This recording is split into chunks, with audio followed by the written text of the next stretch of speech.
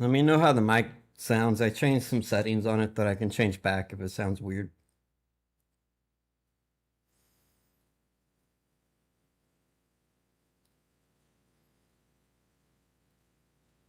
Let me see if the TPT dashboard updated here.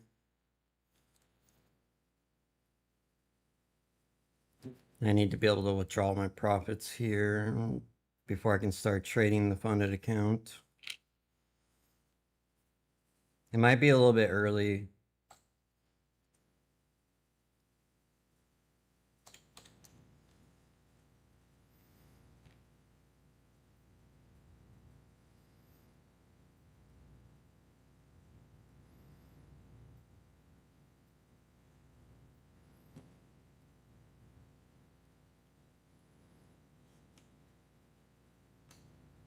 $29,636.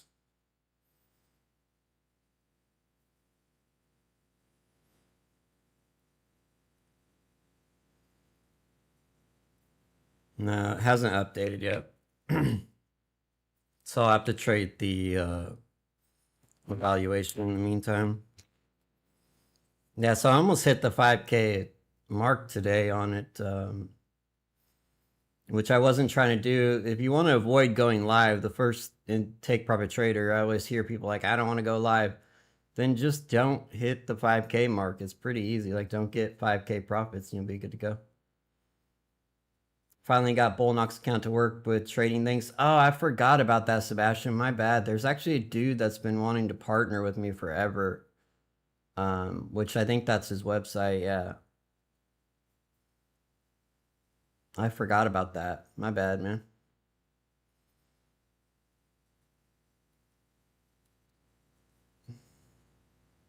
Yeah, it's free too, right?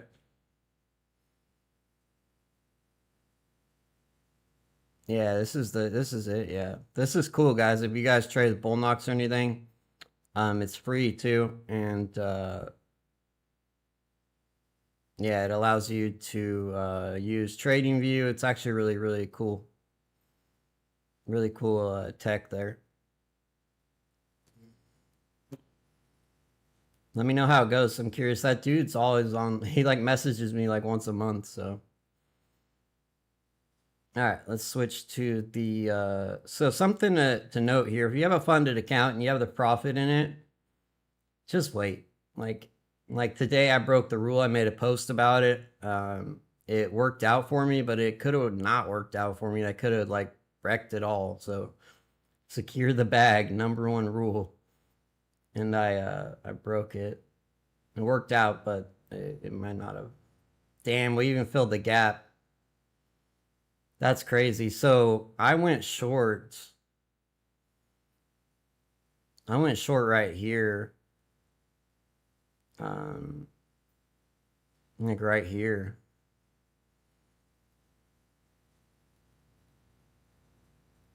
Yeah, I went short right here on this test of that strong high there. And I wrote it down until a big drop right there. And then I got out just partly because I didn't want to make any more money because I didn't want to get pushed into the live account. But look at this gap fill, guys. Like, look at this shit. And if you're sleeping on gaps, bruh, how in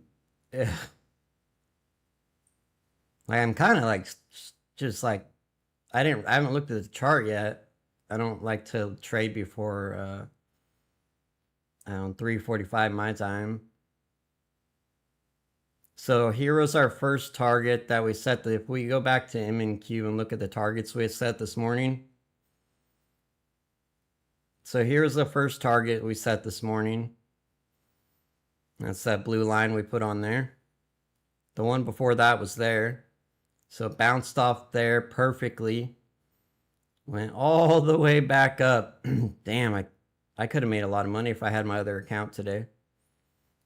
Passed the opening and went to my other level that I wanted to short this morning. If you guys don't remember, I was talking about this level. I would love to short this if I was able to. And then tapped into that to the tick. and then went right back down to the gap, our other target, to the tick. So pink, pink, pink. I would say that my targets are like beautiful. Yeah, good call there, bro. Good call. Yeah, that's crazy. This move down is nuts. We'll be studying this on Saturday, that's for sure. Whew.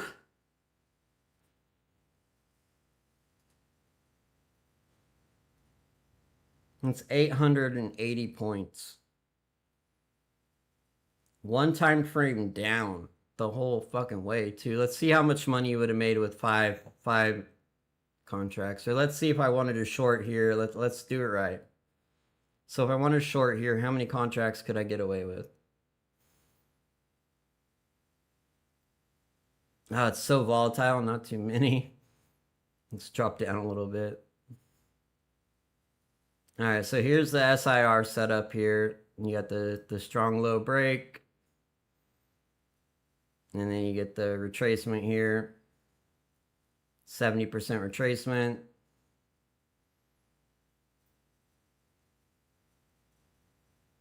Yeah, so 5 contracts. You get away with 5 contracts, maybe.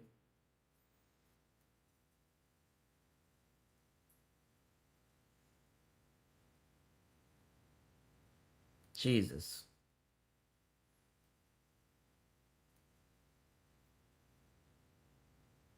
God. $7,000. Almost $8,000 at the peak there. One time frame down on a 3-minute the whole way.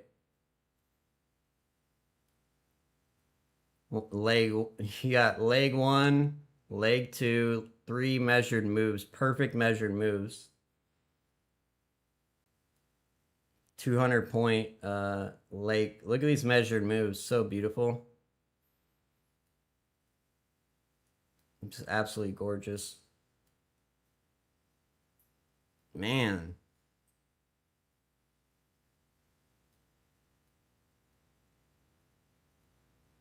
It is kind of sickening to look at.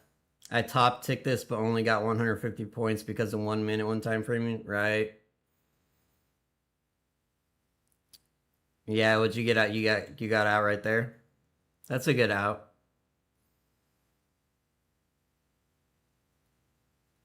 Yeah, I don't think there's anything wrong with that exit. And then you just didn't have a chance to re-enter because it just crashed down, yeah. Look at, and they say trend lines. This is when trend lines work really well, is on moves like this. Look at that channel, beautiful. Absolutely gorgeous price. It does make you a little bit sick. It makes me a little bit upset, honestly. But I was already maxed out in my account. I wouldn't have wanted to make any more money in it.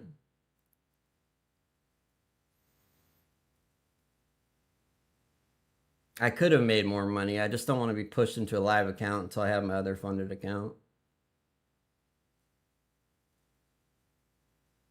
No, it totally is. I just don't want to have like I have 2 more days until this other account goes active. So I'd be 2 days without a funded account. So yeah. But no, it's totally worth it. It's my goal. As soon as I get that account, I'm gonna start stacking the other one up. Hey, how's it going? Because the only way to size up with take profit traders is to risk more. I don't want to copy trade. I don't think it's worth the risk of being flagged on accident. So the only way is really you have to risk more. And the only way to risk more is to have a buffer. And the only way to build a buffer without, is to leave the profit in there. So might as well go live in the Pro Plus. You can make $1 million a day in the Pro Plus, so that's like the goal, right? So I think about risk differently than most people. So I think about like if I wanted to short here, if I wanted to size up, I would risk more on the short, but have the same. I would just add more contracts, right? I wouldn't risk more points. I would risk more dollars per point. So I would change this setting here, and I go to risk to 500. And then instead of 5 contracts, I would trade 10. And then on a 2-hour trade, I would make 50 points, you know, instead of the regular, it would be 10 contracts, 50 points.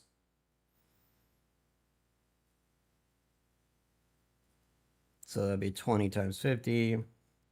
So I'd make $1,000 per, you know, trade instead of the regular. If I was to make 5 contracts, it would be instead of $20, it'd be $10 per point, so it'd be 500. And that's how you would scale up. You would just add more contracts instead of just always be limited.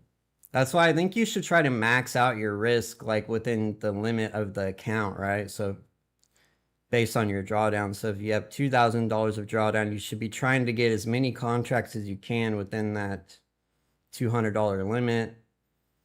And that's how I've been doing. It's been working really well. So if I was going to trade this account right now, I would look at the buffer, which is $4,636. So then I would change this to 430, and then it would tell me how many contracts to put on. All right. And that's how you would size up responsibly without having to copy trade.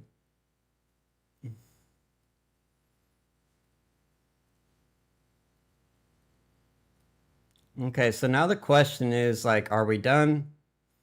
I don't think so. We're one time framing down on the daily chart, 7 days in a row down. We've tapped into another gap there. Could we expect a retracement to start? Maybe, but I don't. At one time framing, just like on the lower time frames, I would expect it to continue rather than not. So let's see what gold's doing. I haven't looked at it in forever. Maybe it's cleaned up a little bit. Ooh, that's very sexy.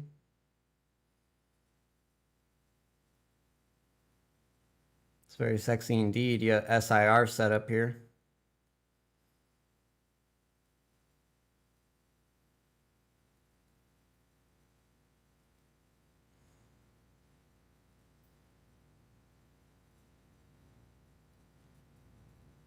There's one support, flip to resistance. It's almost here. Maybe get the half back of this. Very clean price action though on gold here.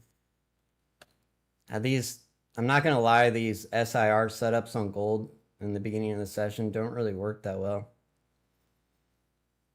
Yeah, that is exactly how I teach it. That is very true. Instead of having the manipulation backwards like retards.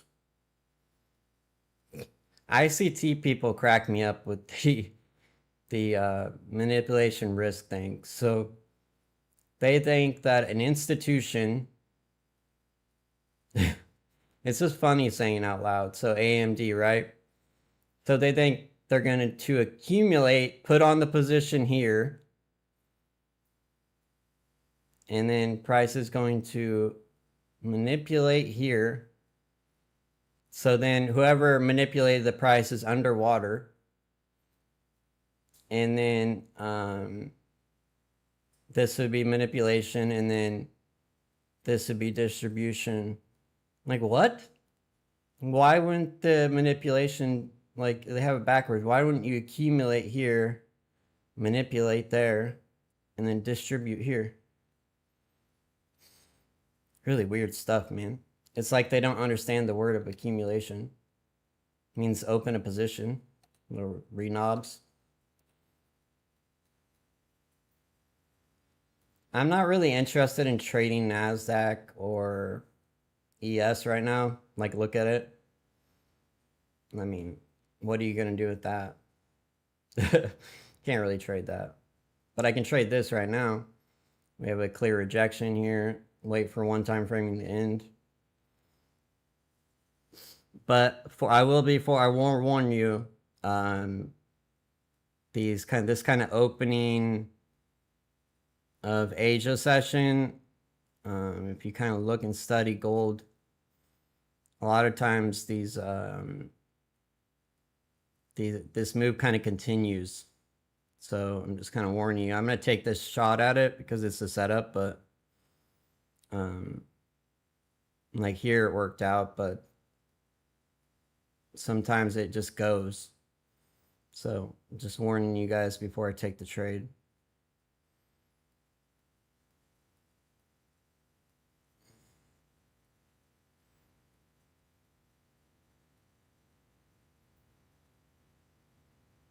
Yeah, so late. Yeah. What they are way late to the game.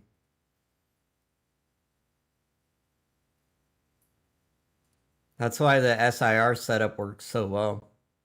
And that's why exactly why it's not the 2022 model. I don't know what the confusion is there. Captain Kirk, if you're here, it's offensive, bro.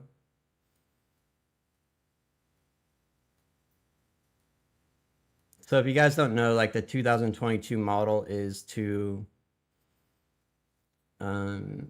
if price is going up, you don't use any advanced market structure or anything. You just look for a low to get broken that results with the fair value gap in it. And you look for at least a 50% retracement and you short it. That's it. So, two completely different things. I have a gap at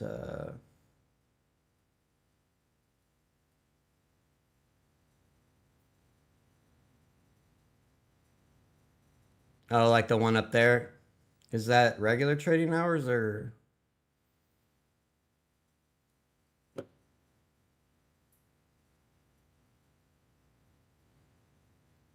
me? No, backward adjusted's on.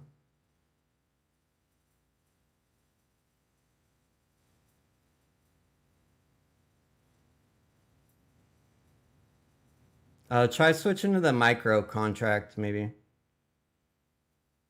Yeah, try trying out the micro contract. I think it should oh okay. Yeah, it should auto rotate for you, but it looks like it didn't. Okay, so we're coming into halfback. ES is just stagnant here. It obviously wants to go higher, but I wouldn't be interested in Nasdaq or ES unless there was like a significant retracement. Maybe if it came back down here, we had like some kind of setup. There's just no setup right now. It's just, you know, you can maybe like after cracking correlation or something, try targeting it. I think gold's got much better price action here.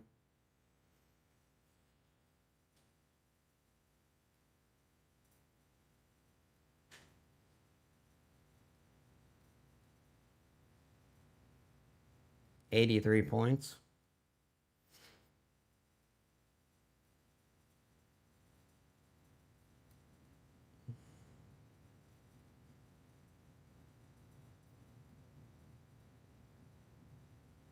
I think the one we caught on stream today was like 220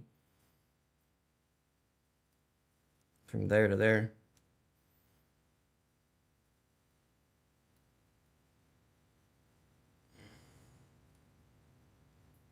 Did that dude catch that move down? That move down was savage. 800 points, dude.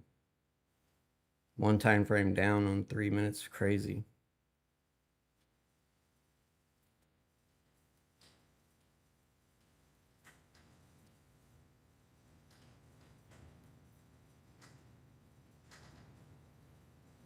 Let's make sure there's not like something right above gold that's gonna like, I don't see anything, so.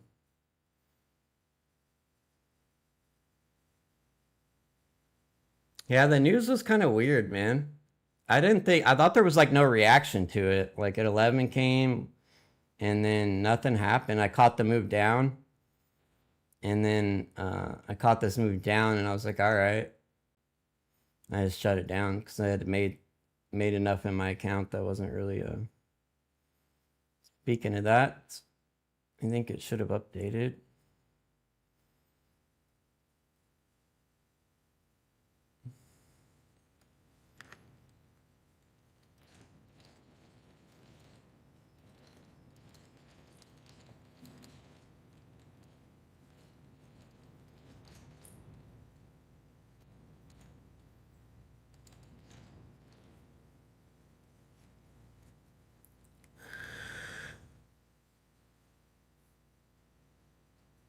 Jesus Christ, look at all the payouts.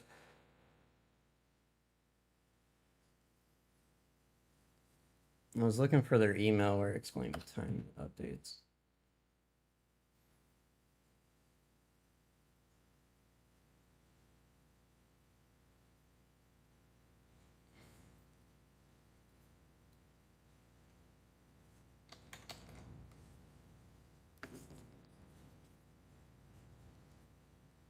I know yesterday I did it at 5 p.m. my time, so what's cool is now that it's automatic, like it's instantaneous. If you got the profits in your account, you can take them out, so instant.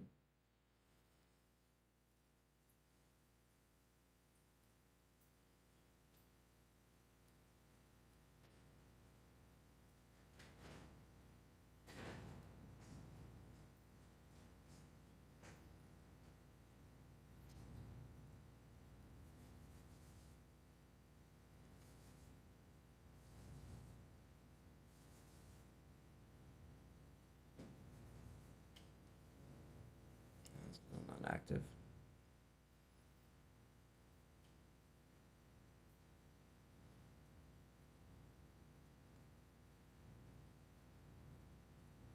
So today would be day 4. Yeah, 2 more days. All right, there's the half back there. Redelivery complete. I'm gonna go ahead and short it here, guys, in the evaluation account. All right, so we got here. My stop would need to be there. 8.6. That can't be right. 2. I love that I figured this out. That it tells and now it tells me any contracts. It's such a game changer. So 5 contracts. Such a huge game changer. We had FOMC. Was it 1 p.m.? Yeah, that's 11 a.m. my time, yeah.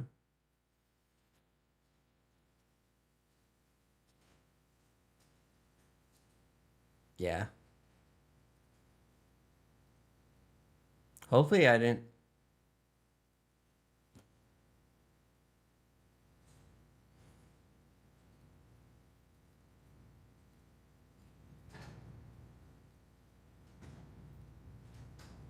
Hopefully I didn't trade it during the new. I didn't realize it was 11:30.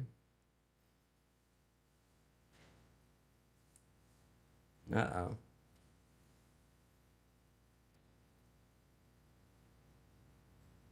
Ugh.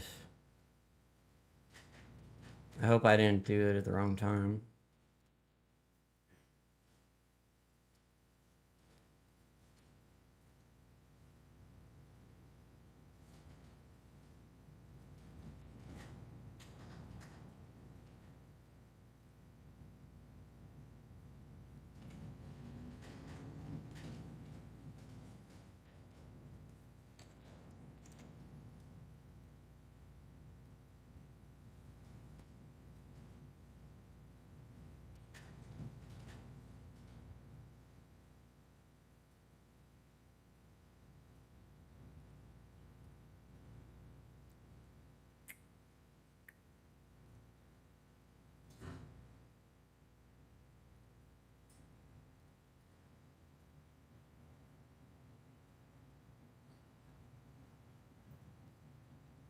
It's weird because the information's real time in this little dashboard, which is kind of neat.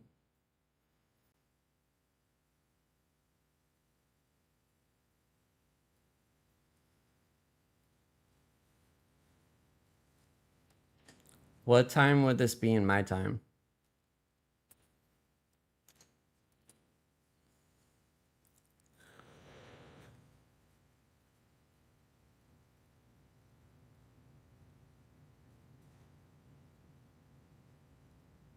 Well, that isn't right.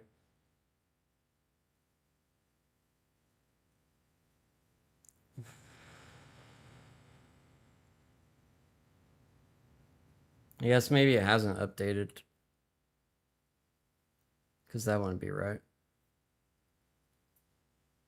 It kind of worries me. Hopefully, I don't get cracked for that. Because I think it was that high right there.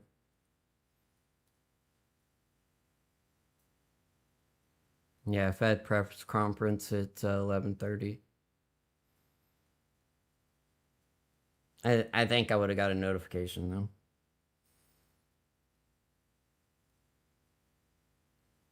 Yeah, I think I may. I think I'm not sure. I'm not 100 on it, but I think I may have um, possibly traded during the high impact news. Maybe it's really close. I'm not sure if it was this high or that one. I can't remember. It was one of these here. It was before we took out the low. I know that.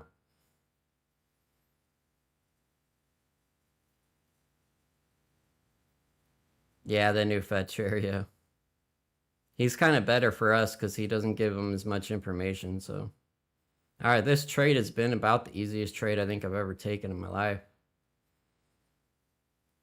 Just perfection. To the tick redelivery right there. Boom.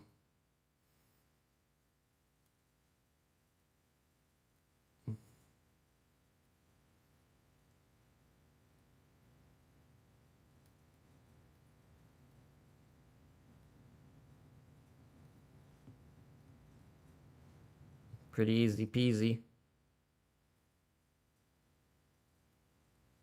We're still on the left side of the curve, so we won't be on the right side of the curve until we get like a retracement. And then we have some kind of move down.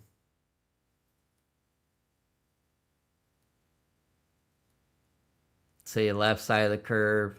You don't really get on the right until you have some kind of pullback.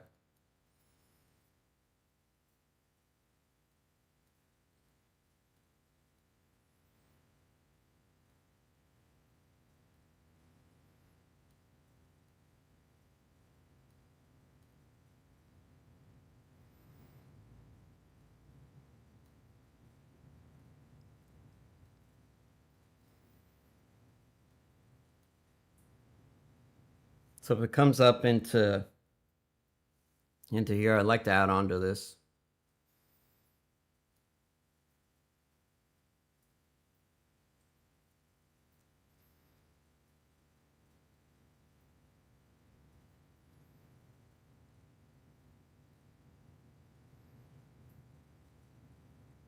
So ES just redelivered into there.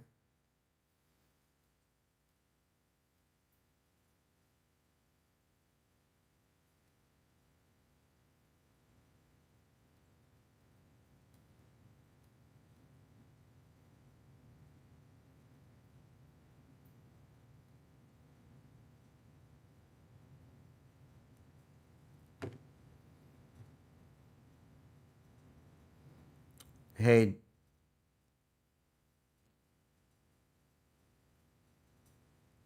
hey Gemini. Hey Gemini.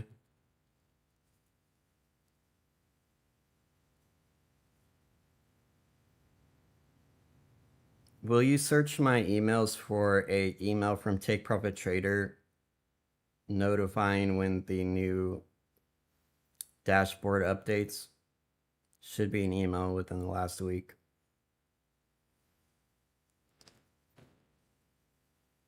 Yeah, I feel you. I've gotten burnt by gold a few times myself. Gemini, you did not even look. There's like 100 emails from Take Profit Trader this week. Stop doing this. Just do what I ask you to do. Dude, we better hope Google's AI does not take over the world. It is a piece of shit, legitimately. It lies. It won't do anything you ask it to ever. It lies to me. Everything I ask it to do, it lies to me. So don't believe anything it tells you. Like it legit just told me there's no emails from Take Profit Trader in the last week. This is some bullshit.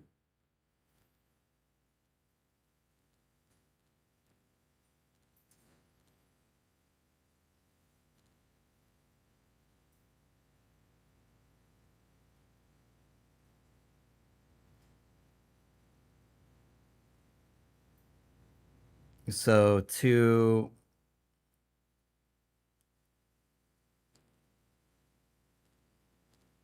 yeah, gold can be a I've had some tilted sessions on gold. Like I've tilted on gold really bad a few times.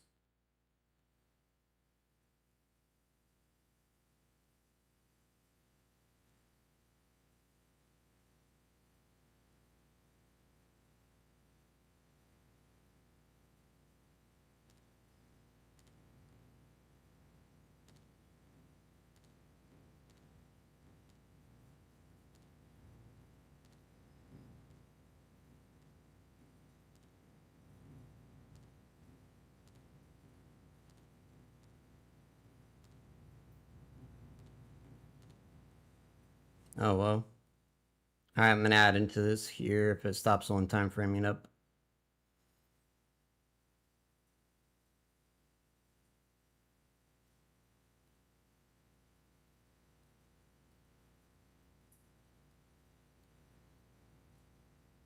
If it gets above this high, I'm just gonna get out though.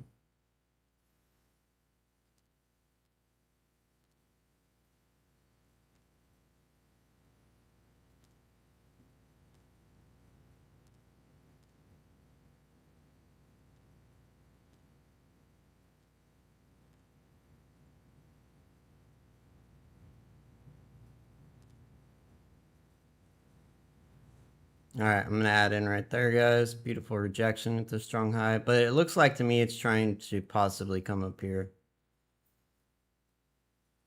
I guess that would be a strong low. It's kind of iffy though. But you should expect a retracement up to here if it doesn't immediately drop here.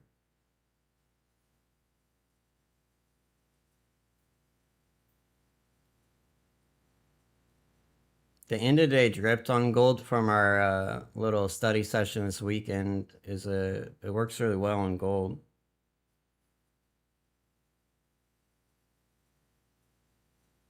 But it's very directional. Like once it starts going, like it can be very kind of tricky because it will stop one time framing and then keep going.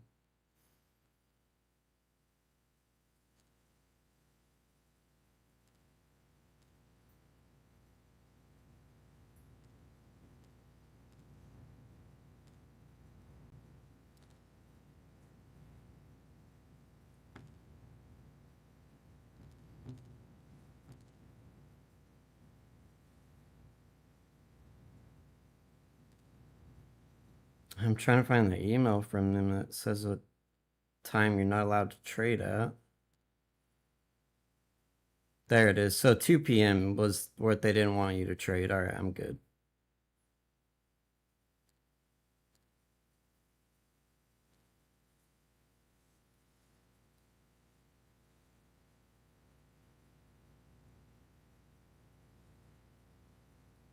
All right, I'm out of break even there. I'll look to re-enter up here somewhere. We'll drop down and figure out where it's at.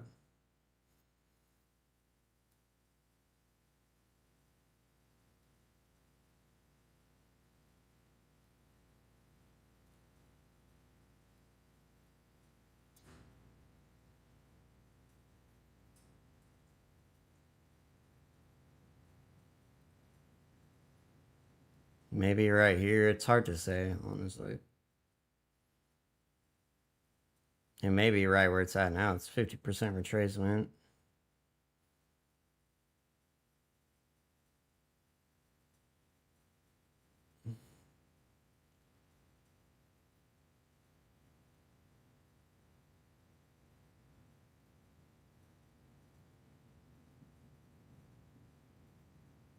The order flow is obviously bullish though, so maybe up here, and we'll look at 70%. If it breaks below this low, which it just did, Guess I'll re-enter.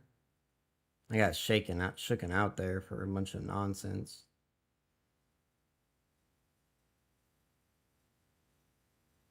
That sucked.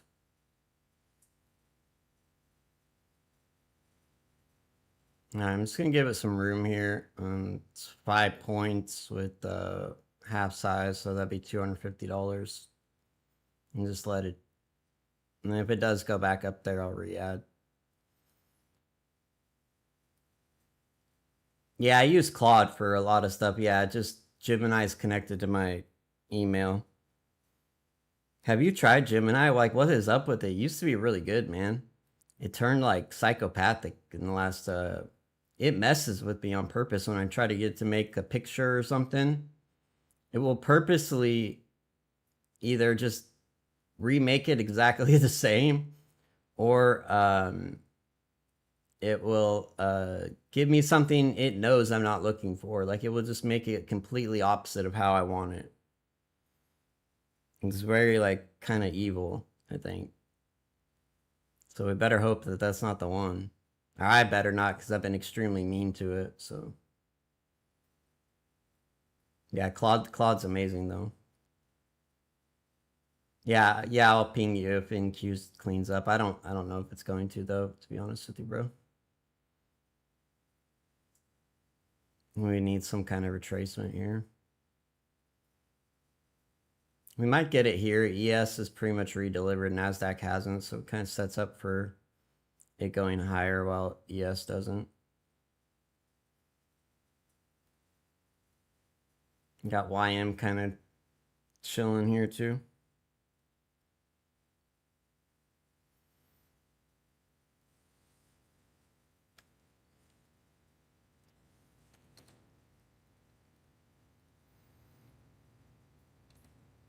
All right, gold obviously is looking like it wants to go higher here.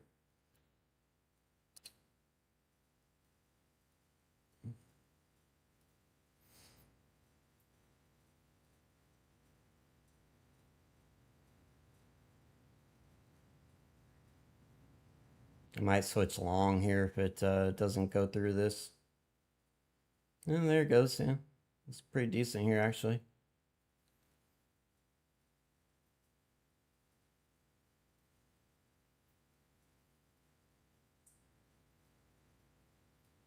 We still have a long ways to go on the hourly candle here, though.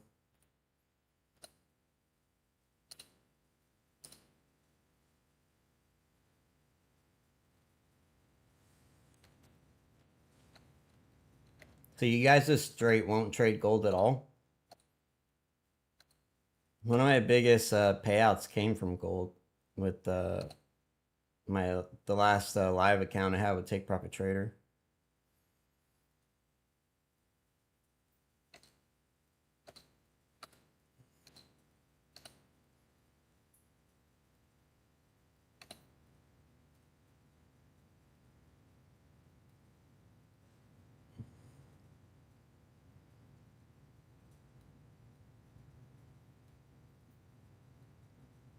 Because you gotta think one contract each point is $100. So the money it builds up really fast. You know, like that's 120 points. It's a lot of money. And then times 2 contracts at $24,000. But it also goes the other way too. Actually, like gold, it respects market. Yeah, it really does. Yeah. Yeah. Yeah. All the strategies work for gold. Yeah. Redelivery, especially. I would say I haven't done the testing on the SIR on it, but I trade it pretty frequently on it, and it works fine. I just do it usually I'll do it on like a 3-minute. Has a little bit higher of a hit rate, but yeah, it works good. SIR right here. Too strong low break right there. Didn't quite give you a just barely 70%. Yeah, it didn't get quite give you. That's kind of like what we have right now, actually. It looks almost identical to it. But yeah, it works. The end of day drift works really well on it as well.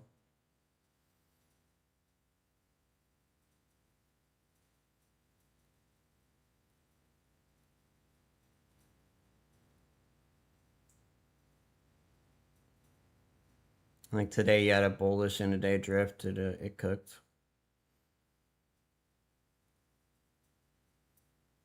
15, 16 points, which is pretty crazy. But I think it's tilty for people because it gets really directional.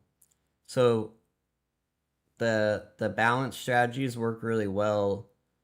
Probably work the best in like a not a balanced market, not chopping, but in a where buyers and sellers are both, I guess, can both make money, right? So like when a price comes up to a balance area, it rotates away from it, and you have decent pullbacks, and then it goes to the next level, and then you have decent pullbacks, and then it continues like this. When it doesn't work is when it uh like what gold does sometimes. Like right here, for example, it didn't even stop at this area. It just like ripped right through it. You got a little bit of a rotation, but not much. That's when it's, I think that's why it's problematic for some people, is because if it's really one-sided, it just will go through it. Yeah, kind of like let me show you an example of like when I think it works best for me. The price action we had lately is beautiful for it, because like this, you have nice rotations away from the balance areas. Like you have balance, nice rotation away, and then it goes to the next area, and you get a nice rotation, enough to profit off of. That's when it works best for me. When it doesn't work best for me is like this, where it's um, straight up, and then you get like a candle rotation. It is rotating away from the balance areas, just not very much. Not really enough to profit off of. Yeah. So obviously, if you're on the right side of the market, then it works great. But usually, it's that V-shaped recovery that used to get me. It doesn't get me anymore, but used to. And I think that's what happens with gold. It's very directional sometimes. So if you're on the wrong side, you can keep. So like, let's say you are on the wrong side of the market, like you could here, if you shorted, you could scale out and then get stopped out, scale out, get stopped out on the second contract, or exit at one time frame and profit. But if you're on the wrong side of the market here, you maybe scale out, maybe not, and then you get burnt, and it would like, I'm sure you've been, I'm sure all of us have been on the wrong side of the market before, where it just ripping faces off like a trend day.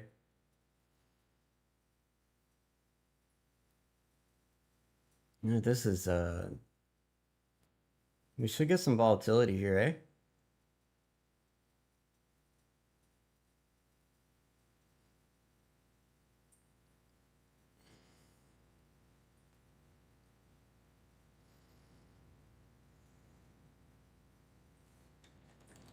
I'd really like this to update so I can get in the game here.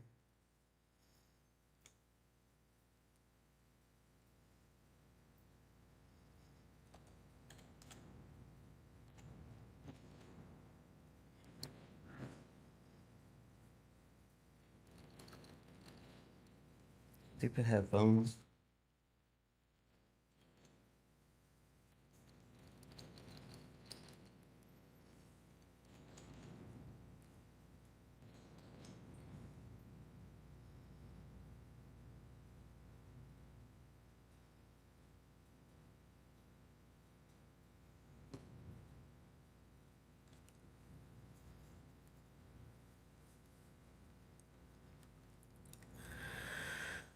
It must be at 8 o'clock.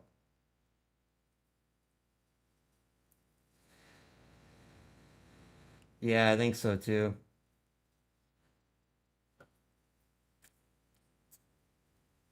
and then I hate when I hate when structure does this. I'm not a big fan of like when I like the when there's a clear like right side, left side, middle, and right side of the structure, like a swing high. That's like what I prefer if I'm on a short to see kind of structure like that. If you ever notice, most trends, most reversals have that structure. It's kind of a interesting thing. So when I see something like this, I'm always worried about, is it going to try to make a one more higher high to create the left side? Like the only way it can create a left side of structure here is to go above this high. Something I try to watch out for. Damn, this is continuing. I guess if you got a pullback here, you could look for like a measured move up. If you got like a little pullback, it lines up with that area really well. Just have to worry about ES kind of getting stuck here at this low time frame balance area.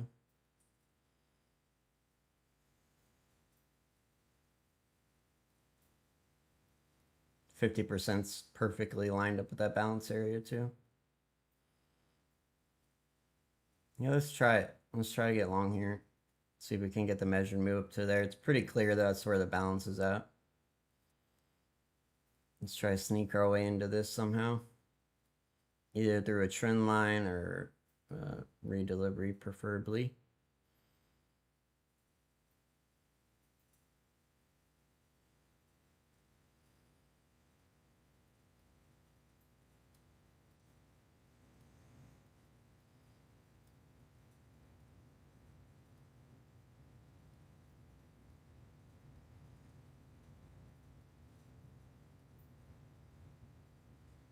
All right, so we got the cracking correlation there.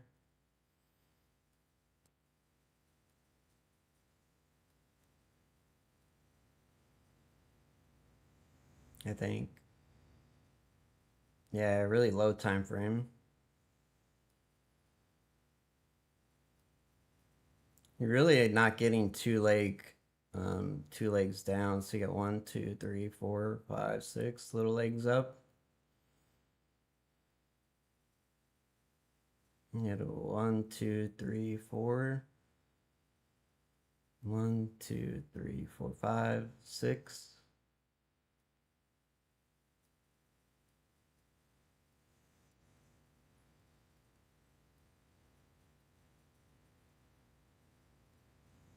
Got a redelivery into there. I would be kind of nervous that this is going to try to retrace down into there.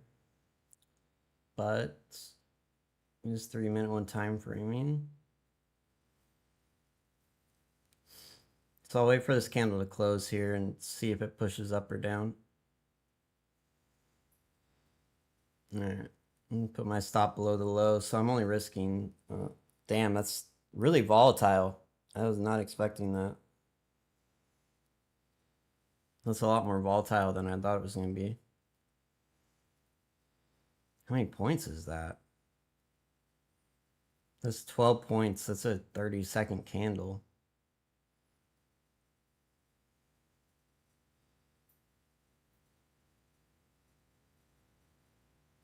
Any kind of weakness here, I'm going to save my stop.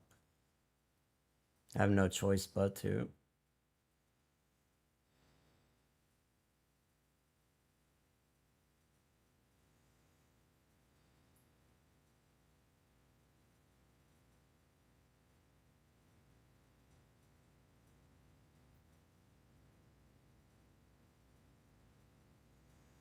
All right.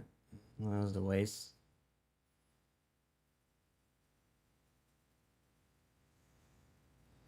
See if we can come down to this high, maybe. Or it looks like maybe I was right. I should have just stuck with it. Let's try to sneak our way into this.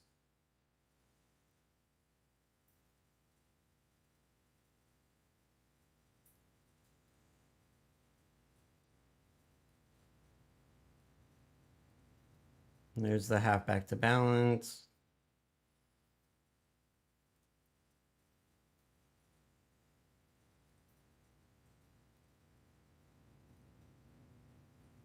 We're at the trend line.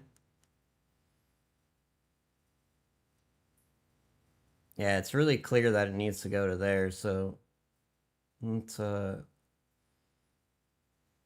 points away. Gold's stuck. I'm not sure what it's doing.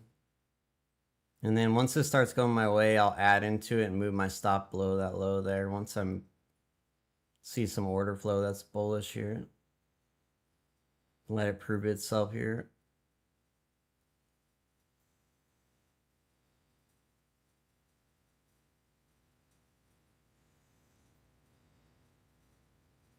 Like violating this low time, violating this doji here would be proof.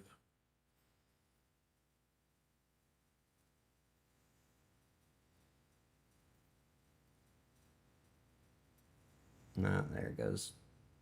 All right, I'm gonna add in the second contract here.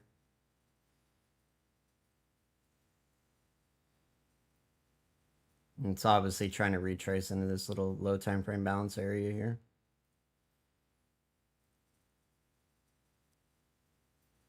And I'm also going to add into gold here. It looks like it did the retrace it was looking for there.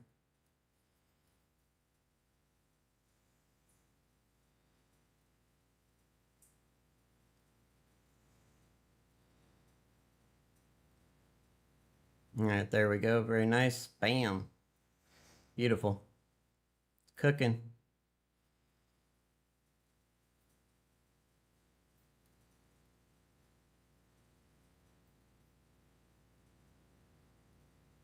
And right back down. So I should have scaled out while I had the opportunity, I guess. I couldn't have anyways.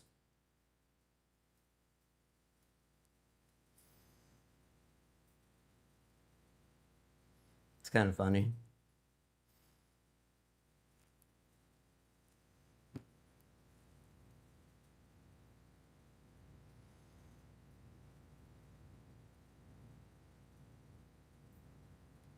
So let's measure this. I'm probably gonna get stopped out on this, but let's measure this. Yeah, there it goes. Let's see, so that's about a 50% retracement.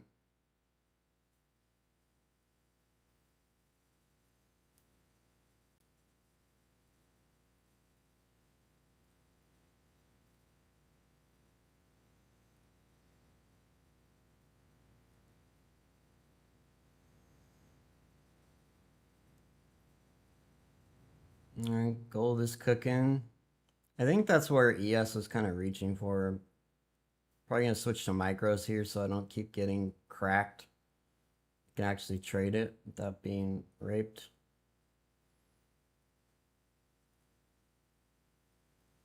So it's either here or there. I think this lines up more with the 50% retracement.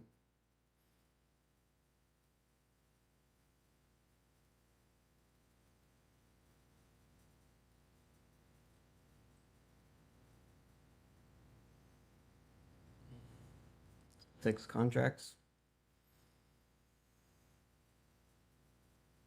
It'd be nice if it came down to right here. In between this little zone here would be really, really cool, but I'm not sure if it's going to.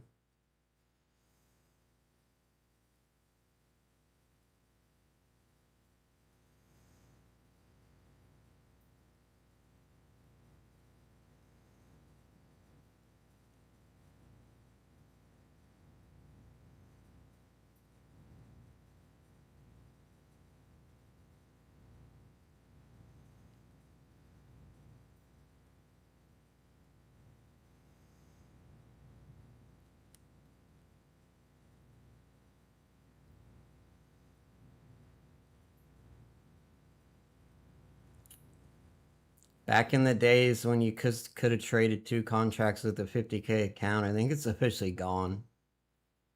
The range has just expanded too much. You just can't do it anymore.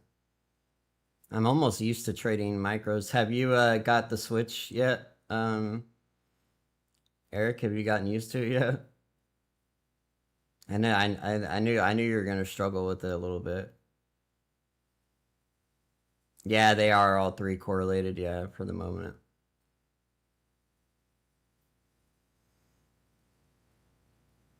No, you haven't got used to it? Yeah, it's tough, dude. I'm about used to it now, though.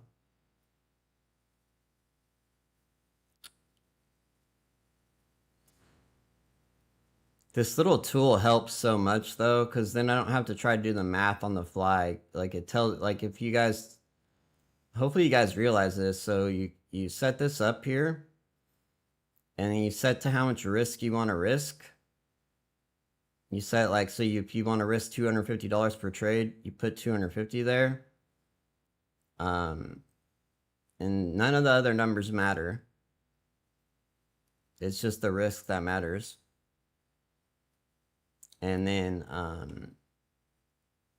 it will tell you based on that risk how many contracts you should trade. So 4.35, if I was to put my stop down there and enter there, it would be 4.9.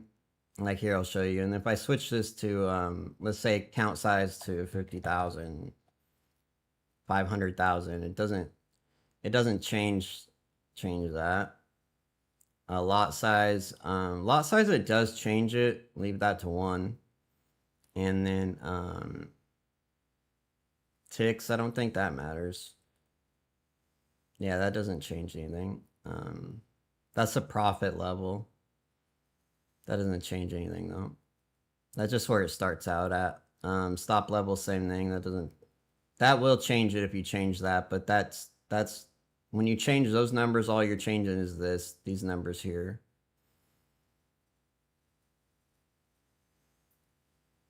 All right, gold's cooking here. We got Nasdaq cooking as well. We be cooking.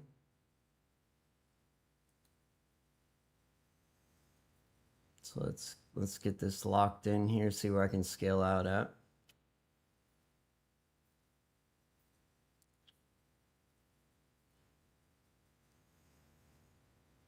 Not for a ways though, because I gave it some room.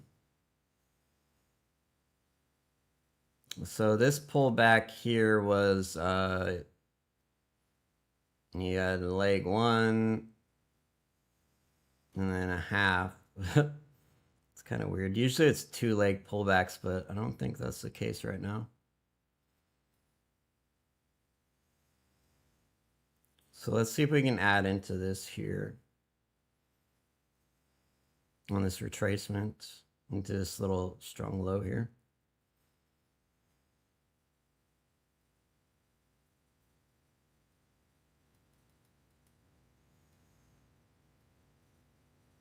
And I'll put my stop down there.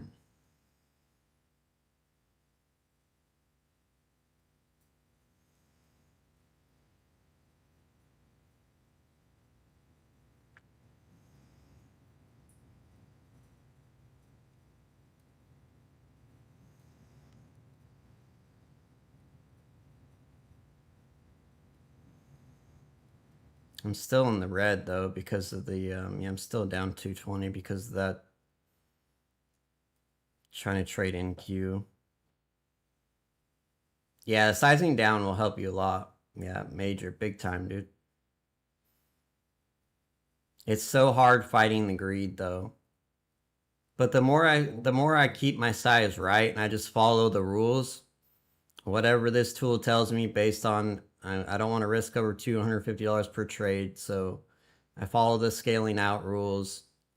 I do it continuously. It all just works out. Like I make money, and then that's it. I just do more of it. Just the system's locked in. I don't have any doubts in it anymore, so I just do what I'm supposed to do, and then hopefully not mess it up.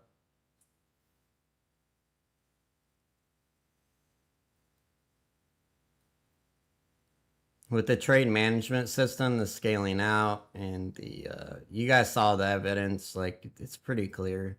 If you follow it, you'll make money. It's almost impossible not to. Even if you lose a lot of trades. Like I think on my funded account, I was looking at earlier. Signed me out again. My win rate is only like 56%, and I cleaned up doing it. So but I don't think it would be near that high. I don't think I'd be making money if I wasn't for the scaling out and the one-time framing exits. I don't think I would be making that kind of money. I might be profitable, but not like not getting, 2K a day payouts. Hey, nice. Have a good one. And a 50K eval, normally I trade 2 micros. Yeah, you need to do it. So my suggestion to you, Frank, is do it how I do it, man. So stop losses,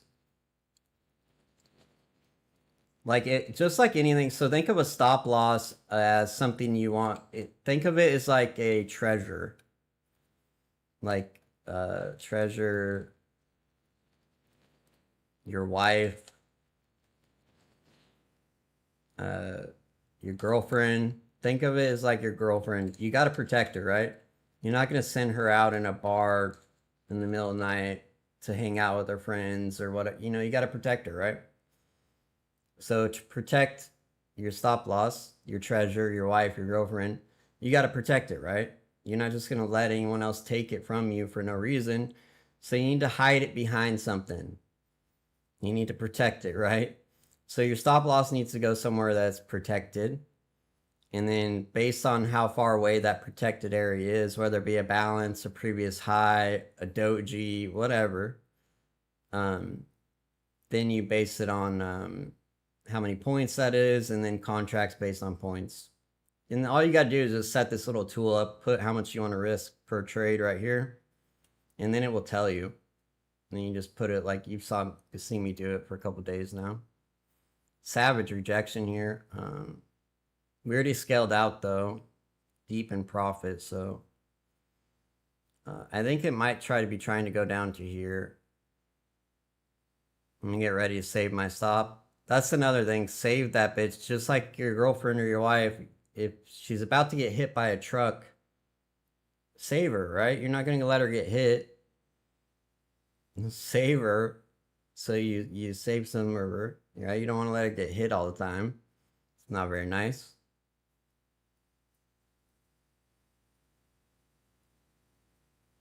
And I'm not saying move her out the way. I'm just saying, like, save her. You don't want to be moving her backwards to get hit in a second. You just want to move her off the road so she doesn't get hit. That's a good way to say it, right? Yeah. Hopefully that hits home for you guys. And like you just don't want to be putting her in random places either, right? Like if there's traffic flying by back and forth, you don't want to be putting her right here where she's likely to get ran over. You want to put her somewhere where she's safe, so like below the low, or preferably my stop should have probably went down there and I should have less size, but I added in.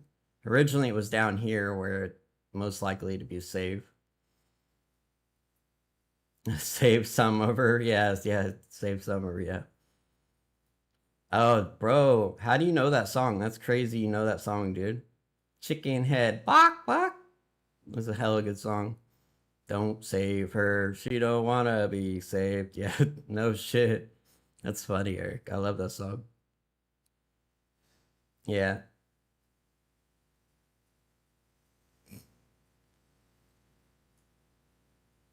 I had my little white friends in Jefferson that are pretty hick like, because we're in the country, Um, but I would always in the weekends go hang out with my brother's like 10 years older, so I'd go party with him in the bigger in the city here in Oregon. And so I was trying to introduce him into that rap. I just remember like good times, man. Being young, like 16-year-olds head bobbing to songs like that, and laughing at my little buddy Preston looking like a retard.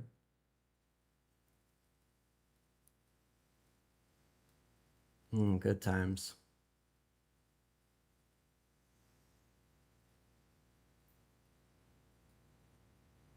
Yeah, it's a really good song. Don't Save Her. That's a really good song for dudes to listen to and have girl problems.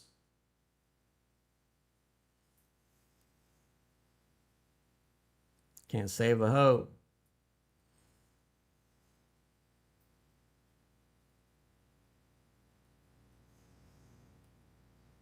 All right, so it looks like ES got down there and Nasdaq did not.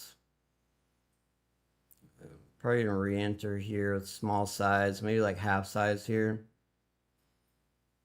Because I don't think Nasdaq's gonna let it happen. I think Nasdaq's gonna just do it without going down here. Yeah, there it goes.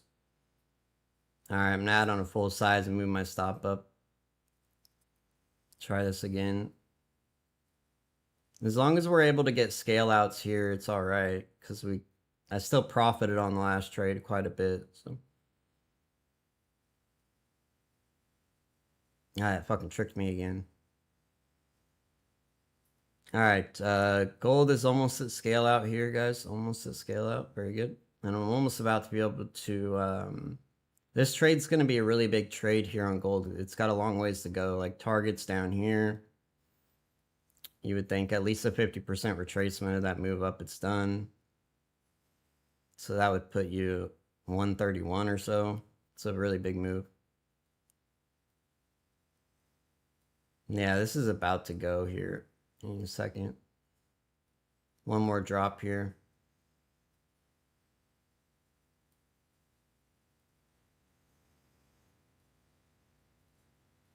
We just need it to touch in this area. And then if we have our thing set here, all we got to do is just put it here. And say if we enter in there, it stops there. How many contracts can I enter in with? It tells you 6.8. So we would go with 6 or 8. Oh, yeah. I can trade it with, this morning I caught a really good trade with ES and the minis, yeah. Yeah, ES is a much nicer trade. It's gonna go without me, son of a bitch.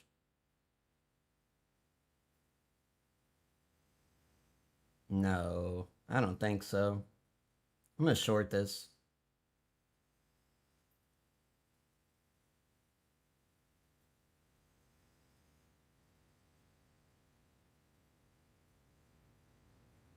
I don't believe it. I guess it's really not that open of an area. It's not like it's like super open or anything.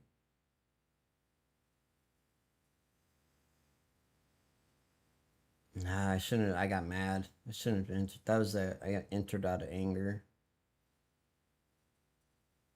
So I missed out on it. I was getting frustrated.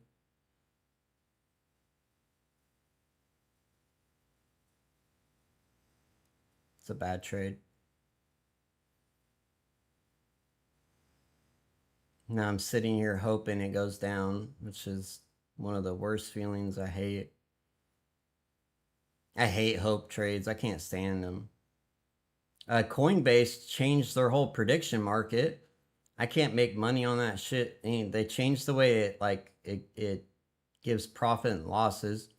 It's much it requires much more price direction. So I stopped trying to trade. Made like $4,000, $5,000 total, and then they changed up the way it operates. So I can't make money if my life depended on it. It just won't. It won't. The way it prices in the moves doesn't act the same anymore. Maybe it changes back at some point, but right now I'm not going to mess with it. When they gave me access again, I had like $4,000 in the account, and I went to trade it, and I slowly just bled it out. So I'm not doing that again. Yeah, you might want to try it. It's just like the way it, like, so I used to be able to, like, if there was, let's say it was already in the money, I could extract that 0.5 that they were like that 50% gain that they're willing to give. But now as soon as it like goes in the money, it goes to 1.2, 1.1 like really quick. Instead of like, so that 0.6 to 0.5 that I was kind of extracting out of the market, and there it goes down. They kind of took it away, I think.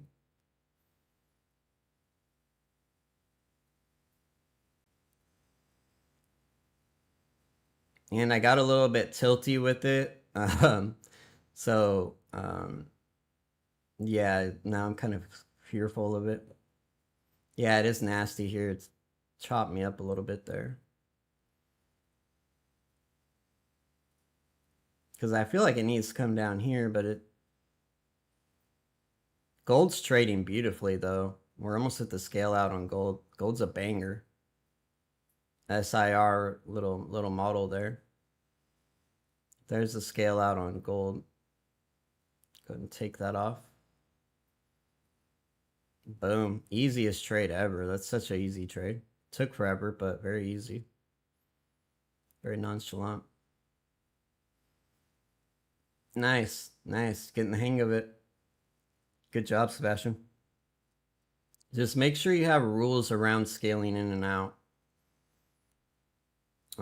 It's very, very good to do, but you can also, if you're in tilt, it's gonna... Like, obviously right now you're in the flow with the market, so it works. I would just make sure you have rules so you don't leave it up to your emotion. Have I talked to you guys about entropy yet? Like, lowering entropy, which just in a fancy term means have a rule for every situation.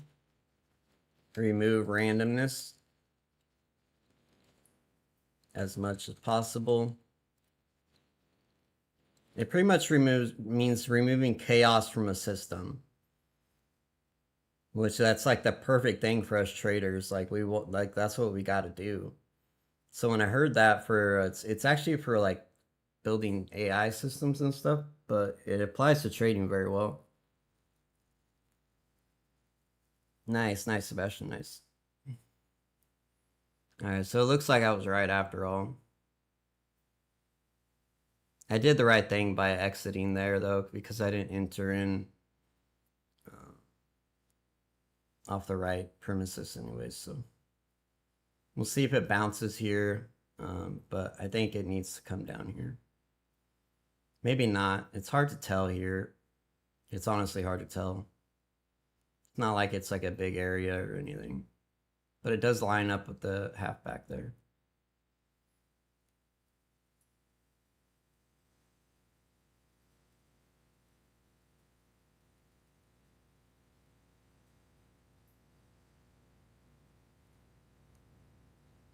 I'm gonna go in size, really small size, so I can allow for, I think that's within line.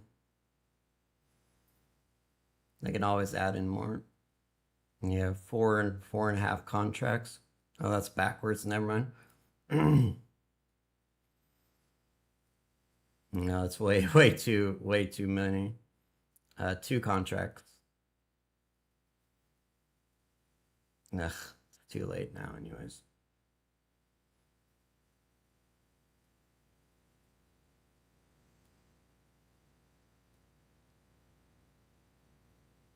So we're back at the doji here. Let's see if this is bullish or not.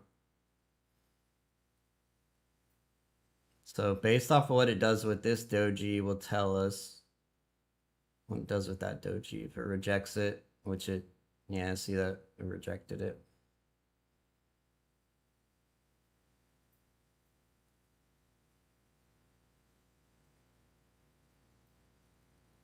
So I'm just gonna act like this is a new trade when it comes down here. So 8 contracts.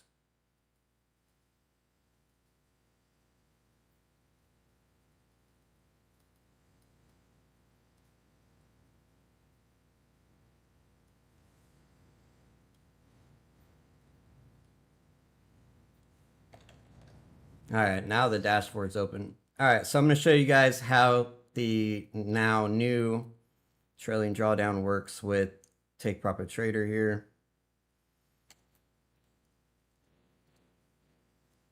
So Take Profit Trader already is like the best prop firm in the game, but then they made it even better for us traders once again. They just keep making it better and better. All right, so I'm going to go to my pro account here. I'm going to click on it here. Yeah, there it goes. Okay, so you can see here, I made $2,311 today. My account balance is 29,636. So if I wanted to, I could close the account right now. And then this is like what the split that they show for that. Oh, I thought my password was shown for a second there. My heart dropped. So if I wanted to close the account, this is the split that they would show. I could withdraw all the profit, which this is something unique that they do. So technically right now, I have above the buffer, I have $3,136 that I could withdraw if I wanted to close it. Yeah. So I have 4,636.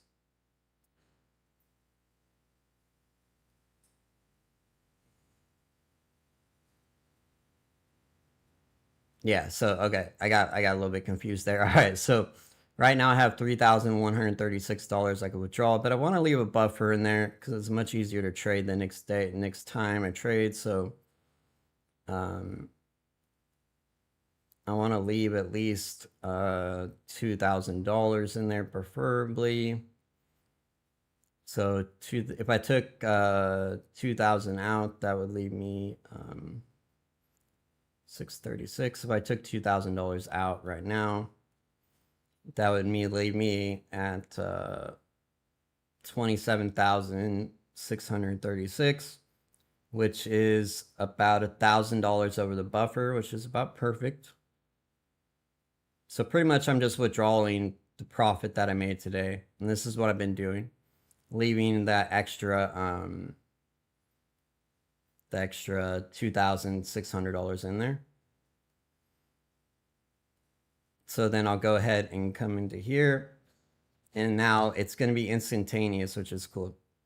So I go ahead and push 2,000, but I could withdraw the 3,136, right? Boom.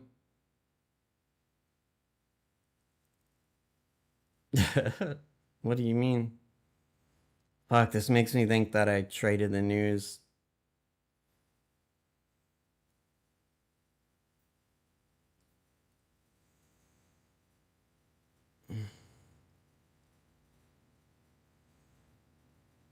Let's try it. I've never had it do that before. That's really weird.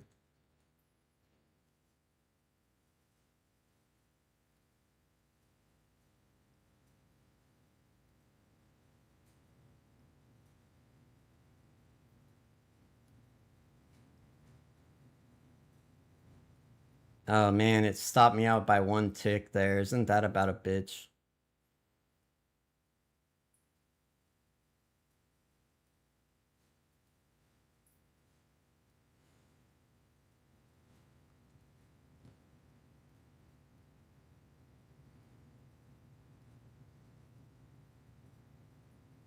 Fuck, that really worries me.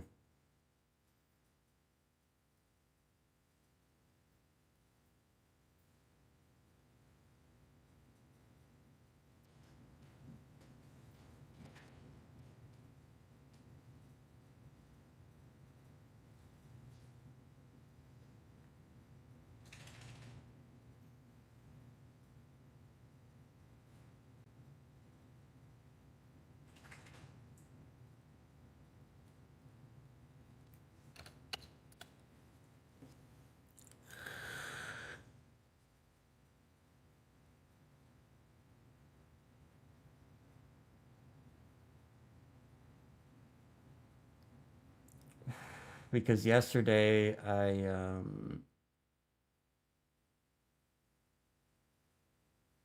what was yesterday? 28th?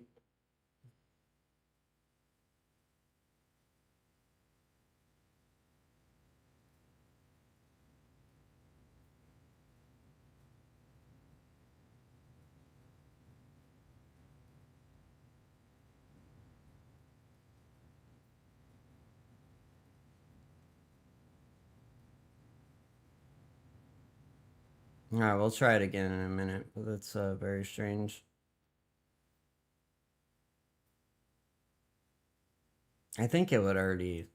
I don't know. I've never had a problem with this before.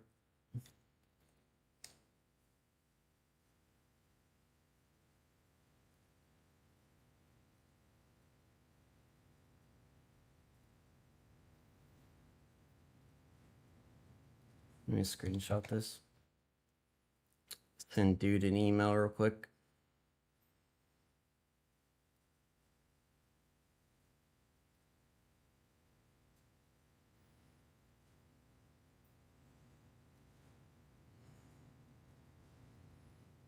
Oops.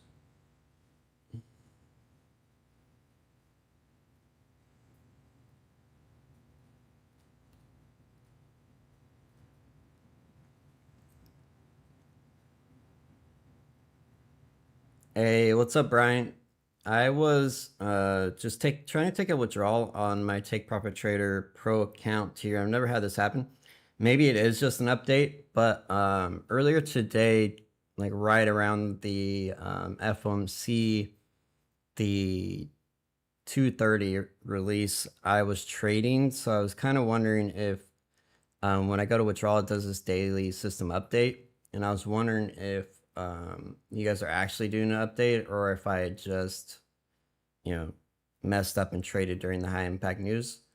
If you could get back to me and let me know either way, that would be great. Thanks, bud.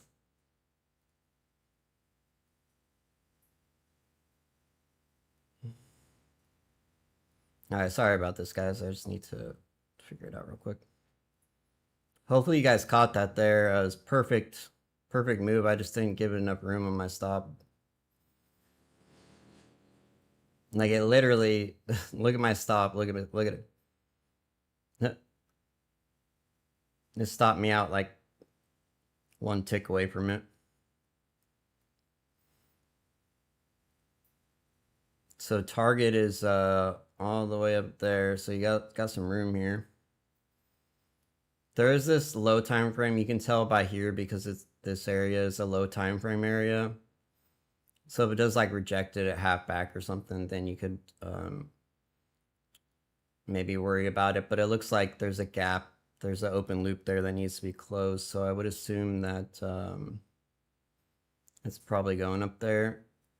I'm going to try to hop in here. Gold is still cooking like a champ. Absolutely beautiful trade on gold.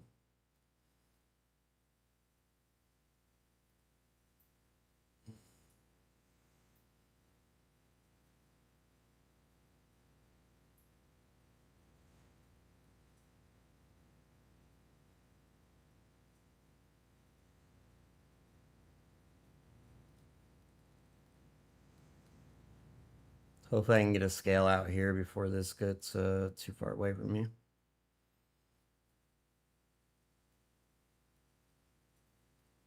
Alright, so there's the half back of that level there.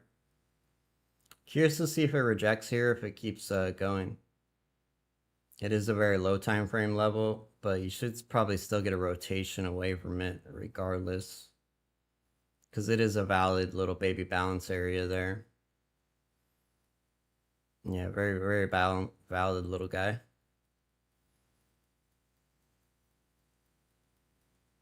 What is also interesting, we have a complete decoupling of gold and Nasdaq, which is kind of rare. I don't see that all the time.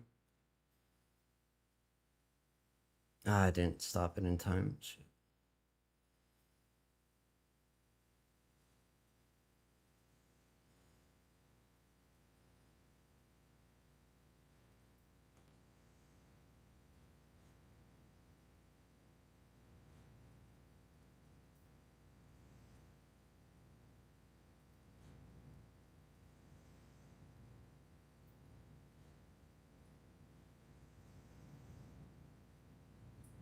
Did anyone else make money today? Oh, did you say broker maintenance too? Nice. All right, cool. That makes me feel much better. That's good. That's good. Appreciate that, Zero. Appreciate you helping me with that. Instantly, my face got red when it did that. My face just got, I could feel my face instantly get red just out of, I don't know if it's anger per se, but maybe just like, I can't believe I did that. Because I know better than to trade during the news, right? It's pretty obvious that we're not allowed to do that. Yeah, copy trading's rough, bro. I don't, what happened? Brutalizing a bunch of accounts last week. Ouch. Yeah, copy trading's great when it's good, but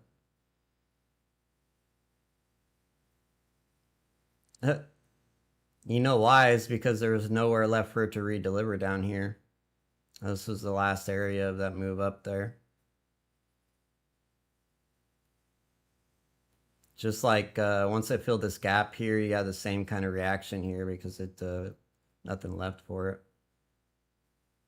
Right now is what I would refer to as like probably a measured move here. I'm not going to say like I was 100% that it was going to do this, but I was pretty certain that it was going to reverse there and push up. I just didn't have the gosh, literally 1 point. Like, look at that. 473. One tick. One tick stopped me out. I would have passed this account if I would have hit that. It would have been quite amazing. All right, so violated the balance here. Gold is about at 50%, so I'm going to implement maybe not 1 minute, one time framing, because it's not 1 minute, one time framing down. Maybe I'll do it on the 3 minute. I might even add into this here. Yeah, I'm going to add into this here. Try to get back some of my profit here that I missed out on. It's pretty clear it's trying to go to right here at the 1/3/4 at the least.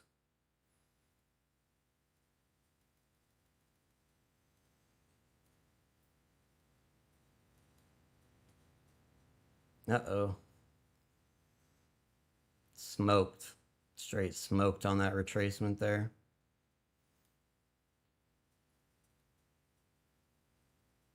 I didn't scale out. That's what happens when you don't scale out.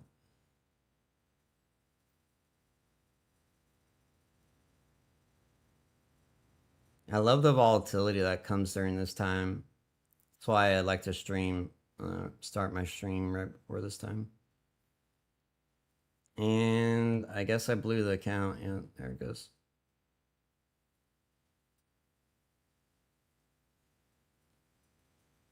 But the good thing about take profit traders, I still have profits in my wallet. So I still have, I left some money in there this morning. So I still have 875 in there. So I can use that profit from my trading and then reinvest. It's good and bad because you can reinvest it really quickly, but it also means that you can make bad decisions if you're in tilt with that profit very quickly as well. Some dude said that's what all take profit traders do. He was talking shit about take profit trader in the comments like a month ago. Like, how dare you pitch this prop firm to anybody when all the traders just give back all their profits on resets? I was like, what are you talking about, little man? It's very aggressive about it too. All right, so let's see if I can get back into this here. It didn't update.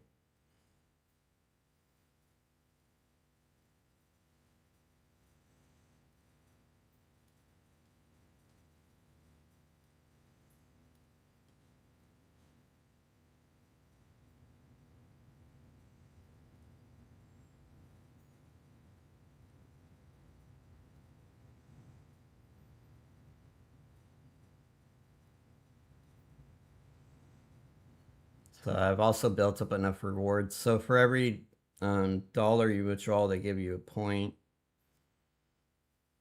So I'm gonna get a free 25K account. If you've been using Take Profit Trader, make sure you check your credit bank. You probably have more accounts than you even realize.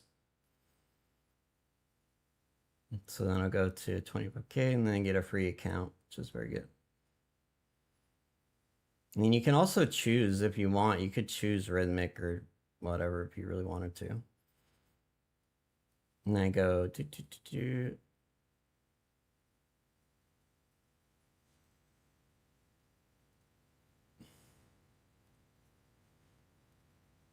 and then, all right, so it's there. Oh, is that a reset? Hold on. I think I did the wrong one. Oh, it's 25K account reset. I don't know if I have any.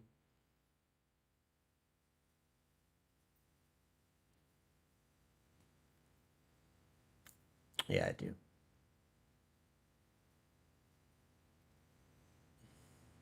All right, and then I'll use my credit there. Okay. Hopefully I didn't miss out on this. Yeah, it looks like I missed out. ES that's such weird behavior there. On gold though, I think I'm still good here. For this little drop here, it's probably not likely to go far, but I'm almost thinking about shorting Nasdaq here because it's a lot like the last retracement. And it looks a lot like it. How it left that open space and then came back and attacked it.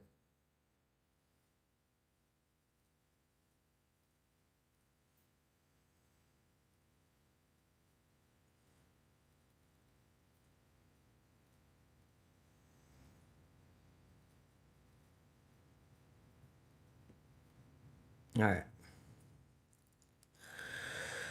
See how quick I can get to the $1,500 here.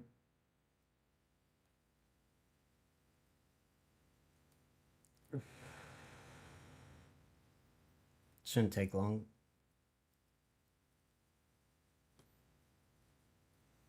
I'm gonna take off half there on gold because it could reverse back up here. This is about that original target I had for it.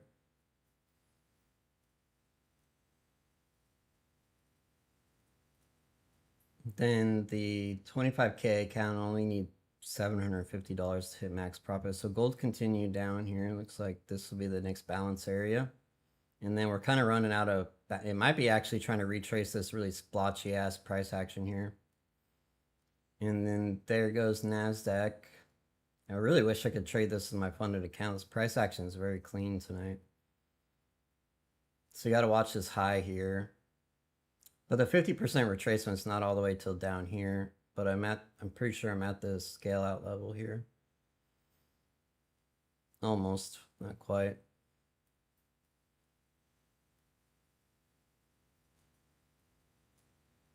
Gold's still got a ways to go here. Let's check back on the other account here. Yeah, same thing, just about. No, I can scale out on this account here. Let's go ahead and do that. Nice, plus 600 there. That last retracement, I don't know where I had my stop. I think I had my stop when I blew the account. I think I had my stop too far away. Just wasn't concentrated on it.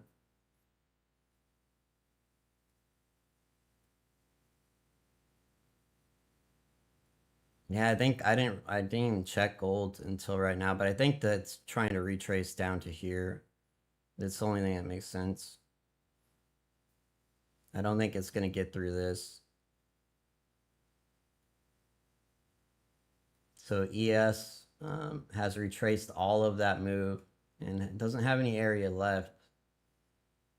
Well, there's a broadening information there. But if ES pushes up here, regardless of what NQ needs to do, retrace, it might just follow ES. So you have a retrace to that high there. We'll see if it rejects here. If it does, I might add back in. No, it's too late. Never mind. Very nasty price action. Kind of tricky. Oh, I told him I'd let him know when it was moving again. It's definitely moving again.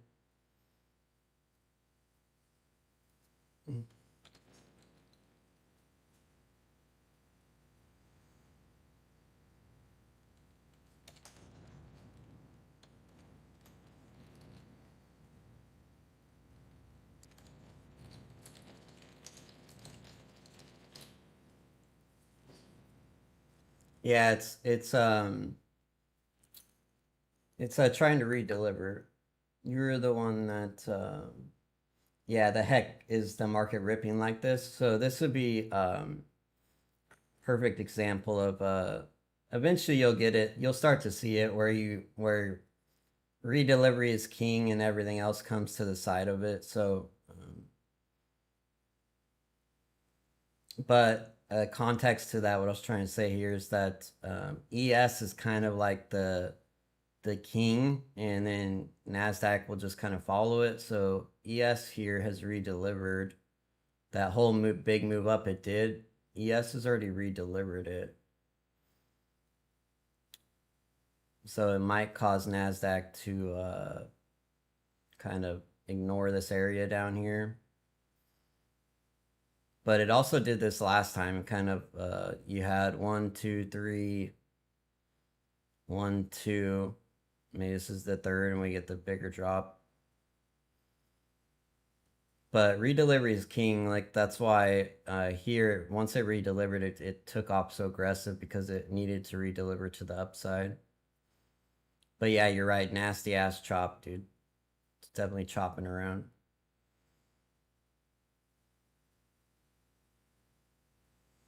This is the count. I didn't get a scale out. Let me switch back here. I got my screen all messed up here. All right, I'm gonna add into gold here.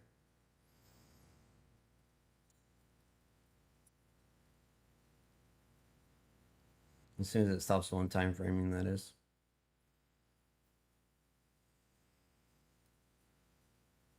I'm gonna add into Nasdaq here with that little strong low break there. Let's see if we get this last push here on Nasdaq down.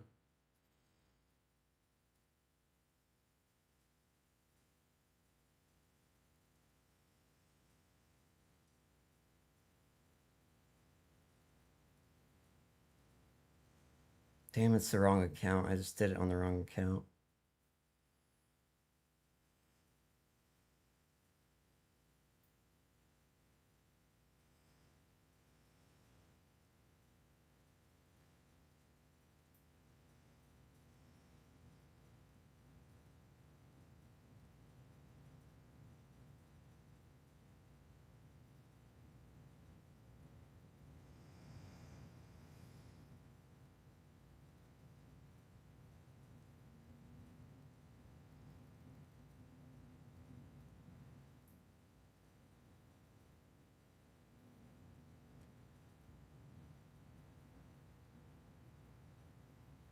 There goes gold working like a charm.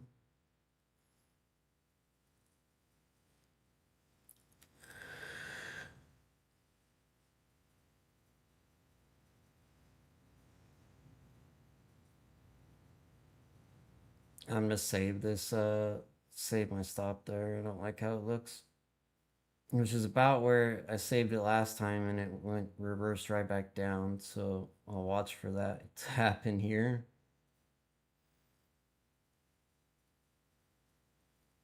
But it looks like it's gonna blast up here. Gold is just amazing tonight. Like I am loving this gold tonight. It is very smooth. All right, I'm gonna try it right here. Very small stop.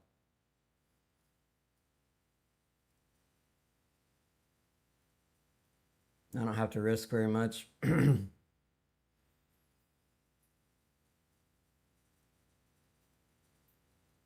oversized here. I'm gonna take a little bit of this off. I didn't mean to oversize like that.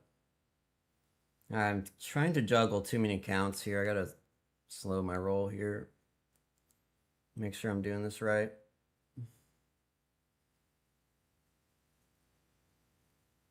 Too many accounts, too fast. Too many drawings on my fucking chart. There we go. I don't know how people do it. I can't do it. There we go. Much better. Take those stupid executions off.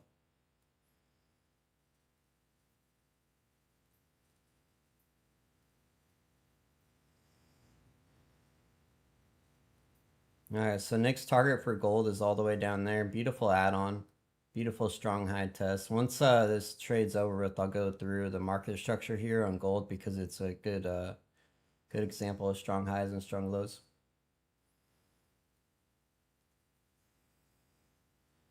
Trade full minis on the 25K? No, no, no, not anymore. Used to be able to do that. Not anymore. I wish I could. Maybe with I did this morning with ES. ES you can, but not Nasdaq. No.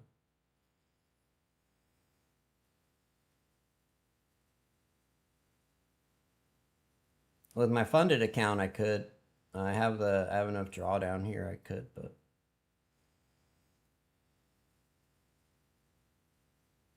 all right. So we're coming back up here again. I'm trying to figure out if it's doing the same thing it did here, but it looks like it. And then the target would be 536, but I'm not sure.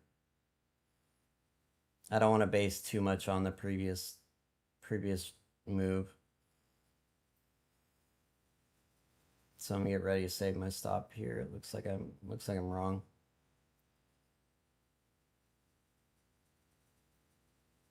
Which last time it tricked me though, so I want to make sure this would be the third time it's tricked me here in the same consolidation.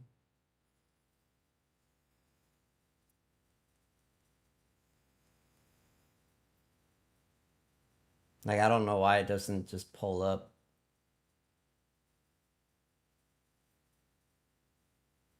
This is definitely a double tap kind of price action. This morning we had no double pullbacks. It wasn't the double pullback type of price action. Like you look at this morning, we had just single pullbacks, which when you have single pullbacks on Nasdaq, that's when you can make the real big money, because you can trust the reversals. It's definitely not what we got here.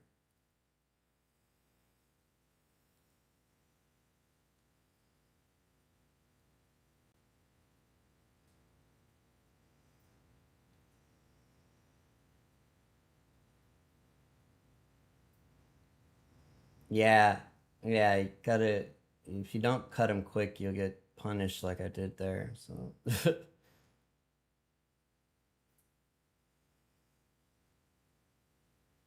All right, I'm done with Nasdaq for right now. Gold's trading way too smooth for me to mess with this. I'm just gonna concentrate on gold here and clean up with it real quick. Okay, so I want to talk about the market structure on gold here because it's absolutely beautiful. So this is our last strong high, which I'm just now seeing people are just now talking about this. I saw people on Twitter for the first time talking about I think they call it protected highs and lows, but same concept. They're just now talking about it. Like it's they're so behind the curve compared to us. Yeah, it is, Frank. I agree with that. I agree with that statement. I've never really traded it in New York session.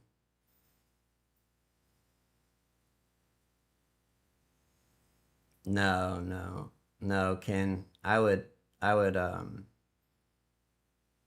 no. Well, if it works for you, Ken, rock it, but, I'm not gonna get into all that right now. I'll even short it just to prove a point.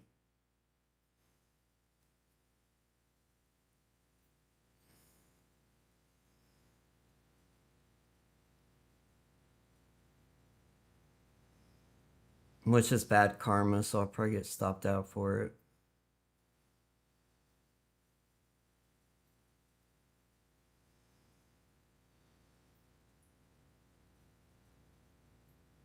I would argue that my argument against the EMA thing is if it works for you, rock it. Like, I won't ever tell you not. Ooh, wrong size. I won't ever tell you not to use something that works for you, but for me personally, it's really never helped me in my trading. Just because it seems to lag behind the price. It always looks good after the fact, but I don't know if you've ever noticed, but in the moment, just like volume VWAP, it always looks really good in the moment, and then you try to trade it, and then it I don't know, it doesn't look right, but it always looks good. Like it looks like that when it crosses, you can enter there and price it. It always looks good after. I always have had trouble. Maybe you figured it out, but I can never figure out like VWAP the same thing of how to like trade it in the moment without risking too much. Yeah, it always fakes me out, man. So I cut it from my trading, but if it works for you, I'll never tell you not to use it. But um, I think market structure is a little bit better. But Al Brooks uses it with like he's a champ at it, so I don't wanna be too negative on it, especially if it helps. I know it helps, like Lupton uses it. There's some other traders that use it and it really helps them. So I don't wanna like push you away from it if it actually helps you. So my natural reaction though, as you saw, is like, no, no, no, I don't it's just I naturally am like, just because of I've tried every indicator under the moon, from like all of them, from like look at my indicator list. Look at all these. And like it's still going and going and going, and I've deleted hundreds of them off of there as well. So yeah, I used to have like quite a little obsession with indicators.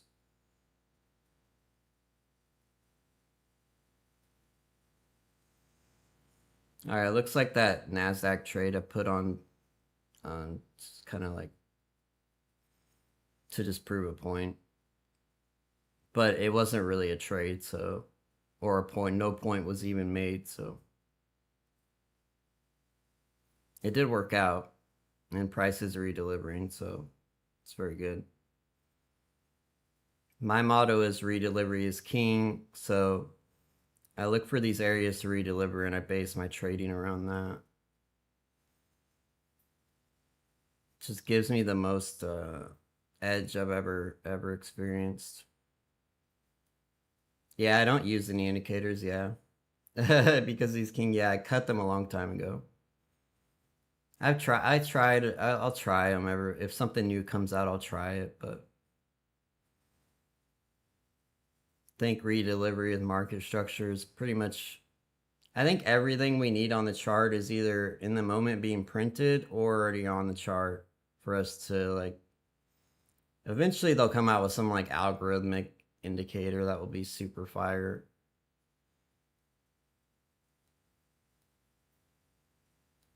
Like we could get Claude to make one.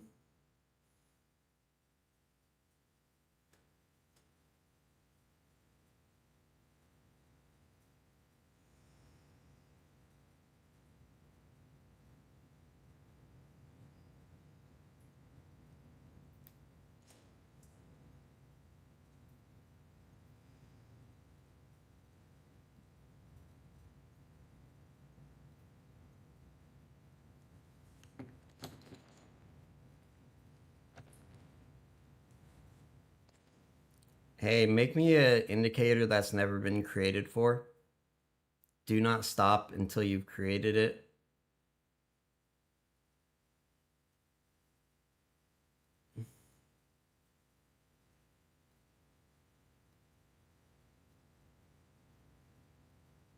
See what it comes up with.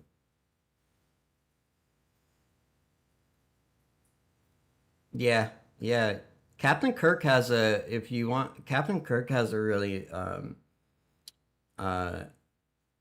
cool way of trading with smaller stops, and he uses indicators too. So there's different, and he's profitable. There's different ways to skin a cat. Um, some ways might be yeah, yeah. Ooh, that's speaking of Asia session turn, we did the testing and it showed out pretty well. I forgot about that. Thanks for bringing that up.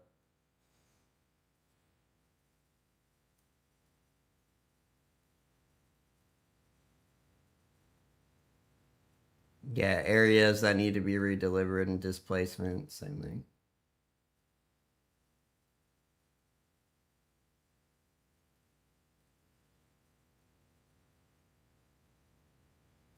How Captain Kirk, how ICT hatted are you right now, dude?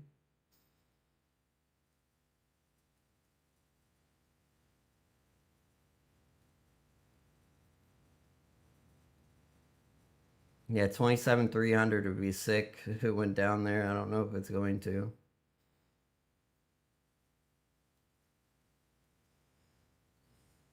I like that. That's the best answer I've ever seen. That's the shit. And that's beautiful shit.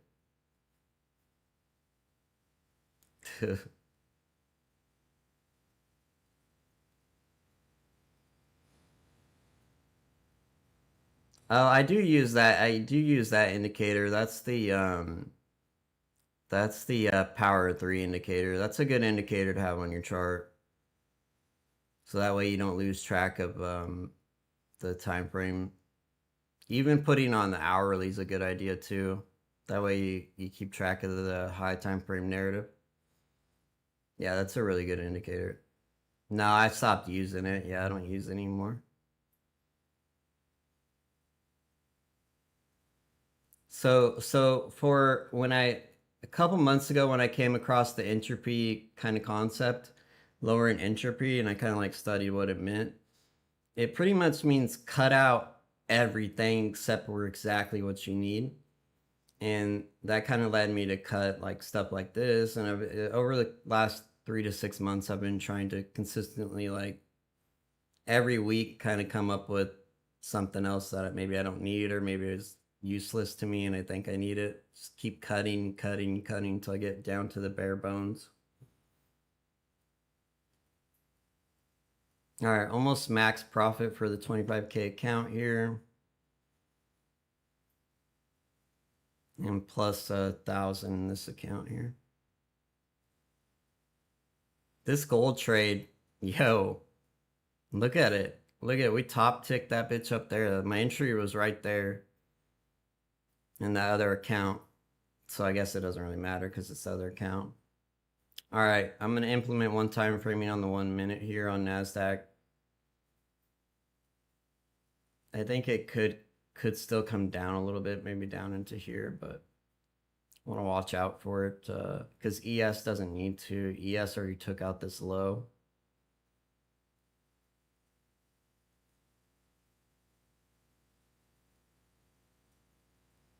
And 3 minute one time framing on Nasdaq here, or I mean on gold.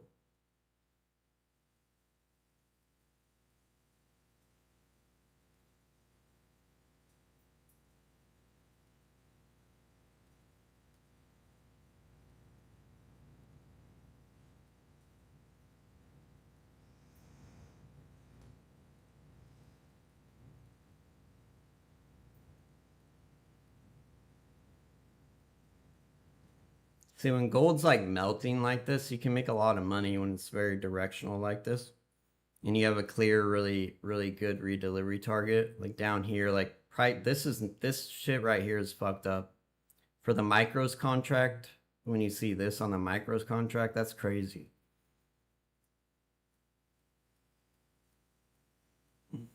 All right, gold's Nasdaq's almost the target here.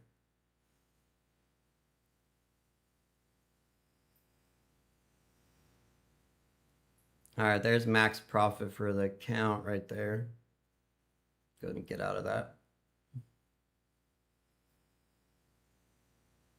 And boom. Jade Cap is a scam. Why do you say that though? Does he have proof of it? I think Patrick's a bitch because he blocked me. Can't take the heat, so he blocks me. I think anyone that pushed Lucid is a scam. Period. I think anyways told anybody Lucid's the best prop firm in the game. They're a piece of shit. But Jade Capital, he's the one that got that $1 million payout from Apex, right? He definitely ain't scamming. He's probably the only ICT trader that ain't. He might be the only one. And that one younger kind of Arab looking dude.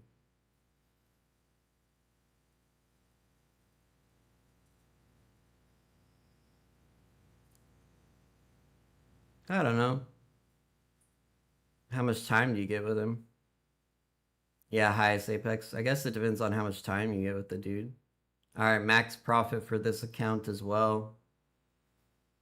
So you see what I did there? I sized into gold as it went down. So I started with like 6 contracts and I had 22 by the finish there. All right, so until I get my payout, I'm kind of just sitting duck in the water here.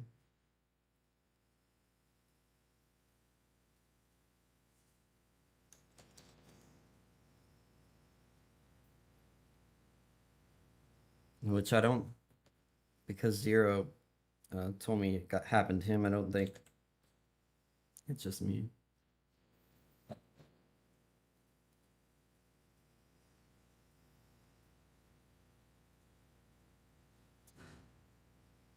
All right.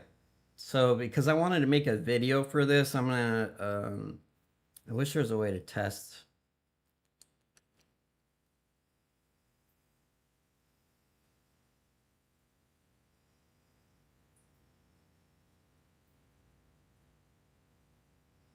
I guess I'll just have to record it and then record over it.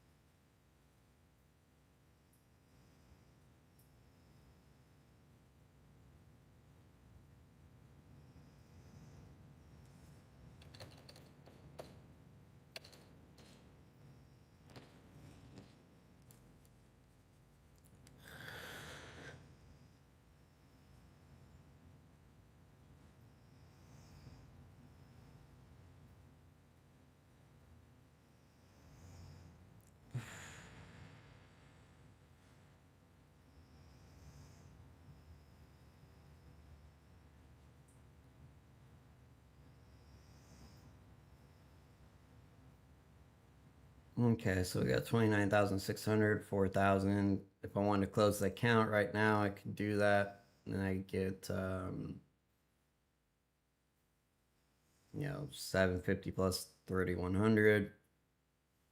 And then this tells me how much I can withdraw. Trading days.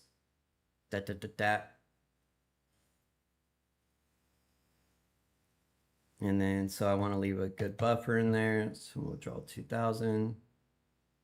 There we go. Bam, son. All right, so now it's automatic. Take Profit Trader used to not be automatic like this. Now it's automatic. You used to have to request the payout and then wait for them to transfer the funds out of your pro account, which this is new that it's instantaneous. So now we go to wallet and then boom, money is in my wallet. So I could reset pro accounts or I could just whatever. I'm just going to withdraw it. But I don't do it at this time. If you do it at this time, you end up having to wait longer. I wait till midnight Eastern time, which is 9 p.m. my time. And then it's almost instantaneous. If I do it then, they respond very quick. So what I could do is withdraw 2,000 and then reset that other pro account, or withdraw 1,800 and then 1,900 and reset that other account, or I could just keep it. Let's go ahead and sign out of here, and you'll see that the profit's been extracted from my account.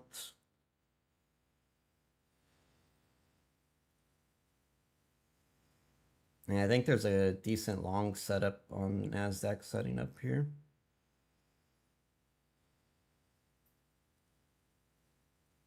I accidentally push cancel instead of log in.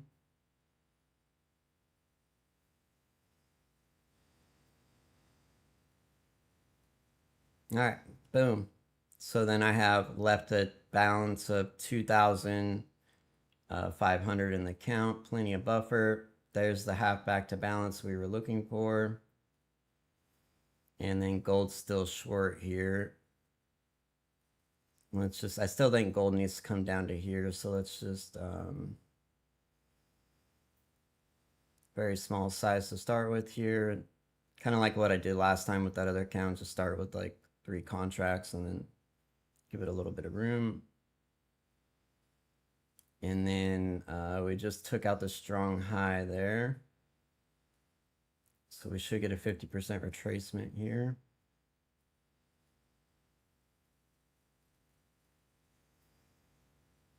And then I have 2,600, so I want to risk $260 per trade.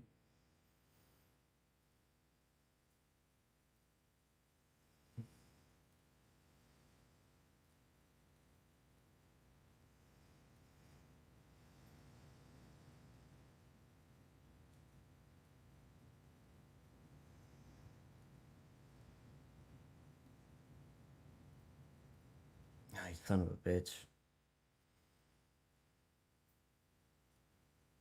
Hopefully it doesn't just one time frame up here. So we're testing this low time frame, not strong high. Part means the strong highs up there.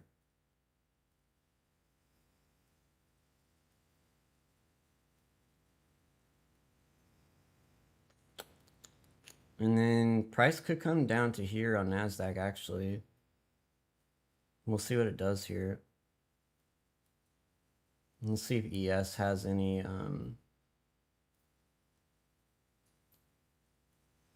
so it's kind of looking weaker than I thought it would be. Let's go to the hour and see what it looks like here. So it's got 9 minutes left and we're on like a doji here. So I think this could be a good time to see if price is going to cook up here. Like if they're going to continue this move up, which I think they do want to, probably need to get going here. So we got the, fuck, that's not a strong high either. All right, there's a strong high taken out. Here's your SIR kind of entry here.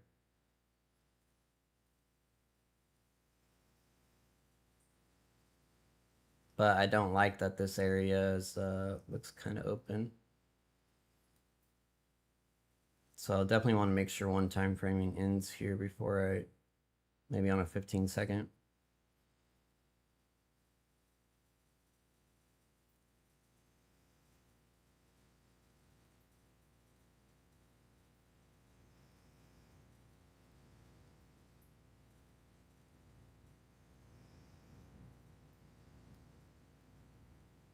Yeah, so Nasdaq has ES has retraced it all. I think that they're going to treat this like a spike up, and I would assume that they're not going to retrace it tonight. Maybe tomorrow, but I would assume that this would be like a end of day spike and not go below there. But ES's spike area is actually very small.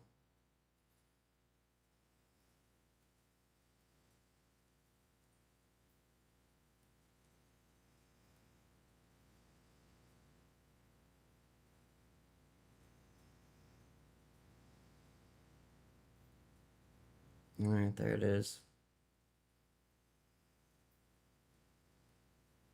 My win rate on long trades is significantly lower.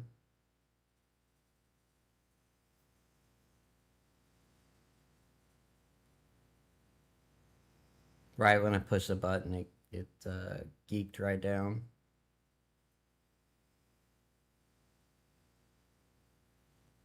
Gold looks like it's working though. All right, and then I can scale out right here, which isn't very far away. It's very doable. So my prediction here is that like if it is bullish, the hourly candle, they're going to want to close it bullish. And they only got 8 minutes to do that. So that means they're going to have to get cooking. The previous hourly candle Looks like it is right in this area, so we're just barely above it. So my prediction is here that if they want to continue up, they got to get cooking here. So I had a chance to scale out there. We definitely want to take that because I'm not sure of direction here yet. And so it pushes back up here a little bit. Ah, come on, you can do it. Come on. Ah, there it is. I'll take the scale out, which is very good. Now I can't lose. I mitigated my risks. It's all up from here. And then this is all I've been waiting on gold for, because that's not a strong high here. That's not a strong high. That's a strong high. So I've been waiting for it to retrace here. Give me a decent entry.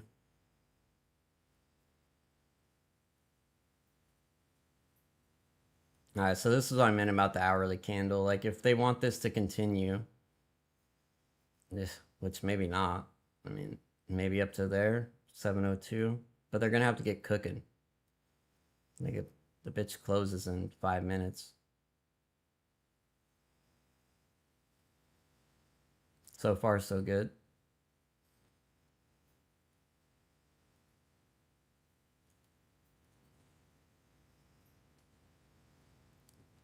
All right, so I've already made $400 in the funded account. Let's get it. Easy money, right? That's $400 and it's been like 10 minutes. It's a beautiful thing. Once you have a buffer in your account, I was talking to Lupton about this earlier.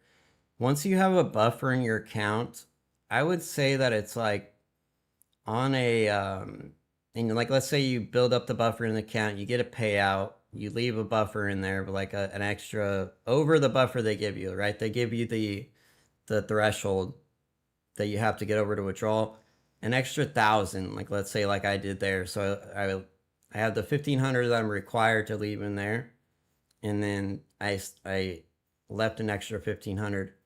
I would say it is on like a degree of easier, like maybe 2 times easier, maybe even more in terms of trading. It just is like, I don't know how to explain it to you. It's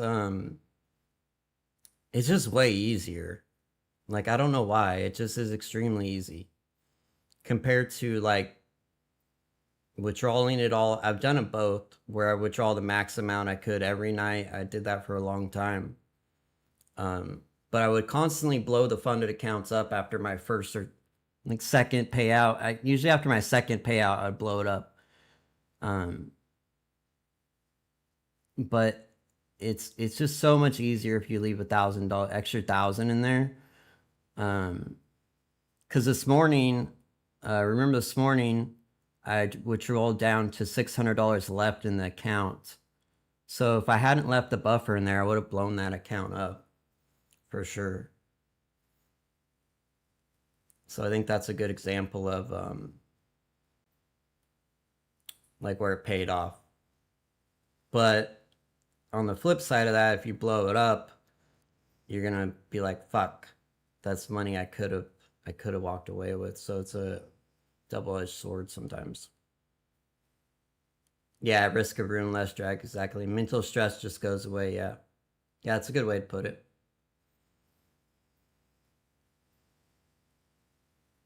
All right, so we're coming into balance here on gold. I'm cool with this as long as it doesn't like break above the red line there.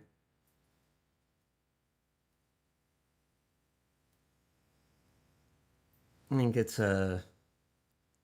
actually the first time it stopped one time framing, so I guess it technically hasn't yet, because that candle closed back below that one, but we'll have to watch this close here. I'm gonna add into Nasdaq here. I like the retracement back up out of that low. It's now doing that V-shaped recovery kind of behavior.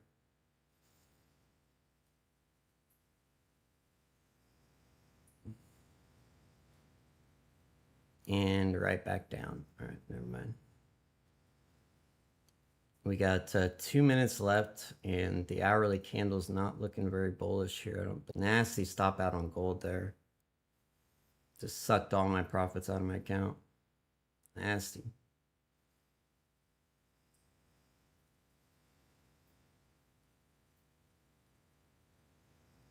And it's lagging hella bad. Let me turn this camera off here.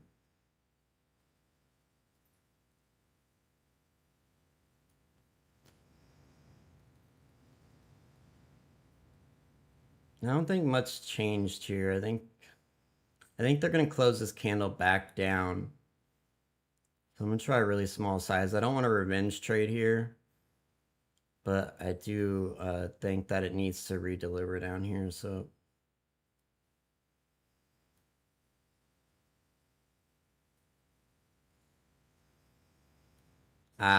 we can see it right here. It's trying to retrace that.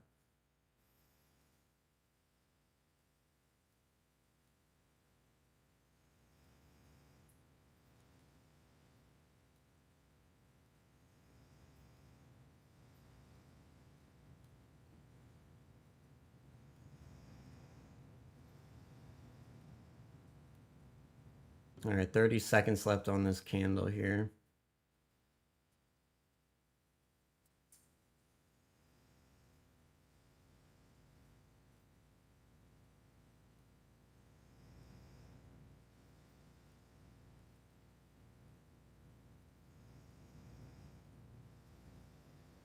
Gold's still cooking, looking really nice. Nasdaq is cooking here, looking pretty decent. I'm gonna want to scale out. Damn, I'm about to get stopped out again on gold.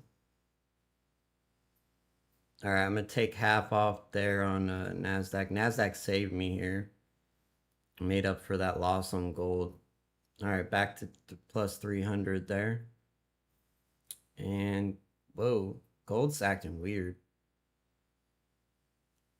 Had a really nice retracement back down, and then now it's popping right back up. I'm gonna leave gold alone after this. I'm gonna get tilty with it if I'm not careful.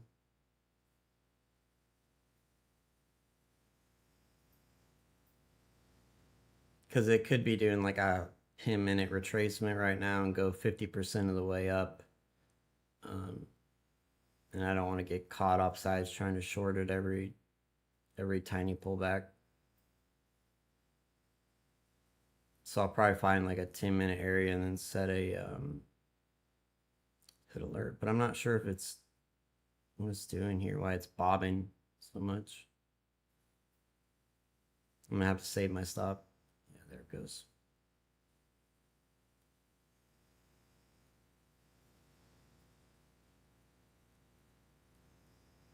See, I feel really frustrated now. I'm not happy about that. That doesn't sit pretty with me. So that probably means I've been trading for too long. I've been trading now for 3 hours, something like that. 3 hours just about. So I'll set my stop here and then I'll let this run because I do think it needs to go up there.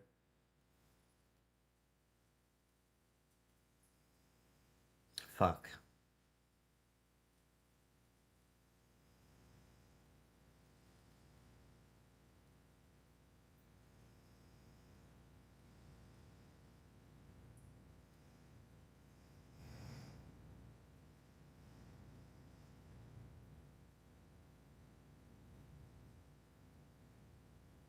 See what I'm talking about? Yeah, I don't even know why I entered in that. All right, I'm going to turn gold off. Let's just get rid of that.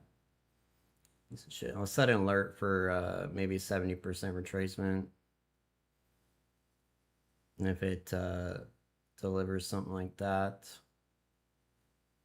that way I don't have to look at it. And then if it does happen to come back down here, I'll get alert. But I don't want to stare at it anymore. It's making me mad, making me tilty, feeling tilty off of that. I don't like V-shaped recoveries like that. They really tend to piss me off, and I don't react to them very well.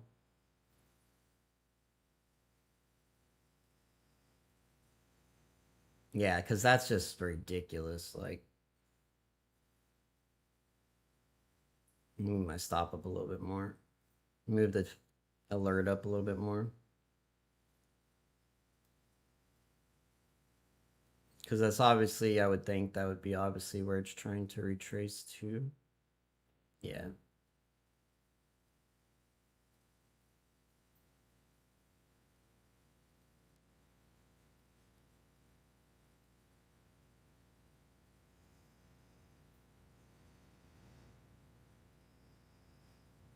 Okay, so we have SIR, bearish SIR setting up here on Nasdaq, or on MEQ, MES, I mean, Jesus Christ.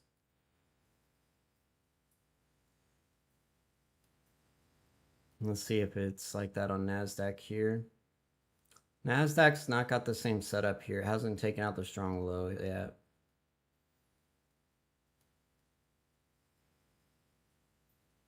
But ES clearly,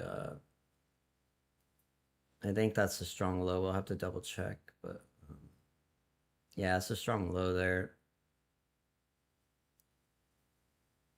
I've been doing squats and sets of 10. Yeah, that helps. Yeah. Yeah, that's what I'm talking about, Looped, and that shit put me in tilt mode so fast, dude. I started tilting, like I could feel it. By tilting, I mean like this. I don't know if you guys know the feeling, but I feel it immediately. It doesn't sneak up on me anymore. Like I immediately, yeah, punch a puppy's a good feeling. I feel that shit immediately in my, like immediately I can feel it now. I would say it's about like punching a puppy, yeah. You know, like you know how when someone's like being argumentative with you and you like maybe been in an argument with them and they say something that disagrees with your like whatever your point of view is, it's almost like that feeling, like a little bit of agitation. Like you're like, what? It's like when someone's arguing something really stupid that you know is wrong or you believe is wrong anyways. It's almost that same feeling to me. It's almost like a yeah, it gives me the same just so now I know that feeling. I'm like, okay, this is why I need to take that chart away because that chart's making me have that feeling. Step away. Yeah. Run out in your yard and kick one of the goats. They can take it. Goats are fucking weird, dude. I don't like goats. I had goats for a couple years, dude. I don't like them. I used to have them on my property to help, so I didn't have to mow, which they're great for that, but dumbass animals, man. The one would constantly gets head stuck in the fence, like every day. And then I pull up and it would just be like head stuck in the fence. Mah, mah. And the other ones would be looking at it like, we told the dumbass, it did it again. It's just like very weird, weird creatures. All right, gold's back to where I'm shorting this bitch now. There ain't no way it's gonna leave that open down there. There ain't no fucking way. There ain't nowhere else for it to redeliver higher. I'm about to make bank on this, watches.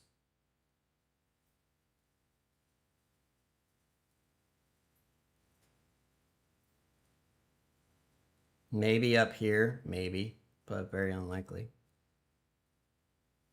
I just nailed that Nasdaq trade. Let's go. So it seems like Nasdaq, they just like paired up and decided to cook together, which makes me think maybe oil's crashing. Maybe has anyone verified this?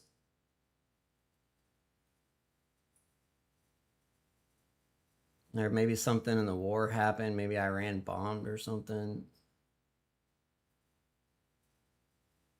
Ah, okay. So we had a really big 815, really big move down on oil there, which will naturally push Nasdaq and gold up for whatever reason. All right, implementing one time framing here. Target hit to the tick there. Let's go back to gold's little bitch ass and see what it's doing here.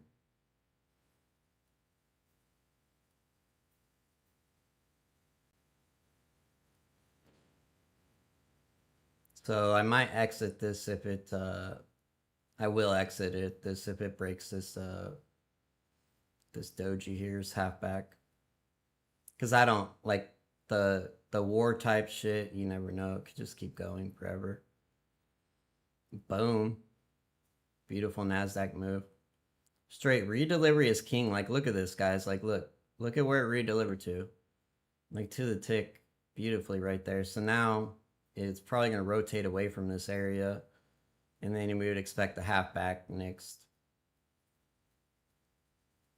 So it might go there straight there. I guess we'll see what happens here. But it should, in theory, rotate back down, then come back up unless it's on some like one time framing weirdo stuff here. All right, gold has rejected. Let's see if it pushes up at all, I'm gonna get out and wait for one time framing then.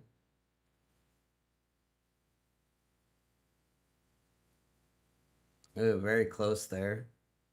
This pushes up, down, I'm out.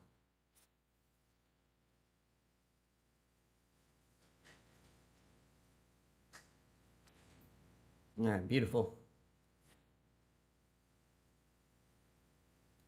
All right, beautiful trade. I'll take the plus 200 there after gold spanked me. I'll make my money back on this gold trade when it comes back down to here. This area is unacceptable. CME is not going to let this ride. Not for very long. This is absolutely trash. Like, look at it. Look at that. They're not. That redelivery, like, that's very bad. This is a very bad delivery there. Every candle has a gap in it. They won't allow that for long. Price needs to come back down there. All right, now I'm going to tighten my stop and see if I can add in more contracts here. So 7 contracts total. That's about where I'm at.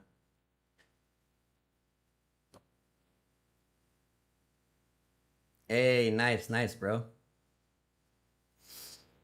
All right, plus 500 for the funded account. I failed one eval, got this one to max profit, and got this one to max profit. So very good. Overall, pretty productive, really productive trading day. I think I'm up. I started the stream this morning down 1,300, ended the day plus 2,700. So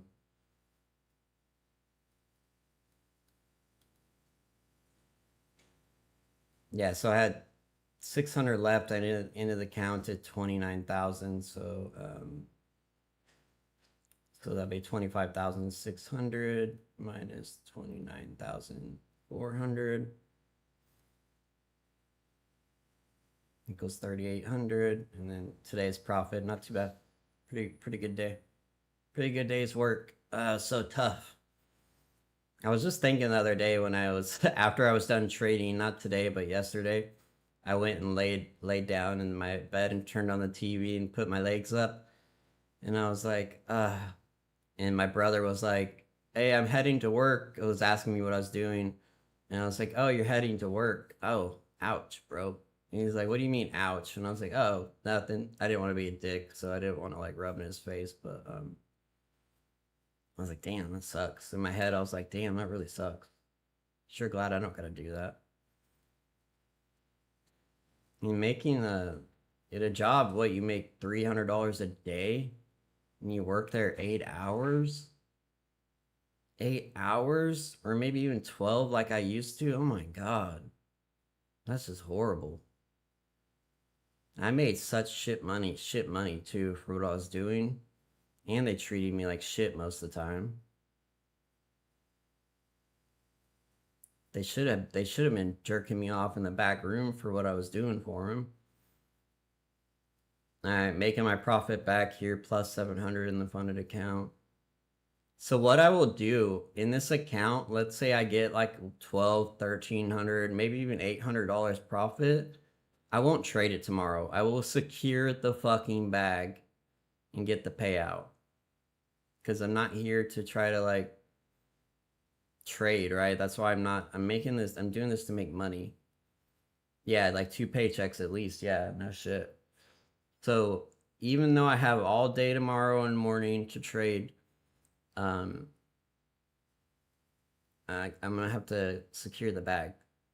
And this is why I can't wait for the next funded account, so I can have one account for like this, and then I can rotate and secure 2 payouts or build one up. I want like a $5,000 buffer so I can take risk like double what I am right now. And then what would be even better is if I could, I don't know how much risk it would take to trade NQ, but let's see. So you need at least a 1 minute candle at least. So 18 points times 2, 36 times 20. So I'd at least need $7,200 in it. That's what I really want. Give me a buffer with like 7-8K in it. I can make so much money. So much money. Because then on a move like that, move up there, instead of making a couple $100, all of a sudden you're making 10K or whatever. Let's see how much it would be. So I take one off right there.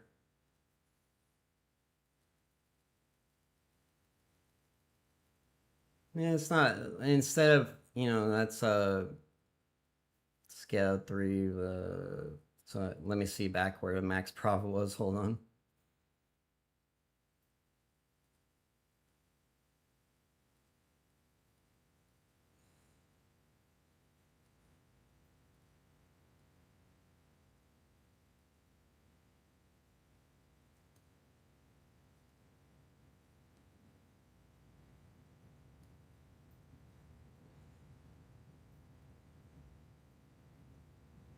Okay, so that's plus 400, guaranteed to win.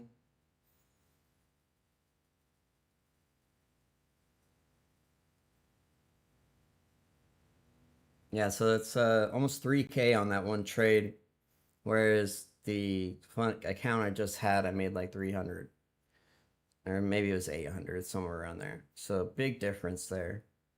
And that's not even like a big trade. Imagine if you catch like, just one of the trades we catch at New York at the opening. Like imagine we caught that move today that we caught at the opening.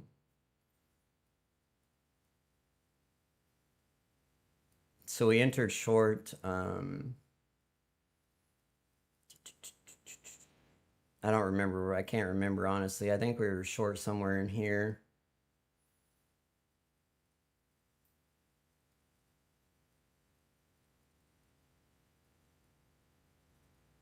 No, I remember I chased price. Remember I chased price right there, and then I caught it right here.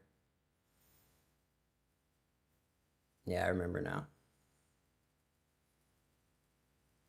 Yeah, I chased price, and then I caught that reversal right there. Yeah. And then I scale out. And then our next target was the red line.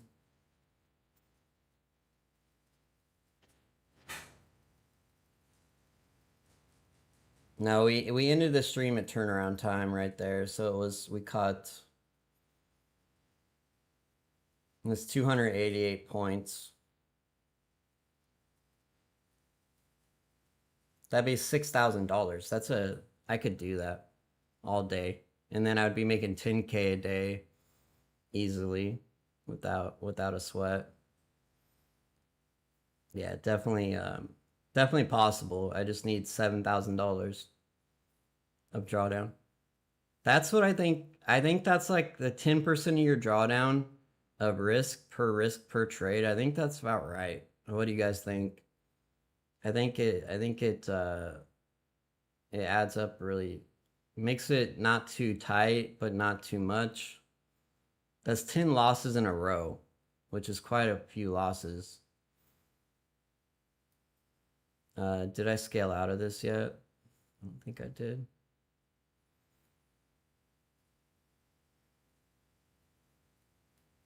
No, I did not. Well, shit. All right, plus 1100. So I won't be trading this tomorrow. I'll just wait for my next payout, I guess.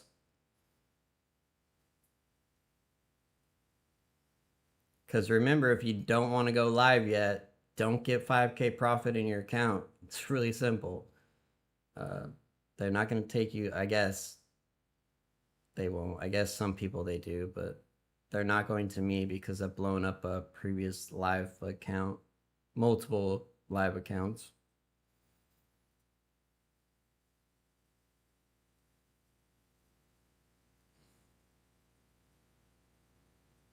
How did I learn futures? Well, I originally started with penny stocks, and then I went to options, then I went to crypto, then I went to futures, and then I spent like 2.5 years failing at futures, really just by myself.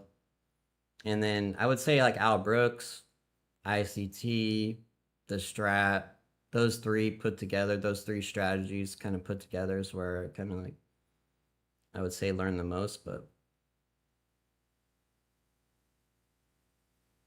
yeah, Al Brooks.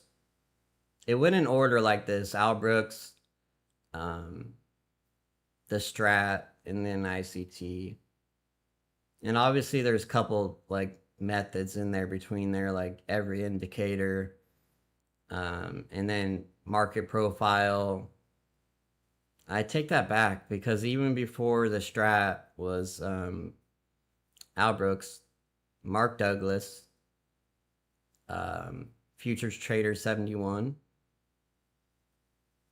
and then the strat, and then ICT, and then I kind of developed my own strategy. Yeah. Let's go, bro. Super proud of you. You about got a lot of money coming your way, homie. Yeah, but just through failure, man. That's how I would say I learned. I didn't take any courses or anything. I did get access to Al Brooks's course, but I wouldn't say it had that big an impact on me. I've always been like the type of person that I don't really like to follow other people very much, so I could have shortcutted my trading and learned a hell of a lot faster, but I chose to kind of ignore everyone's advice. Every back then, the people that were teaching were actually traders. It wasn't like it was flooded with scammers now. So when I first started learning, there wasn't really this whole like demo trading guru shit going on. It was like the only way you got the motion to teach was by actually being a trader, or you would get like laughed out the room. It was none of this shit was going on. There's no short form videos either. But instead of just listening to these dudes that are obviously like real traders, profitable, I just ignored all their advice and went my own way. Head down, pedal to the metal, ignored everybody. And like a lot of the things I should have done and knew to do, I just kind of ignored and did it on my own through a bunch of failure. Yeah, I've opened a lot of live accounts, a lot of them, bunch of them.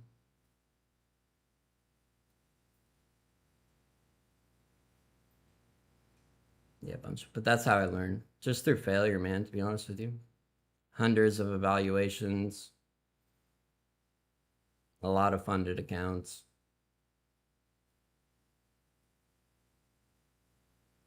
Yeah, the hard ways might be the best way, but I disagree, man. Like, imagine how much money we could have saved, bro, if we would just took some advice and ran with it. Just tried it. A lot of me was if I would have just tried it. Um, because I was introduced to scaling out from futures traders 71 or 72. Yeah, he proved it mathematically, like hands down with flipping the quarter thing, that scaling out resulted in a profitable win rate, or resulted in profits by flipping a quarter. And then he showed not scaling out, and it resulted in an L, a loss. So it clearly showed like scaling out, and I didn't implement scaling out forever. It took me a long time to finally like do it. I do it every once in a while, but I wasn't like I am now when I'm strict. I did it way too early all the time. I wouldn't wait. as soon as it went my way just a little bit, I'd take off contracts. Um, yeah, it didn't do very well. Yeah, that's the whole point. But the job of the mentor is really just to convince you to change your behavior. Like show you something that's and convinces you enough to make you try it and change your behavior, like just to implement it. That's really our job is like a mentor is just to be like, hey, this is how you do it. I'm going to show you enough evidence to where it's undeniable and then you do it. But I think some people get mentors like fucked up. Like we have some like magical button to make you do what you're supposed to do, but we really don't. We really just have like proof and evidence and like showing and then hope that it sticks. I've had one-on-one students that completely ignored everything I said and would just continue to blow up. Just that's one-on-one students are they're probably the hardest, to be honest with you. A lot of them are they just won't listen. It gets very frustrating. But I was that way, so I get it. I think being self-taught, everyone's going to go through failure. You won't find any success until you fail. So my theory is fail fast and correct yourself. So fail, change, fail, change, fail, change, fail, change. If you do enough iterations of it, as long as you make changes in between the failures, you will find success. But the problem is you'll get stuck in a loop where you'll fail, make the same mistake, fail, make the same mistake, fail, make the same mistake until it happens so many times you're forced to change.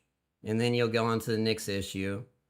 Fail, fail, fail, do it again, fail, fail, fail, fail, fail, fail, do it again. Oh, finally I figured that out. Oh, fail, fail, fail, fail, fail. And eventually you'll just keep knocking little things out, and you eventually get profitable.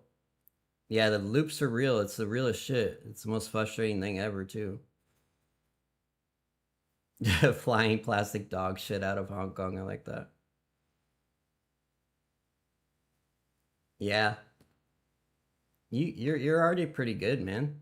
You're doing it. What I would. So did you go into tilt last week? Is that the first time you went into tilt in a while?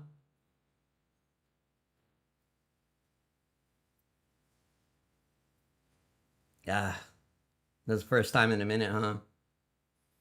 That's rough. I did that about a month ago.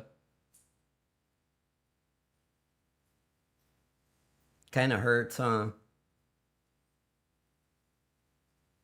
Yeah, I fight it constantly too, but when it actually gets you and you like if you haven't had it in a while, it's such a shitty feeling. One of the worst feelings, I think. Name the movie? Yeah. That's why I don't copy trade either. The last time I tried to copy trade I went into tilt. I just don't I copy trading's tough, man. It just in times 10 all the emotion, all the everything's like time 10. So kudos for you for doing it for so long. Did you know I was looking at my win rate versus long versus short. Now that you say that is it is way lopsided. Way lopsided. My short win rate's like 18% higher than my long rate, which is insane. That's a big difference. It's not a little bit difference. That's a big difference. And then but I also take a lot more shorts than I do longs. Like I take um I I don't remember the number, but I think it was high 70s% of my trades are shorts. I need to fix them. Fix that. It's not healthy. I would like to be able to trade both ways pretty easily. You used to fade me all the time, only only waves. I remember trying to warn you, dude. Like, don't do it, dude. But there's been streams where you could have I imagine there's probably streams you could have faded me and made a bunch of money just taking the opposite trades of mine. I've been there before. Yeah, for me it's a lot easier too. I've gone back and forth over the years though. All right, I'm gonna short right here, guys. I don't think this is going up. I think this is the retracement level here. It could go up to that doji there, but I don't think so.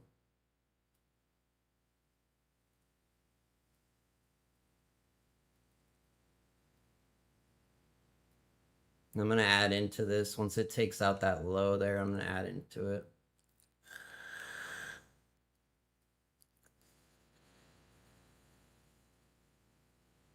So I'm allowed 11 contracts here. Let me update it because I now have $3,500 profit. So 350.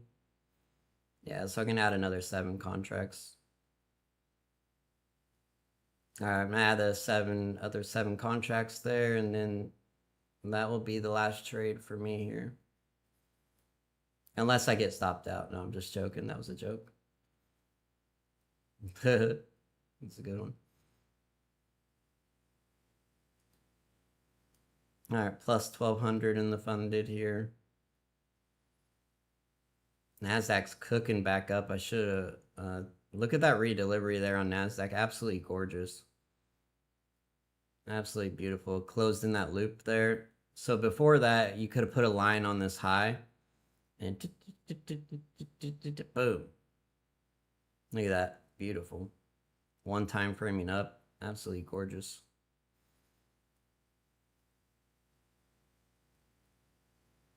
Can it take out the doji though?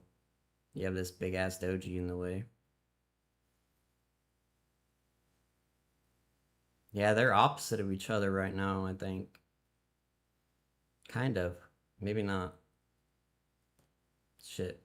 That's not good if they're trading together. 915. Yeah, 915. 848. 848. That's not good.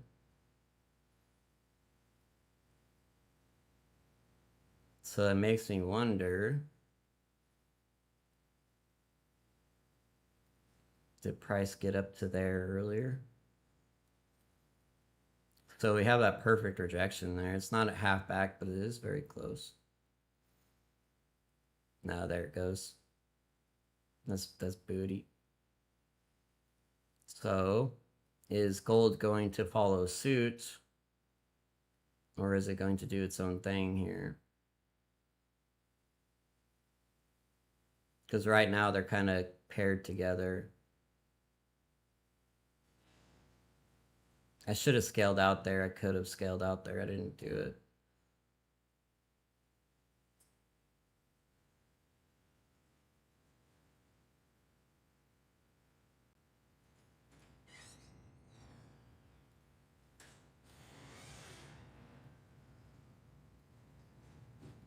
Yeah, so this area up here kind of worries me because you had a really big drop and then consolidation and then drop. So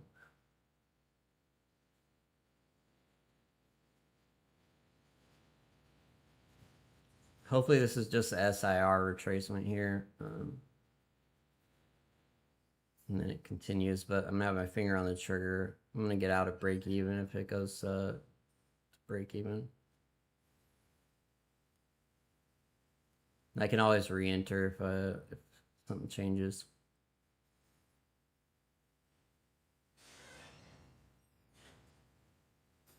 Yeah, I don't. Above here, I only see up there, but this kind of reminds me of what it did here. So you had a little double tap up. Let's try it. See if it's a double tap up.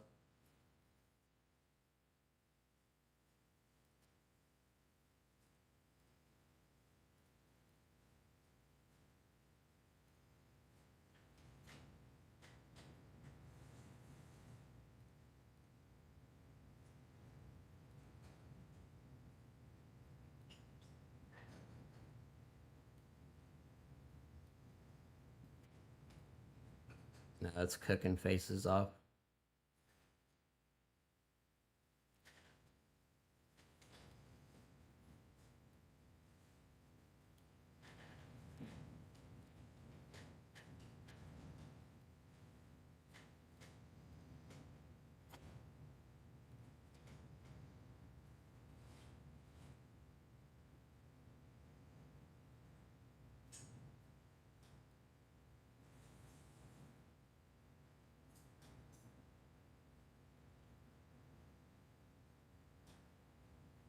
Fucking Nasdaq was just stop printing up.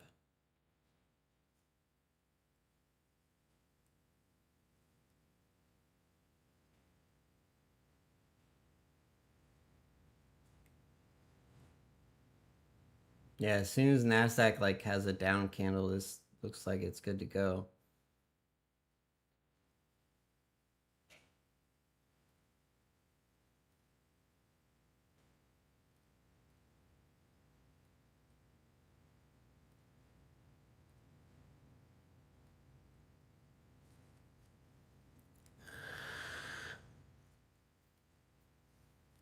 I got out of break even there, just in case.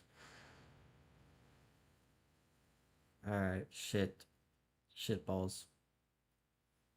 What to do?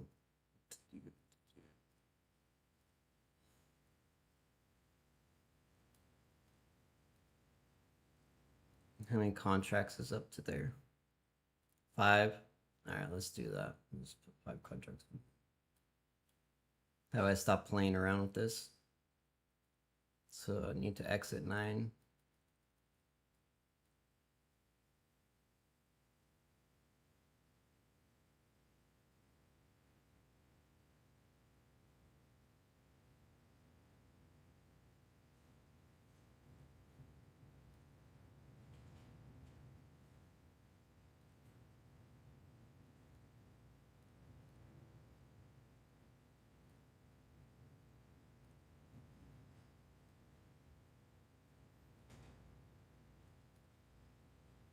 Yeah, it'd have to be up there.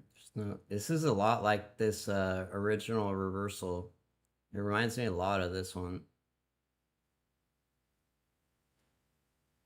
How it's acting here.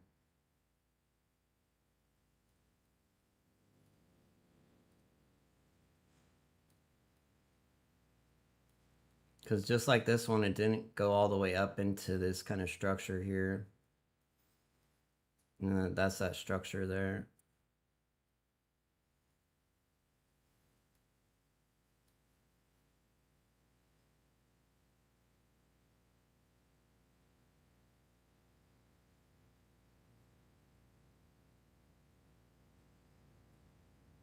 Dun, dun, dun, dun.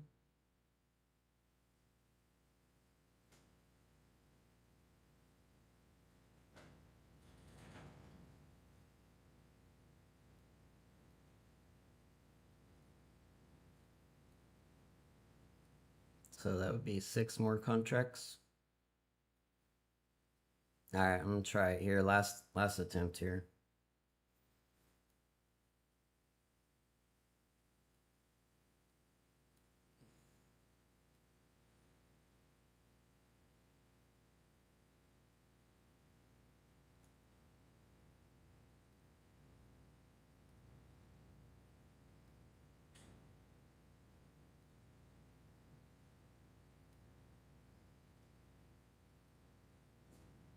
So we had 1, 2, 3. Got 1, 2, 3.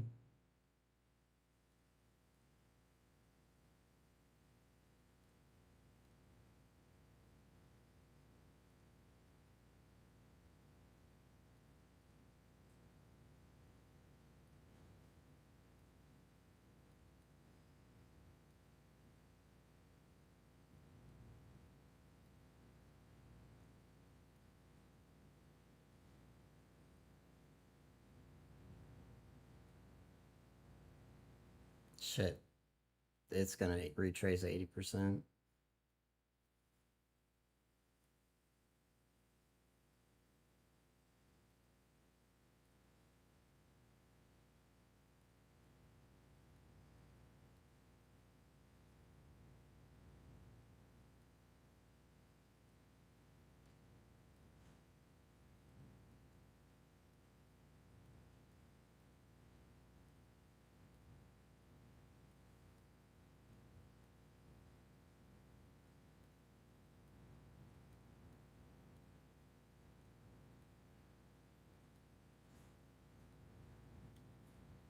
It's barely even worth taking this trade. At this risk, it doesn't make any much sense.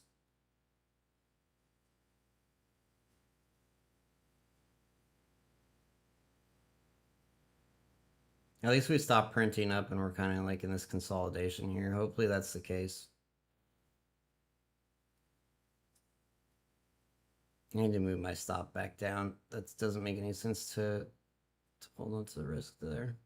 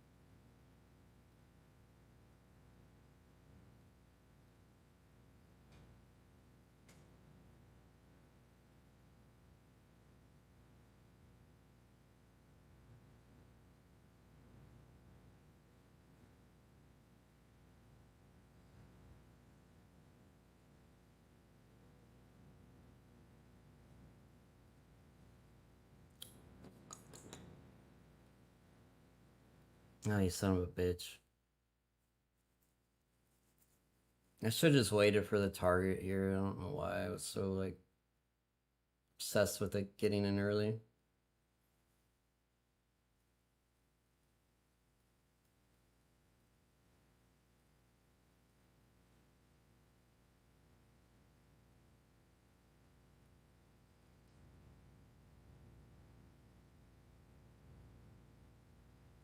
Yeah, it's pretty clear stair stepping here. I don't know why I ignored it looking back.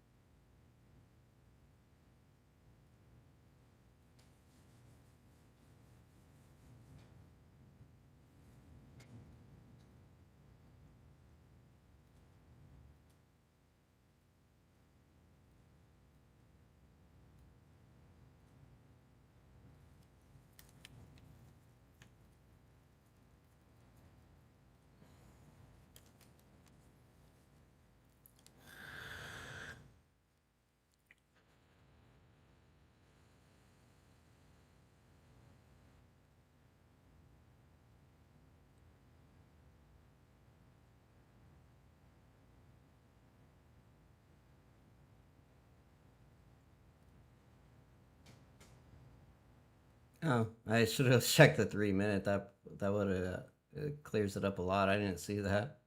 I didn't see the doji there.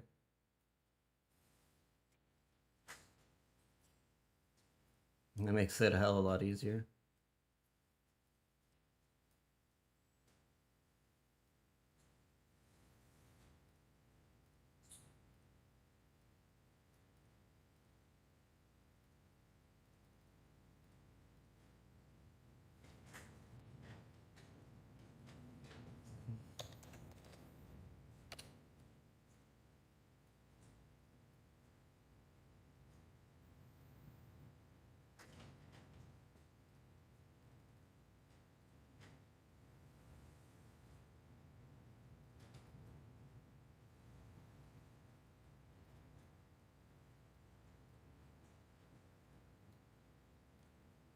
All right, so we got Nasdaq. Looks like it's still geeking up here, trying to. It's at this next balance area here, but it's looking not very rejection. It is half back to balance there. It is actually pretty clean.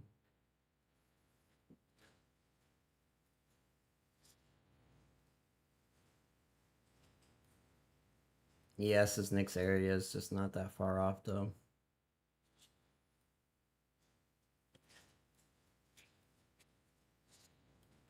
Continues the one time frame.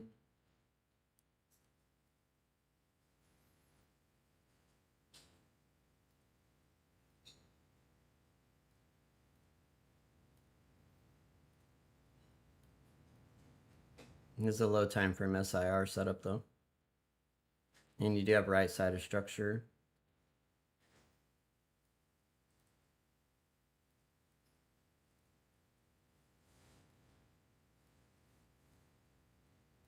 Beautiful balance areas above it though, like that one. So each one of these would be beginning to pull back here. So I think you get a rotation here, but how big, I don't know.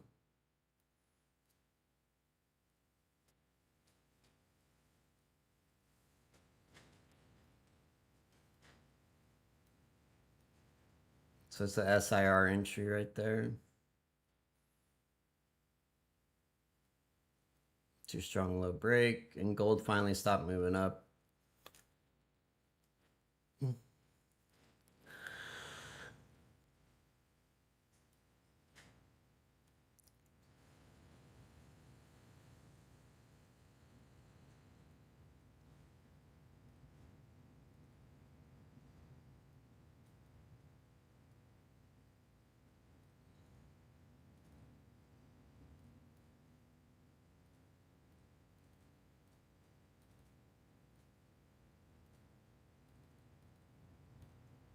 All right, added the correct size there on Nasdaq, and we'll look for the scale out here.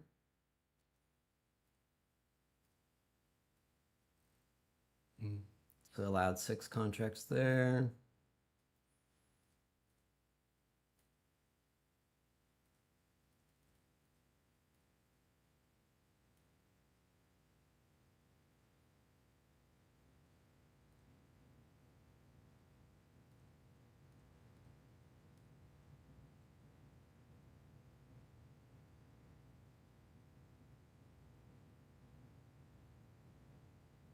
All right, I'm going to scale out there. Easy peasy.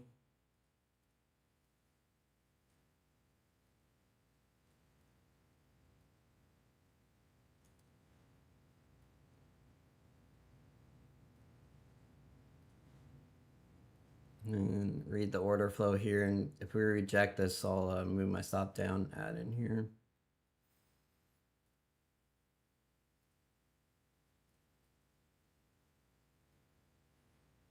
Which I allowed 15 there, so 9. Damn, Nasdaq just ripped my face off. Glad I scaled out there.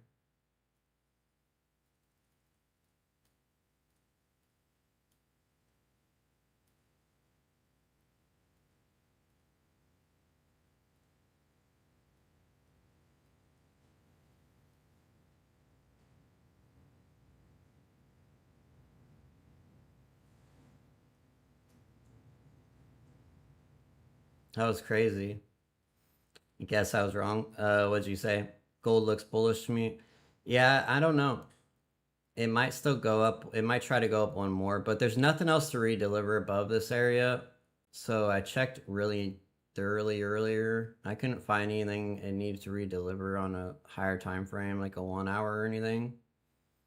And then we still haven't redelivered this god awful area from this morning that it left this area. So it's kind of, my theory is that it's going to continue here, but yeah, it does. I didn't look at the 10-minute. It does look extremely bullish now that you say that. Shit. Kind of got me second guessing myself a little bit there. But yeah, I think this area here needs to be redelivered. Hopefully this is like leg 1 pullback, weird ass pullback thing, leg 2, but you're right, it does look bullish here.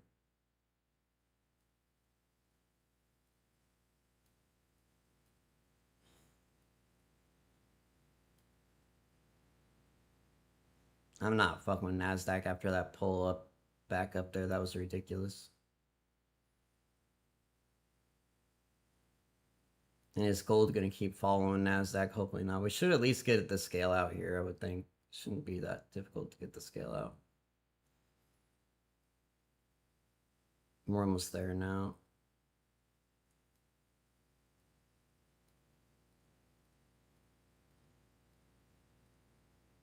I don't know how much that stop out on Nasdaq hurt there. I don't know where it actually got me out at. The good thing about gold tonight is once it starts one time framing in one direction, it continues for a while. So, fuck, I should have scaled out there. Hopefully I don't get cracked for that. There goes Nasdaq again. It's doing that, doing this behavior now. Almost got me back in the black. Nice. Yeah, that's what I call a double tap day. Yeah, yeah, it's very tricky. I call it a double tap day. They're very tricky days to trade. Damn, I had the opportunity to scale out there at the correct spot and I didn't do it.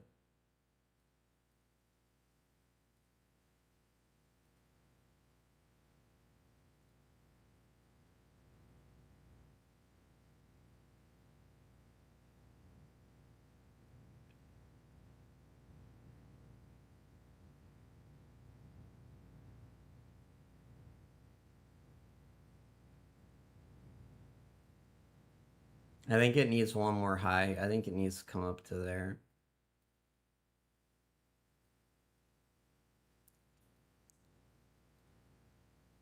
What happened to this beautiful price action on gold?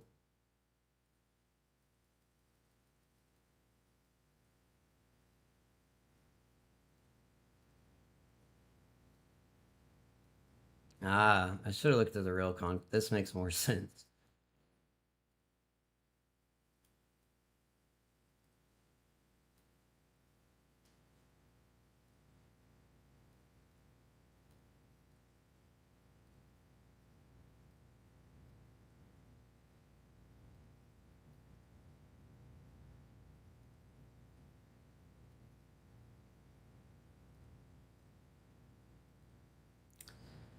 All right, that's it for me, guys. I'm gonna put my stop here. I'm gonna put a really small size. I'm gonna leave it alone. I'm getting tired. I'm starting to get back my profits here. I've been trading for way too long.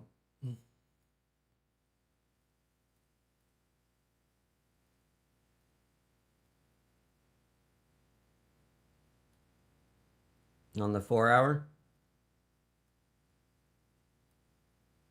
Yeah, that's that gap fill move up there, pretty savage, pretty crazy. Alrighty, guys, I will. So we're gonna try something new in the morning. So we're going to do the pre-market analysis at 6 a.m. and then we're going to switch to live trading at 6:20, just to help some of the guys that aren't VIP yet, give them at least a decent analysis they can work off of.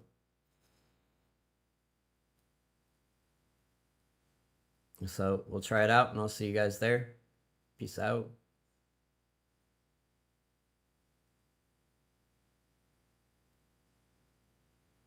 To any of you guys on YouTube, I forgot about you guys. Do you guys have any questions? If you have any questions on YouTube, let me know and I'll answer them. I'll give you guys a second to ask them.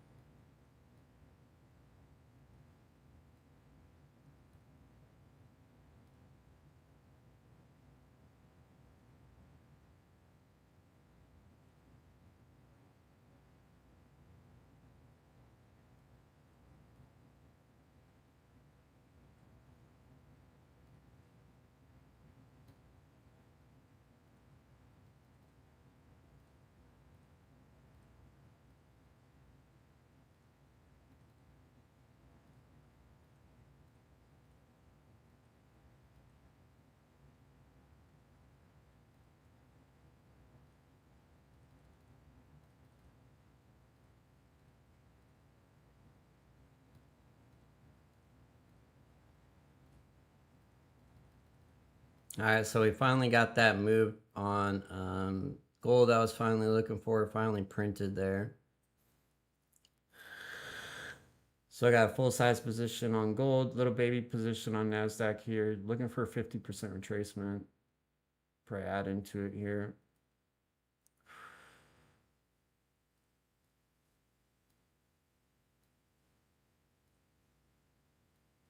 And this is gonna be a really nice gold trade here, I think, once it starts printing here. With the full size here. It's a good entry price.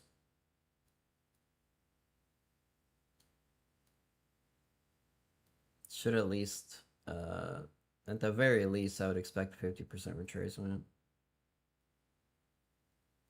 It should be somewhere down there.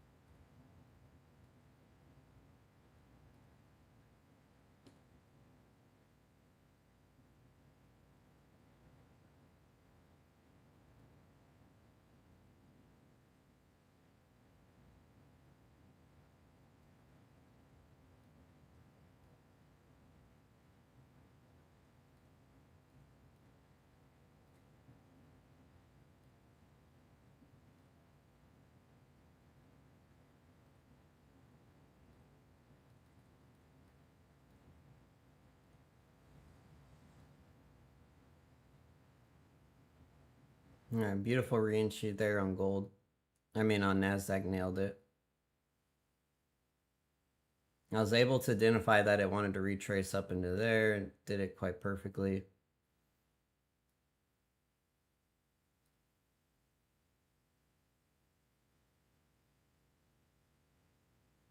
Might still need to come up just like a little tiny bit more. Let's see.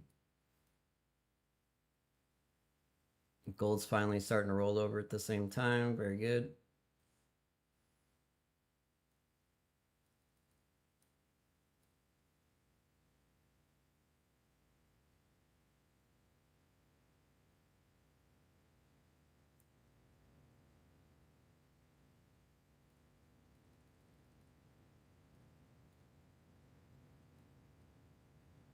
It still didn't quite touch there, so I'm kind of wondering if it's going to try one more time here.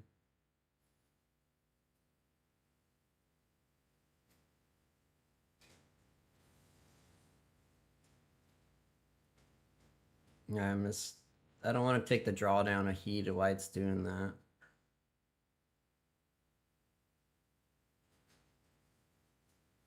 Ah, it looks like it didn't want to. So I kind of just gave back half my position sizing for no reason. Yeah, but if you guys have any questions here on YouTube, go ahead and put them in the chat, and I'll get to them as soon as I get done with this trade here.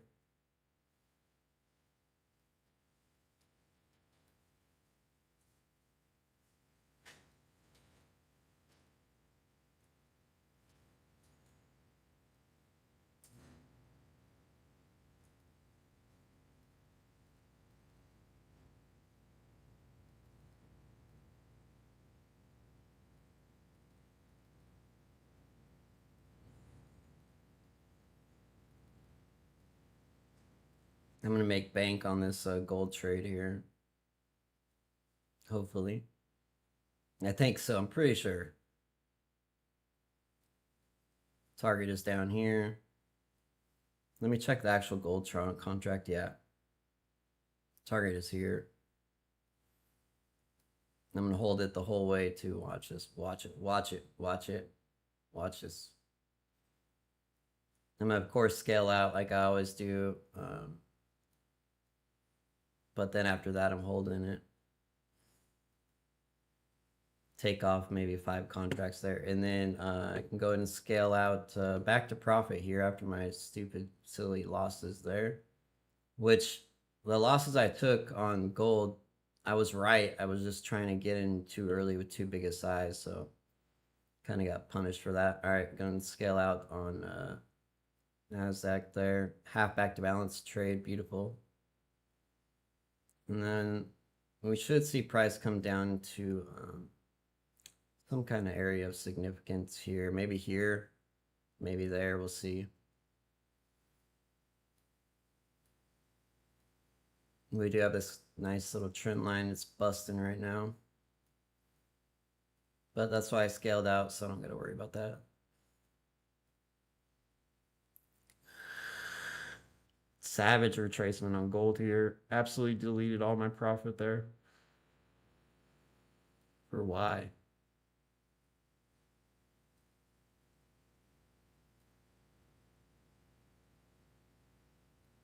I should have scaled out. That's the second time I could have scaled out really nice profits of like $400 or $500 and didn't do it.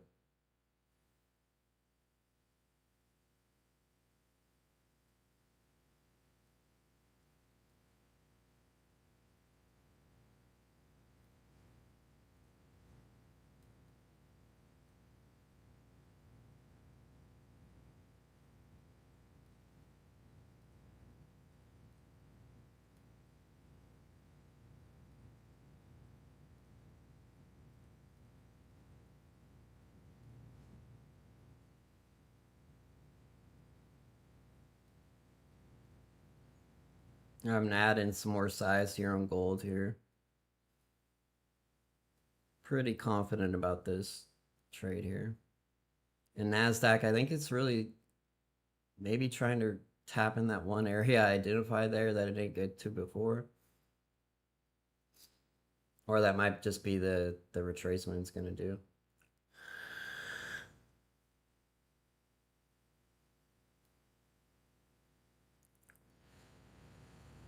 All right, so I'll treat this like a new trade here. Scale out there.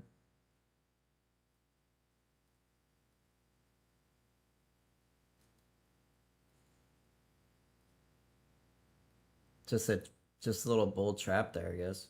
All right, so I added there. I'm going to scale out this time though. I'm not going to let it do that to me again.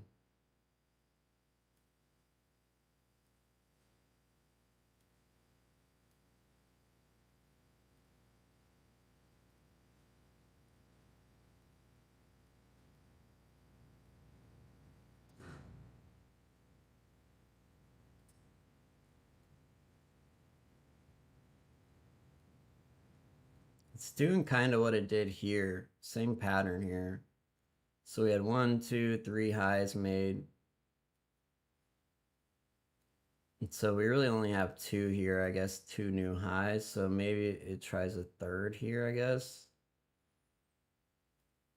If it's going to repeat that same pattern.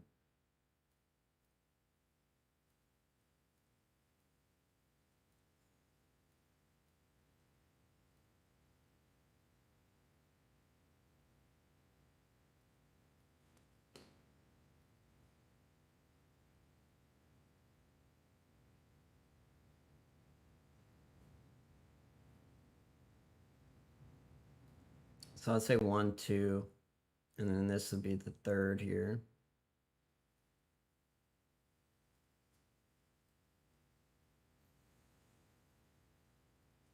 But on gold, it never actually made a new high on that third touch there. And it's already redelivered here. I don't really see any reason for it to come above here, so I'm really confused.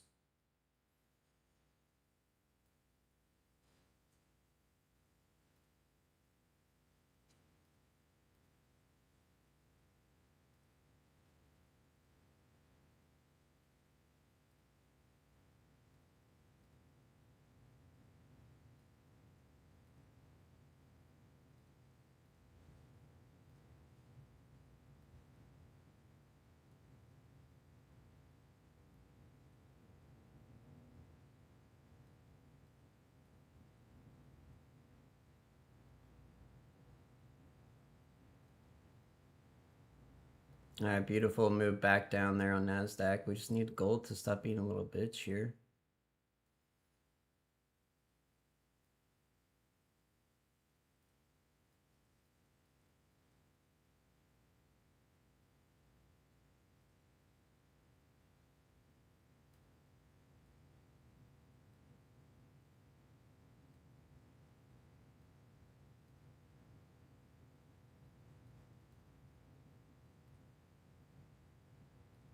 What worries me is that there is this area up here. So hopefully that's not the case. If it violates that high, I gotta get out. And then I'll implement one time framing here on Nasdaq. I think that this would be the target, 607 though.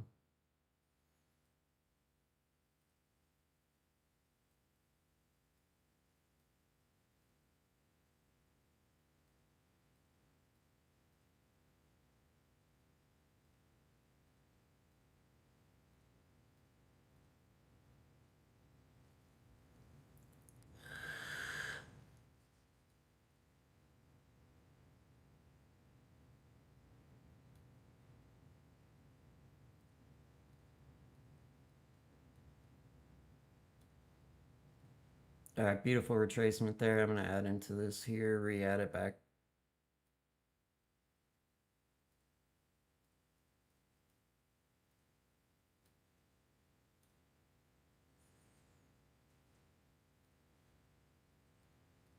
Then I think that this area here, from here, maybe in like this general vicinity, would be a good target.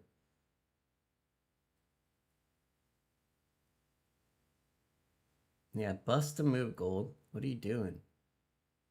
Why are you making this weird ass pattern? It did the same thing here for nearly 30 minutes consolidated.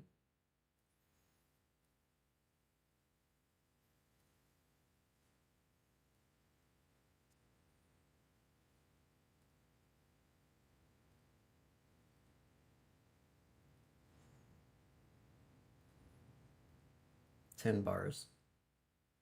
So we're almost there now.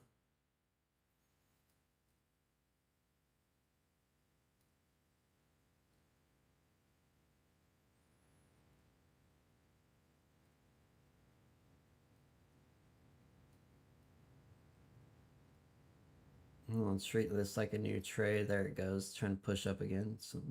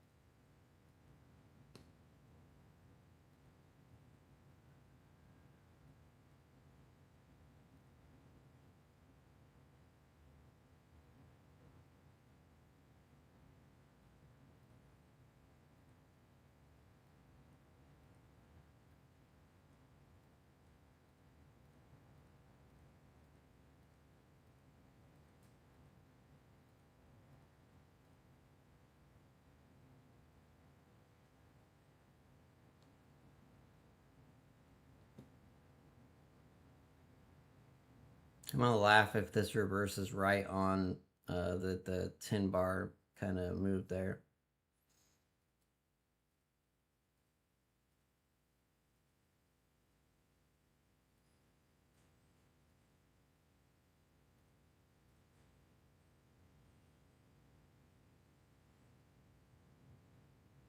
And this has been doing such deep retracements all the way back up before it reverses back down. So I might get out of it.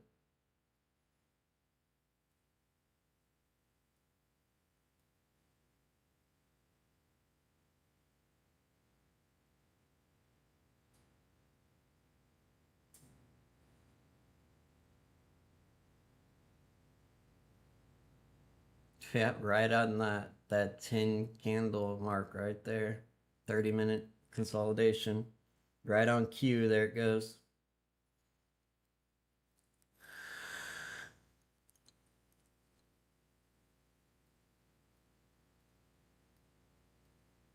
The only problem is last time it was it like didn't look like it was gonna go up and then it just bap and then it dropped. Hopefully it doesn't do any of that shenanigans here.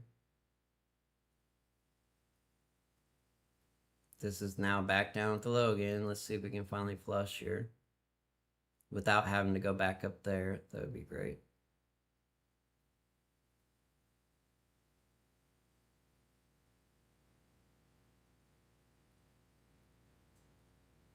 Yeah, there goes gold right on cue. That's crazy. It's pretty wild.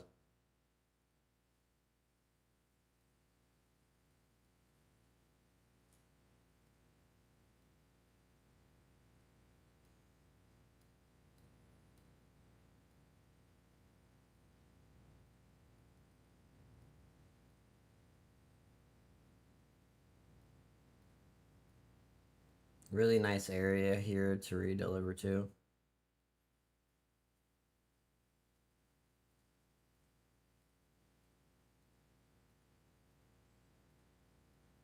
Yeah, there goes gold right on cue. Crazy.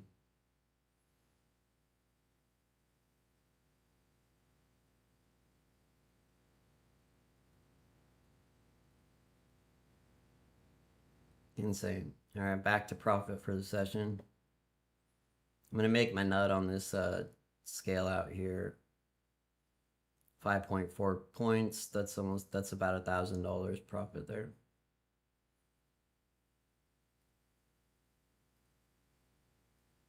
So if it bounces at the half back here area, I'll be forced to take it off just a sliver early.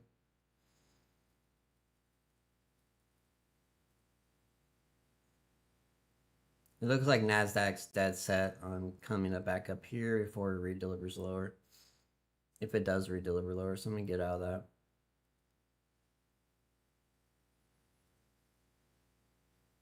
And I'll look to see if it rejects this balance area here.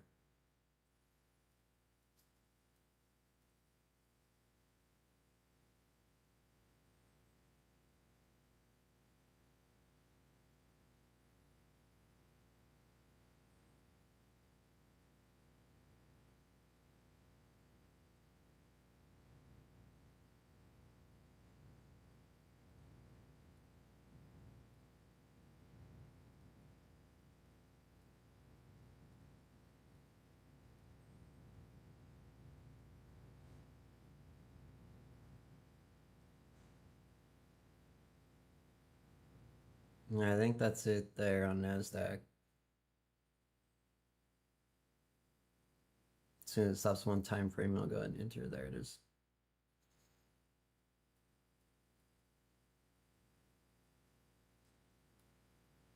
And gold is cooking right at the 10 candle mark. That's pretty crazy. Super timed kind of a reaction here.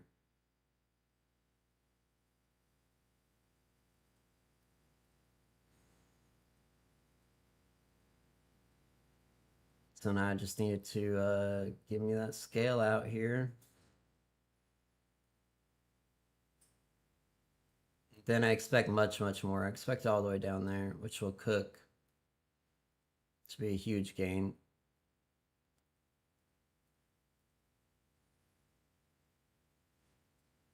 And then this I can scale out of here pretty soon. Right in this area, I can take half off there. Pretty easy trade here on Nasdaq. Once I realized it just desperately had to go back up there for whatever reason. No real reason, rhyme or reason to it. I'm gonna scale out there. All right, back to plus $500 profit for the session. And then now we should get the move down to here pretty easily, I would think. All right, there's the scale out on gold. Let's go. Hell yeah. That's what I'm talking about. Let's go. All right, plus 724. I told you guys the whole corner was going to change. The whole game was going to change as soon as I got the scale out here.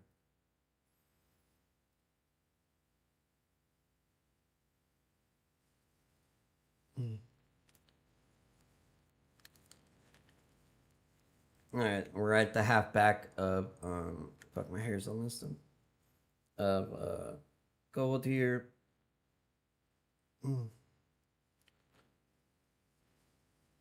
Right, that half back level that I'm kind of iffy about if it tries to rip up here or not. That's fine. I like to find any areas that could offer support, like below here as well. So it already ripped through that area. I think the next area would be this kind of like this area here. But that's, I really think it's down here. So hopefully we just like one time frame down on a 3-minute chart like we did up and down, and then I don't have to worry about it too much. And I can just let it cook. Plus 1,000 for the session. See how quickly the tides turn? I went down there, and then now I'm already back to where I was 30 minutes ago, actually, right on the dot. Right back to plus 1,000.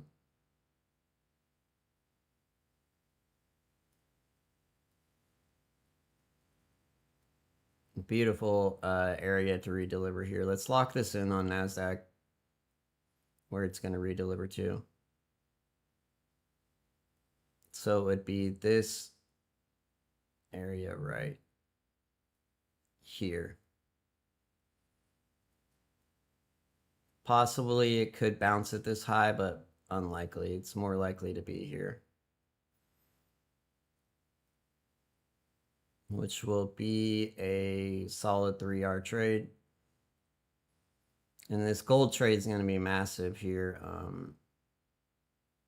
Talking 29 points. That's $2,900 profit. And a 7.5-hour trade.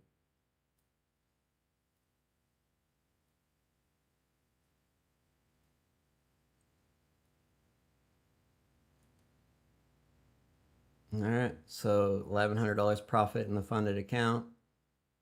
And I've already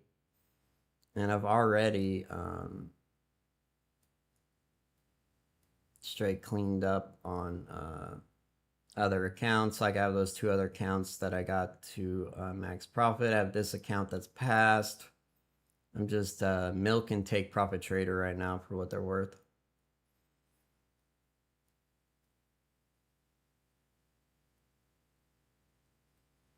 All right, 3-minute one time framing. Yay. Let's go.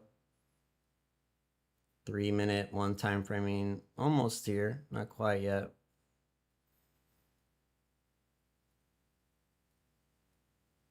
And the best part about both these trades, guys, is I've already made both of them are risk-free. I cannot lose on either of these trades. Even if I come back up and get stopped out, I will still profit on both of these trades. I would still make money on both of them. So what that is the I've came up with, it's took me years to develop it, but it pretty much will make any strategy profitable. Adaptive.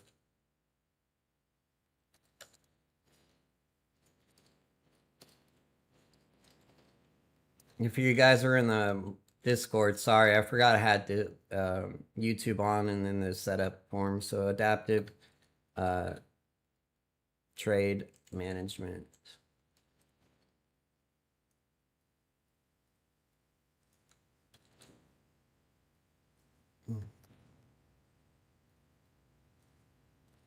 So I've developed a unique, very, very unique way of trading that I call adaptive trade management, which means we don't just set limit orders and take profit orders. We let the market, work for us, right? And we're literally turn just about any strategy profitable, unless you have a strategy that has like, after you take all your trades and you're said and done, if it has a under 33% win rate, you won't be profitable. But as long as you can win 33% of your trades, not back testing, but I mean like actual live trades, as long as you can win 33% of them, this strategy here will get you home. Take you to the homeland, the payout land.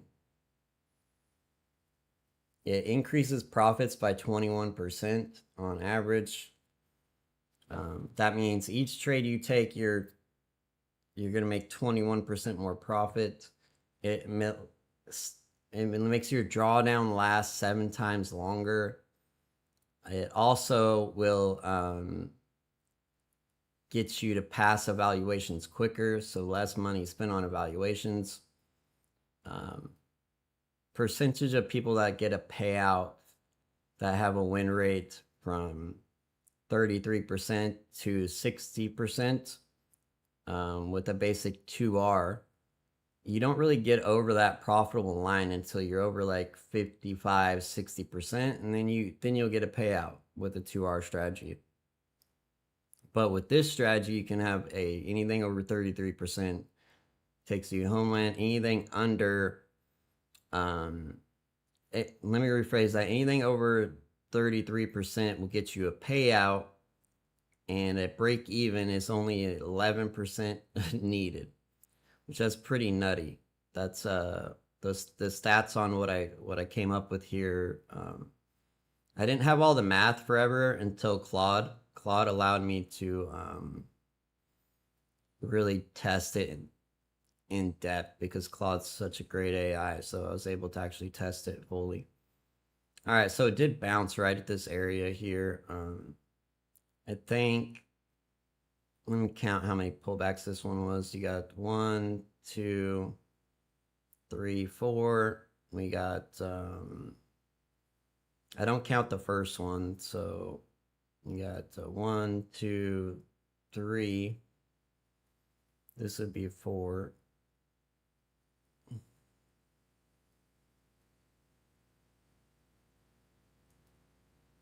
Gold's continuing down. 3-minute one time framing is still intact.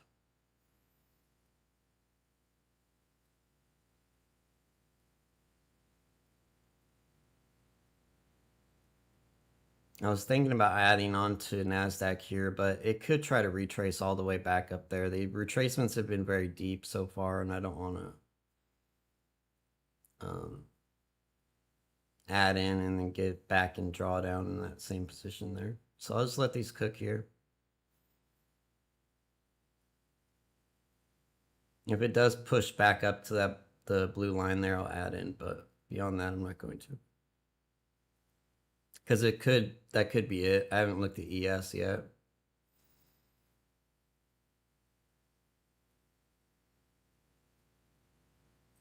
Yeah, it still has a ways to go, actually.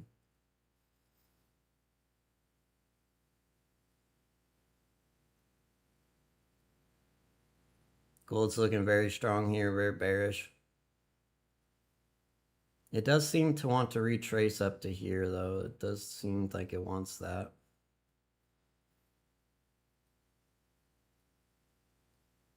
No, I don't think so, actually. Tempted to add into it here, but I'm not going to. I'm just going to let it cook. I already got $1,000 profit. No need to be greedy. Because right here, I got a good, I know my break-even price is really safe here. Even price was to do like a failure swing up, I could survive it without much resistance. So if I add into it, it's going to make my break-even price somewhere in this area, and then I could go back into the red, and I'd rather just not have to deal with the stress of it. And you guys will see how accurate my targets are here as this comes to fruition here. And I'll probably flip this bitch long after it gets down here.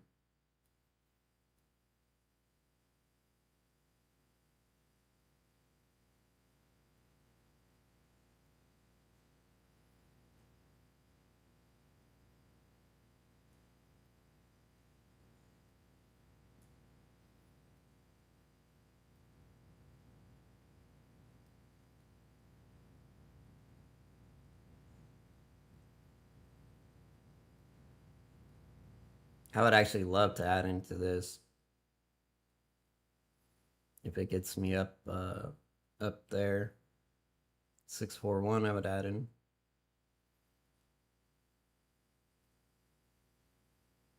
Because it's really high odds that it comes down there.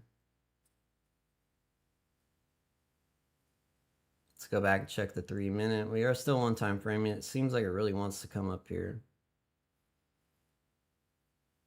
It's a minimum 50% retracement, I would think. Yeah, so it's definitely trying to do a little retracement here, which is all right.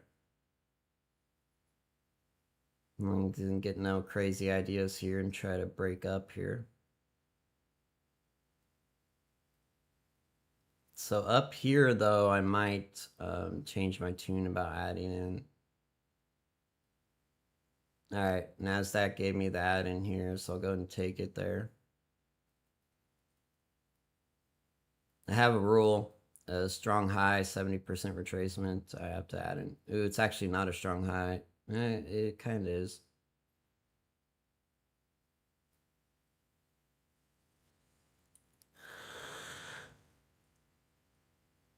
All right, beautiful rejection there. Didn't quite get up there very far, though. Looks like that was kind of like a fluke. Maybe ran some stops and got some motion. Or it could be doing what it did down here and it wants a deeper retracement back all the way back up there again. Gold's failing here, slowly rolling over.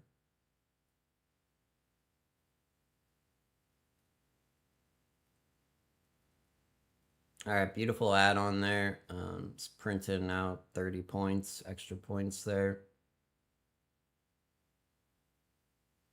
You notice I don't use limit orders. I don't do that. I want to let the market work for me. Why would I stop the expansion phase? Why would I stop it, right? Let the market prove to me it's done going down or up.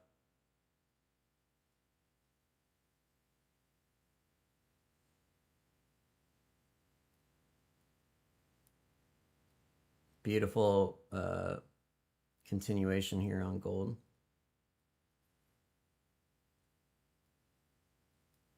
Nice little pretty balance area there.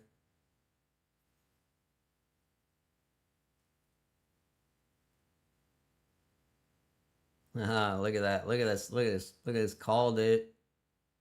It didn't, up there, it did not look like it was going to come all the way down here.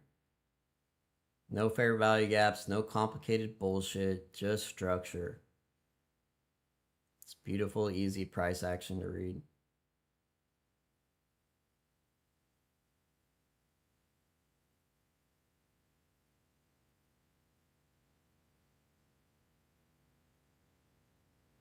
Let's see if we can start one time framing down here on Nasdaq. Stop this pullback shit. But I'm probably gonna. I mean, yeah, it looks like I want to flip long once it gets to this red line here. Maybe even possibly there. We'll have to see what it does.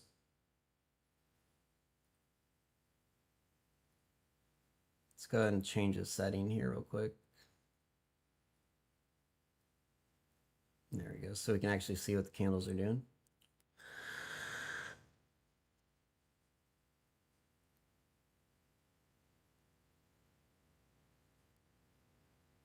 There we go.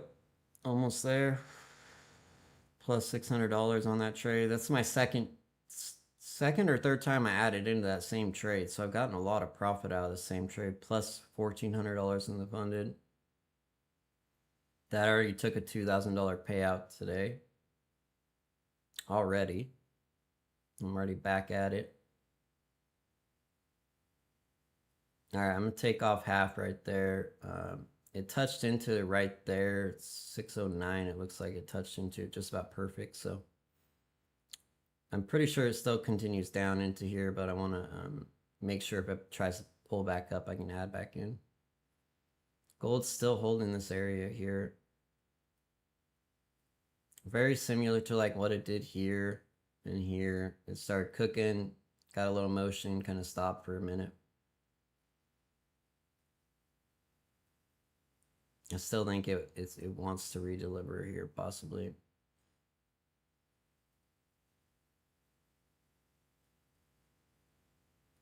Yeah, beautiful Nasdaq. Love it. Let's go. Look at this, guys. Look at this. Bam. Target. One hit. This is the real target, though, the blue box. Take the red box off.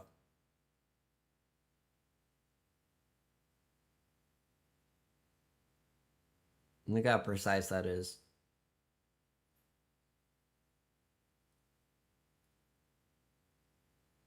Yeah, beautiful.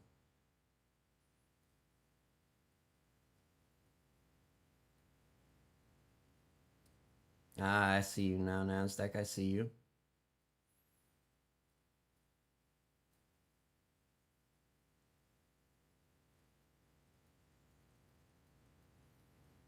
Look at that. Boom. Perfect.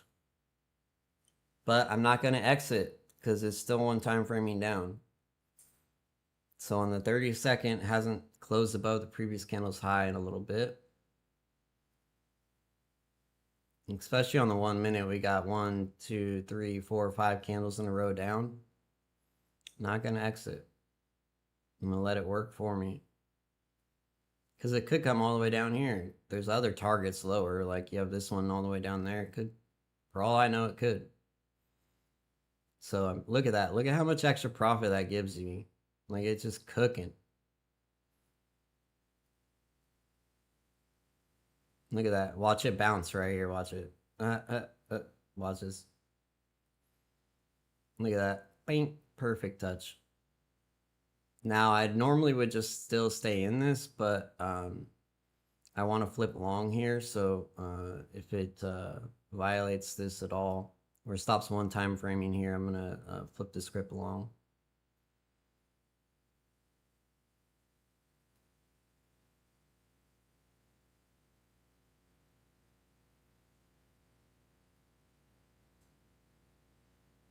All right, there's the end of one time framing right there. Let's see how this candle closes here. Again, because it could go lower. You don't want to set limit orders. I really think brokers came up with limit orders long ago to limit their profit, to limit people's profit. Like, what isn't that such a great idea if you don't want people to make money to say, hey, set a order to get out here, even though you're giving up your exponential upside. The market could go up forever, but let's go ahead and set a modest take profit here. That way, it limits your profits. It's a limit your order profit. And then let's go ahead and, really just make it so you can't make very much money. Like, it's pretty ridiculous. Like, it's just set up kind of, to me, it seems just retarded. And then if it doesn't hit your limit order, let's just watch it go all the way back to your entry price and not do anything. That's another great way to screw traders. Just tell them to stay in the trade no matter what. If the limit order doesn't get hit, we just watch it go back. Like, that is retarded, guys. Like, if you watch your limit order almost get hit and then it just goes all the way back to where you entered without you taking profit, you don't have some kind of rule to fight that, come hit me up and I'll teach you how to actually trade the real way so you get the real profits.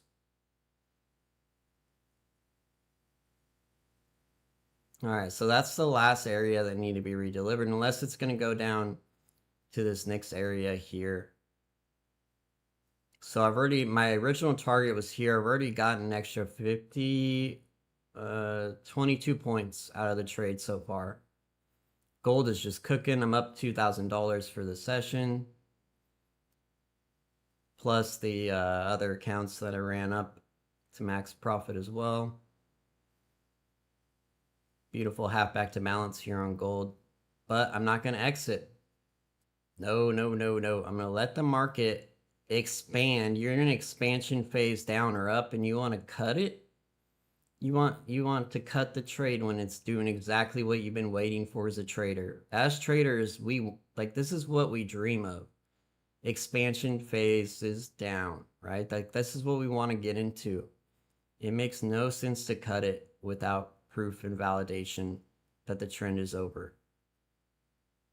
Which is a really simple rule. It's called one time framing And all you got to do is just wait for the previous candle's high to be closed above. On a 1 minute, 30 second, 15 second, 3 minute, whatever time frame you choose that you see price has the most one time framing evidence in it. For me right now, it's the 1 minute because we had 1, 2, 3, 4, 5, 6, 7, 8, 9, 10, 11 candles in a row on the 1 minute. So it only makes sense for me to use the 1 minute. Now, yes, sometimes it's going to hit your target and then you're going to give back maybe 5-10 points. But like this morning, I got an extra 80 points. Yesterday, I got an extra, I don't know, at least 90, 100. And then Monday, I was in a trade that cooked for like 300 extra points just by using this one rule. My risk to reward went from not that high, like maybe a 3R trade, to over a 9R trade. I caught that whole move down on Monday just by implementing one time framing. So now gold is pushed up, but it hasn't closed below. No close below or no close above. So we let it cook. So what? Now my profits are 40 points. 40 points now. 607. 670 or 570. Yeah, so 40 extra points. Do the math on that. That adds up pretty quick, right? Okay, push up, still no close. So I just stay in the trade. I let it cook. I'm going to let it make me money. And I do this once price hits my target. Once it hits my target, I implement the one time framing. Because it will get me on average easily over a set of 10 trades. We're talking big money, guys. Like it can take your risk to reward ratio average. Like let's say on average you get a 1.5R. You implement this, it will probably shoot it up to a 6, maybe even 7 overall, depending on the kind of market. Like not every market's going to be in kind of a negative gamma environment where you have big moves, but certainly is right now. And then you can also use a market structure on the lower time frames.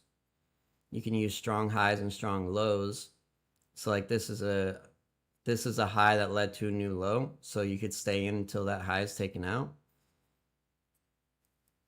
Now I'm not exiting gold here because I do believe my target for gold is all the way down here, so hasn't hit my target yet. But Nasdaq did, but it's continuing lower. I've gotten an extra, I don't know, I think I had $120 when it was up here, so I've got an extra $300-400 out of it. Absolutely running a clinic on the Asia session for you guys. Hopefully you made money with me on the way down here. If you guys were in the Discord, I apologize. I forgot about the YouTube people. I was like, oh, I should give them a time to ask some questions. And then, yeah, this trade was cooking, and then it kind of all came together at the time. So I did not mean to exit out on the community. Would have kept it on if I had thought about it ahead of time.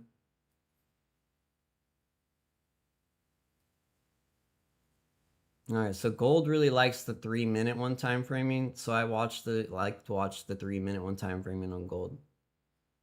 All right, $2,200 here. I'm about at the max amount of profit I want to have in my 25K account. So I withdrawed it earlier today, and I withdrawed $2,000 out of the account, leaving me 27,200, somewhere in that range. And then now I'm already back at 29,700. I have this new funded account coming up maybe tomorrow though. Not tomorrow, the next day. So I got a decision to make here. Do I want to keep running this up and have a chance to be moved to live? Or do I want to kind of end it here and then take my payout of $2,000 tomorrow? Yeah, I can make a lot more money. I can make a max 10K a day. So I could essentially run this up another $8,000 here just fine. So I think that's what I'm going to do. I think I'm going to run it up. Might as well. It's a really good trade for the gold trade here. Is I wouldn't say like a one guarantee, like nothing's a guarantee, but I'm pretty certain that this at least gets down to there. I would probably argue that this is like a leg 1, and then we maybe even get a leg 2 down into some of these areas here. All right, so gold has stopped moving. So I teach this in my latest video on this channel. This would refer to what I would call stopping action here. So I want to get ready to exit here. I'm not going to go long anymore. I wanted to go long here if it held this price action. The only way I'd be interested in going long in this now is if it came down maybe into this area down here. Because if I go long here, I'm going to have to risk to there. That's a lot of risk. So it is still one time framing. So we have candles in a row now. If we count them now, we're at 1, 2, 3, 4, 5, 6, 7, 8, 9, 10, 11, 12, 13, 14, 15, 16 candles in a row. For an extra, an extra 40 points of profit. Damn, that's big money. That's big money difference.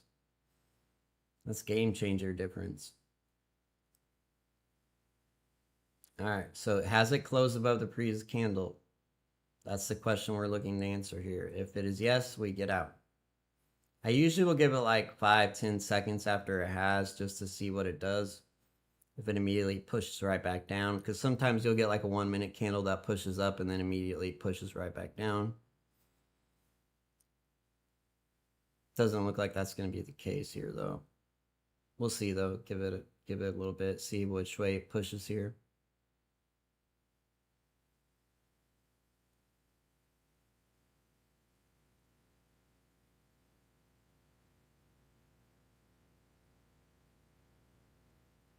All right, I hesitated there big time. I didn't exit like I was supposed to. See if it gives me another out here. Pretty sure that's a balance area redelivery and it continues down. Yeah, let's hop back to balance right there. There we go. Beautiful. Exactly what I was kind of waiting for there. But I should have exited according to my rules. Regardless of what happened, I should have exited there. Huge profits on the gold trade here. Absolutely cooking.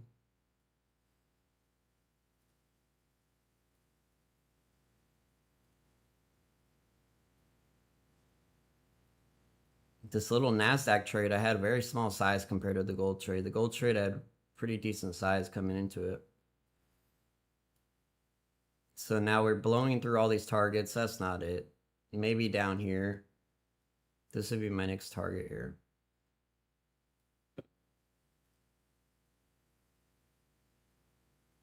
Yeah, and you can see price needs to redeliver down into this last doji here. You do have a big balance area, which it could bounce at like the half back of this higher time frame balance area. So we definitely want to watch that. But I'm going to go ahead and add into this Nasdaq trade here as soon as it rejects.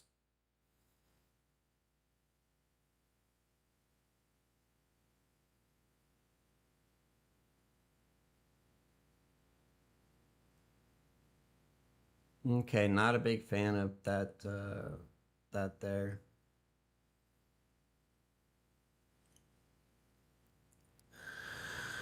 But if it does push right back down, I'll enter. But if it starts challenging this high, I gotta get out.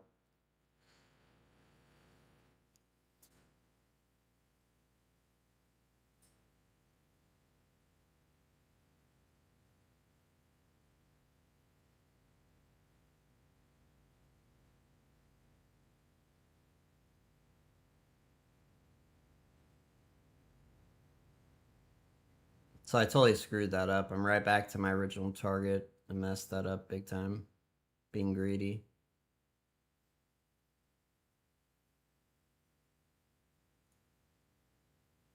All right, lesson learned though.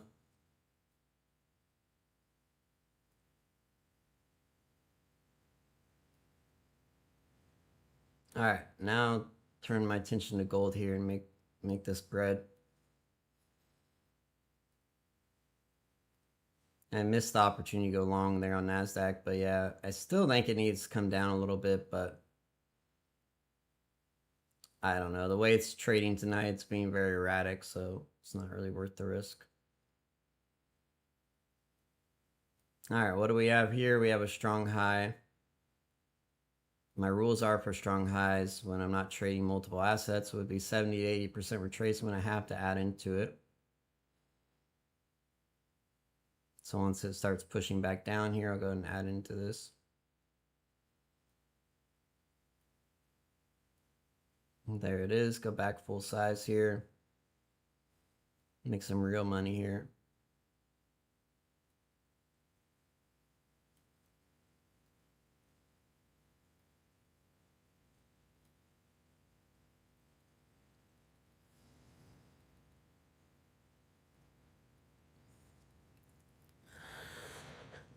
Now this is going to run up my balance big time.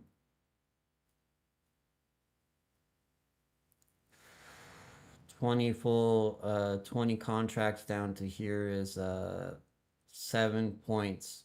Every point is $100 per contract. I have 2 contracts on.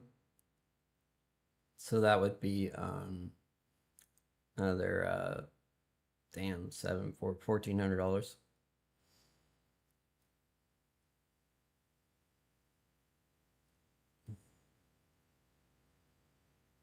And then we have this really beautiful target here. And there's a lot of targets lower too. There's like a lot of like all the way down into here possibly.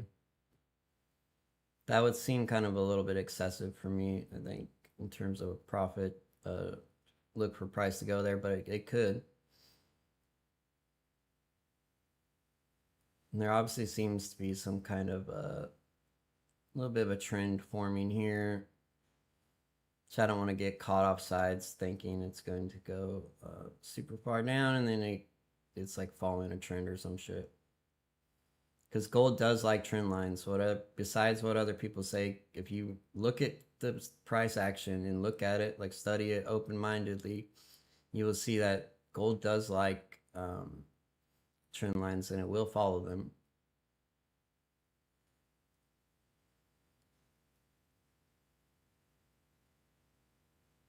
So because we're at a trend line, I just want to pay attention and see what it does. Does it respect it? Does it act like it's there? Just ask basic kind of questions. Because right now we're kind of rotating off of this low time frame balance area here. So the next stop would be through it and then down here. Once we get through there, then it's pretty guaranteed there. But right now we have to kind of have a continuation down here, the next measured move. So this would measured move 1 was about 4 points. Measured move 2 was about 6. So we could say 8 points down to there. But that would be a pullback without it redelivering into this area or that area up there.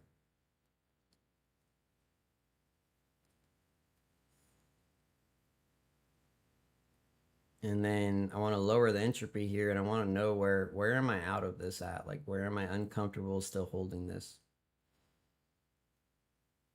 Because I added on, that means if let's say I want to wait for here, I would give back most of that profit. I don't want to do that.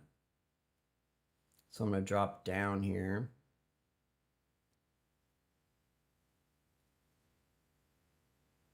And I kind of want to say like above this area here, probably want to be out of this.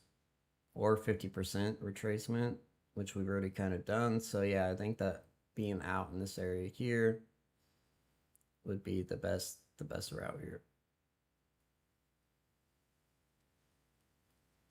And if we are in expansion, I want to make sure we're continuing to follow a trend, or getting steeper, which we are. All right, Nasdaq's offering me a great re-entry here. I'm not going to take it though, but Let's go ahead and move it off my chart so I'm not tempted here. Because this is like my bread and butter, half back to balance, re-entry here. That's my shit right here. Yeah, that's my game right there. But I already got a really big gold position on. I don't need to be a piglet. The bears make money, the bulls make money, the pigs get slaughtered. So remember that.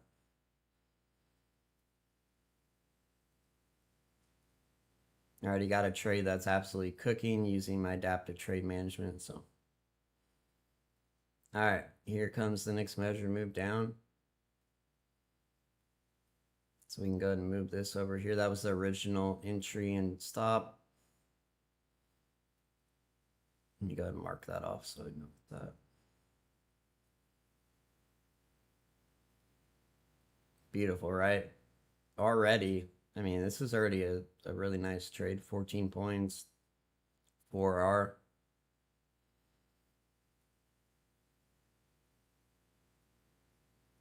All right, looks like we're gonna get the continuation here. Looks like it's not really even paying attention to the trend line. It doesn't seem to really have any effect on it, so maybe here, but even there it's not really. So I don't need that in there anymore. I think we're good to go here.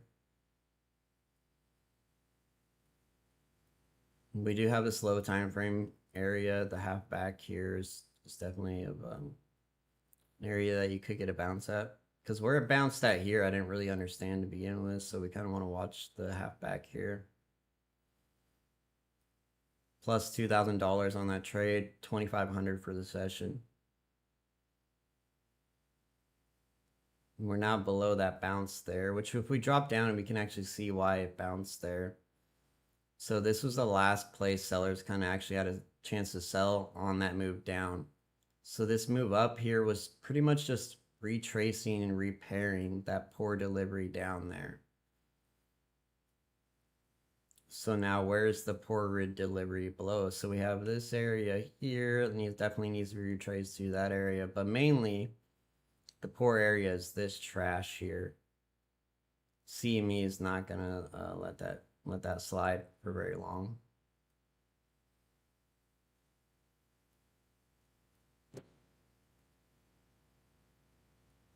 All right, new strong high here. Not really what I wanted. I wanted like an expansion 3 candle move down, kind of like what we got both times here. So the fact it's not doing that that's a signal all by itself. So I want to put a line right here because this would be the next kind of area. And then this area here would be the next one. I always want to be as 2 steps ahead of the market if I can. I always want to know where it could possibly be wrong. I always want to have a plan for every single thing that could happen. Boom, there we go. So it just blasted through that half back there. Just blasted it. So we drop down and see why did it blast it. Yeah, so the next area would be down there.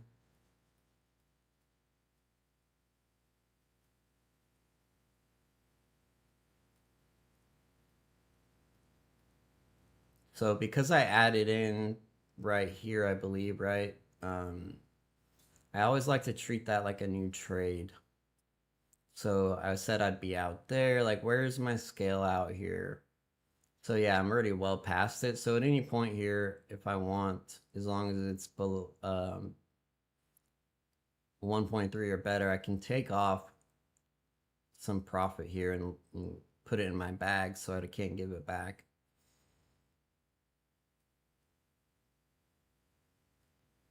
Let's go to 3 minute. I want to see the 3 minute one time framing continue here. We had 1, 2, 3 candles down. You got 1, 2, 3 candles down. So we should get at least 3 candles down here, which is about the third candle's about to close. So I would expect though that this should speed up and get more bearish here.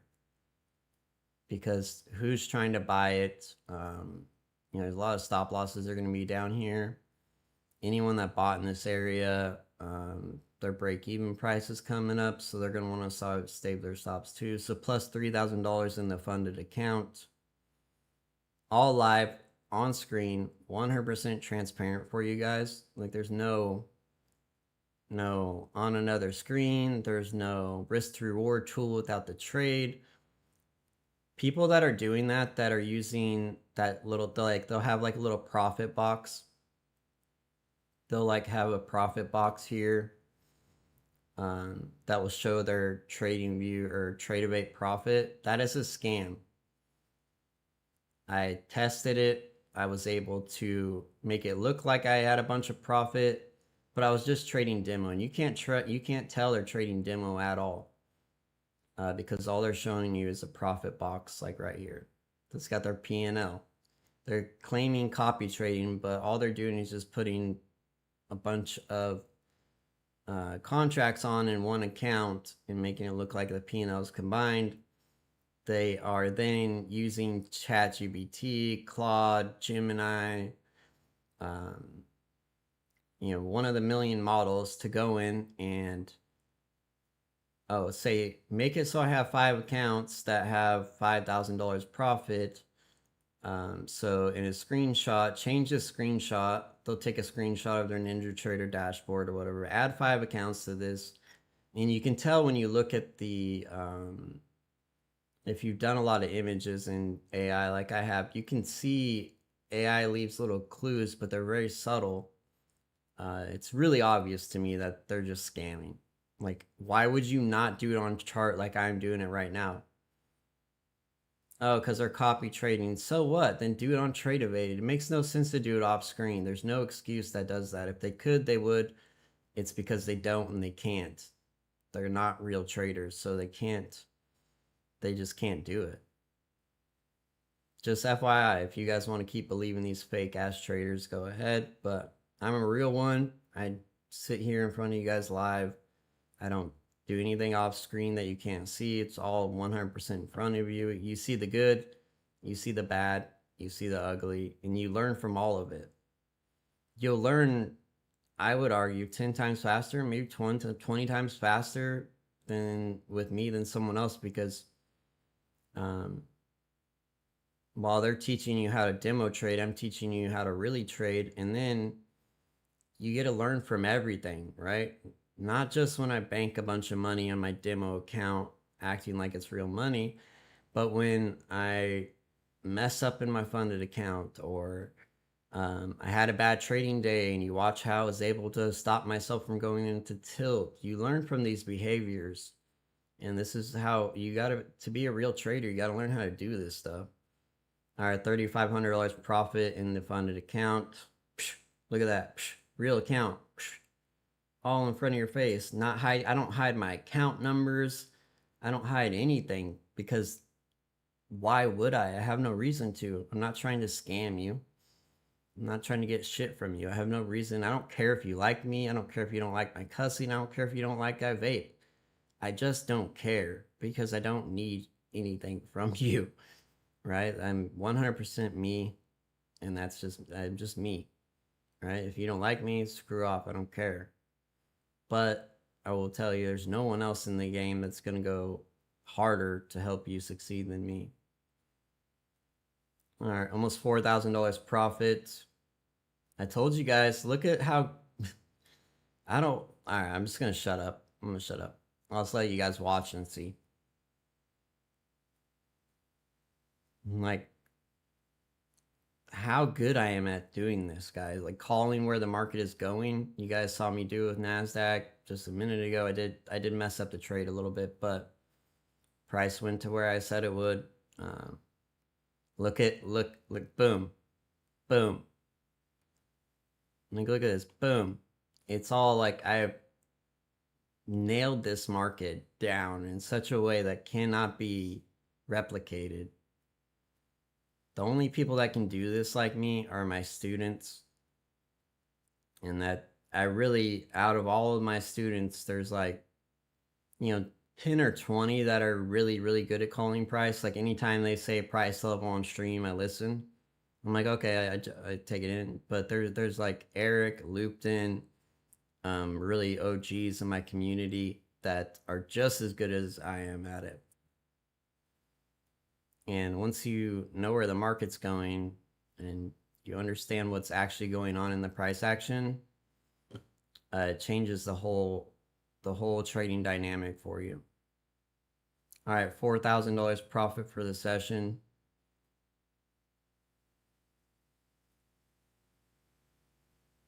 Trying to get a new car, so use some more profit here. Get me that new car. Give me that new whip. Yeah, there we go. That's that new whip money right there. $4,500 profit. Price target. And we're on the micros here. So on the full size contracts, it could have reached into kind of my profit target here. So it's time to start piecing this off here. Not all of it, but based on the price action, how it acts here. But that was my target right there, guys. So that was the trade that looked impossible there. So the spread wide, when gold speeds up, the spread will widen to 1 to 2 points. So I kind of look at, okay, so it was 3 points off there. The spread could have widened that much, but probably not. So we're now sitting at a 7-hour trade, 22 points.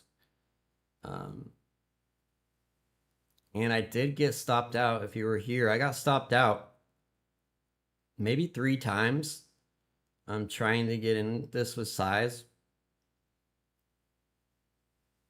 Yeah, and then I looked at the previous consolidation, and something I understand about price action is that these patterns repeat over and over and over again. So I was like, I wonder how long it consolidated last time before it actually like kind of broke down. Okay, 29 bars for about 30 minutes on the 3-minute, and I was like, okay, I'm just gonna enter there, and then if it breaks out, it breaks above this area, I'll get out, and then I'll look to see if price kind of breaks out and starts going down once it hits that 30-minute mark. And then what do you know, right immediately, boom, and then I was able to add in right up here. And now what you'll notice here is it only took out this low like by a little bit, and it's already starting to pull back big. So the target hasn't been reached yet. The target's 4109. So let's go ahead and drop down and see what's going on here. Like, where is it retracing to and why? Is there a reason for it? Is it going to respect it once it gets there? So you can see here, like right in this area here, that big drop that just happened down, it's just retracing that right now. It's going right back to where the last time buyers participated in price. It's just serving them back up. There it is. Bada bing, bada boom. So if it rejects here, I'm going to do what I do best. I'm going to add into this bitch with size. Back to full size here.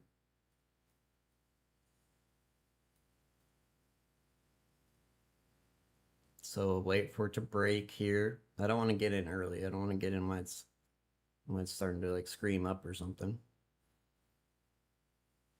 So from that low to that high is a little baby balance area there.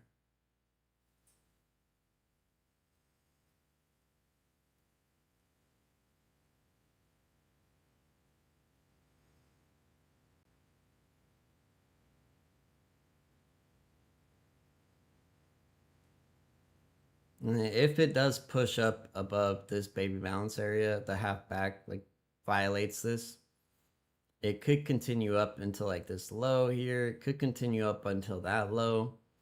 I'm not trying to do all that. I've been trading for now fucking 5 hours just about. No, not 5 hours. Since 3, yeah, 5 hours. So I'm getting a little bit tired. I'm just gonna cut it. I made $4,000. I'm good, right? It's $1,000 an hour. It's nothing to be scoffed about.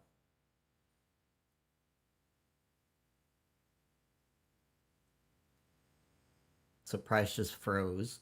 That's kind of odd.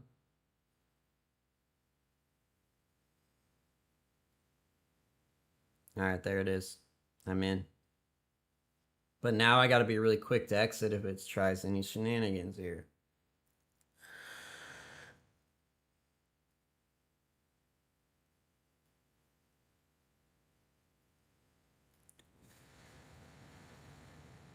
So what time? It's been one time framing up on the 32nd here. I probably should have waited for that to end. I'm gonna have to cut this if it tries to push up anymore. Because again, it could come all the way back up to here, and I'm not trying to get back $1,000. I do like how it is rejecting this little big balance area though. But there's lots to redeliver higher.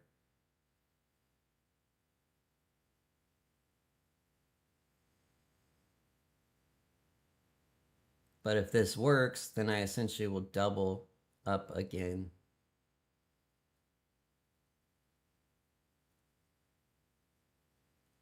It's a good place to like have a line in the sand and double up, because I know exactly where I'm wrong at.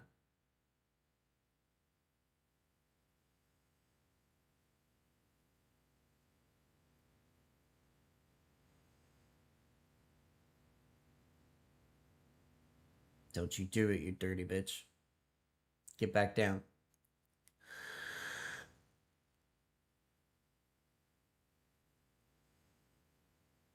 Alright, it's tapped it in the halfback, and now it should rotate back down if it's bearish.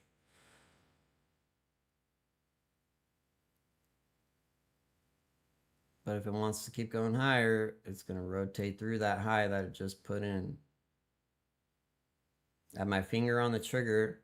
I don't know if you know this, but you can have your finger on the trigger pushed down, and that way you're ready. All you got to do is release it like that, boom, and you're out. And you can move it off of there if you want. All right, so it did just rotate back down, so we'll give it a second to see what it does here.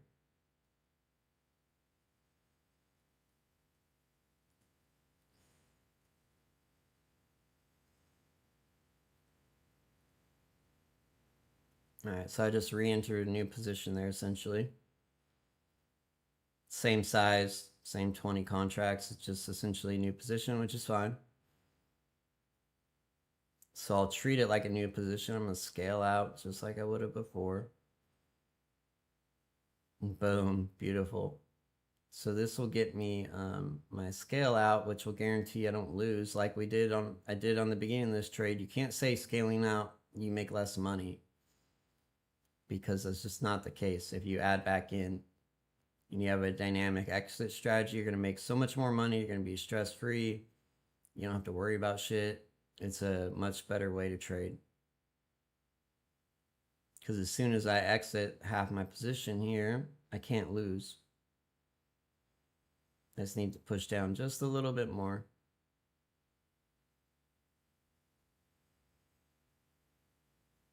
Very strict about once I'm way past it actually. All right, I'm going to take off half my position there. Now I can't lose, because I exited half my position at 1.83R. I have a total risk of 1.2. So 1.2 of risk times 100 equals, I have $120 worth of risk left in the trade, but I took off half at 1.83. So I banked 183 and I have $120 left. So you go minus 120. So even if I was to get stopped out, I would still make $63 instead of taking a full loss. Like if I hadn't scaled out there and price had came back up, stopped me out, I'd take a full loss of $280. But by scaling out, I guarantee that I don't take a loss at all. I mitigated my risk. There's no risk left on the trade. It's only upside. Like the power of that is so huge. Over a set of 10 trades, what it does to your average risk. Like if you look at my stats, my average loss is like $70 on average. Not that I take a loss of $70. When I take a full loss, it's like almost $300, but the scaling out averages it out. All right, $4,100 of profit. Just tear and take profit trader up. I've got this 25K account to $31,000. Total profit in the account of $7,000. And let's see if this is live here. Let me sign into this real quick. I was curious about this earlier and show you guys my stats here on this account.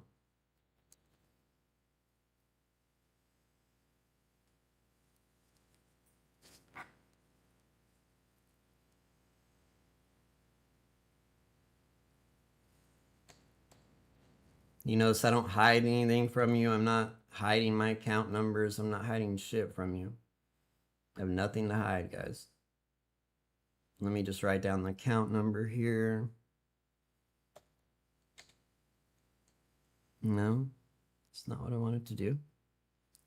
335499. And I can search this account number here. Why let this just cook?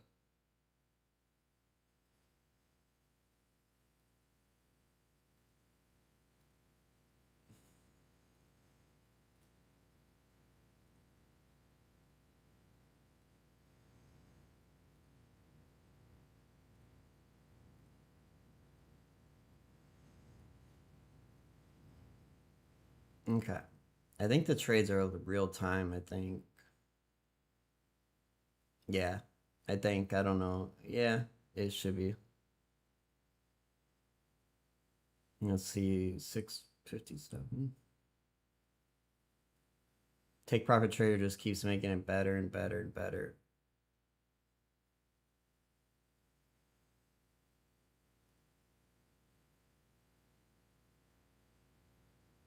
Yeah, 657, yeah. Okay. So these are my real stats in my account here.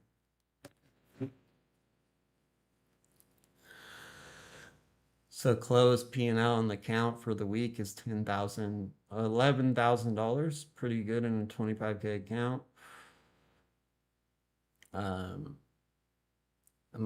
take 95% short trades.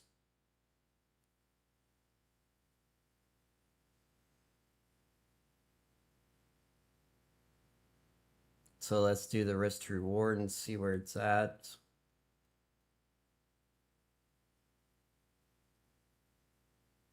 So 285 is my average gain. My average loss is actually a little bit higher than I thought. It's 148. So to get your risk to reward, 285 divided by whatever your average loss is, even if it's upside down. So I have a 1.92 average with scaling out at a very, safe. I could stretch the scaling out to get it even higher. But if you look at my win-loss ratio, it's nothing like crazy. Like it bounces around like 50 to 60%. But it's because of my adaptive trade management that I've created here that allows me to just rape the market. That's all it is. So today I have a win rate of 48%, which is pretty shitty. It's actually not very good. It's probably because of trying to get in that gold trade there. Probably wrecked it.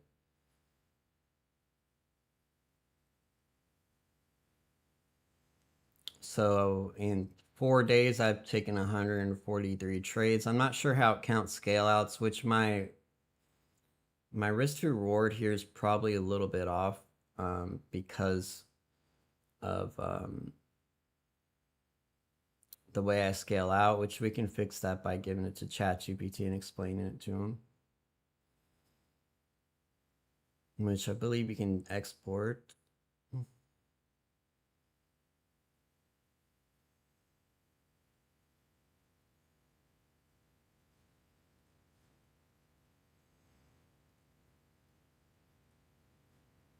But I just want, like, this is amazing because it updates in real time.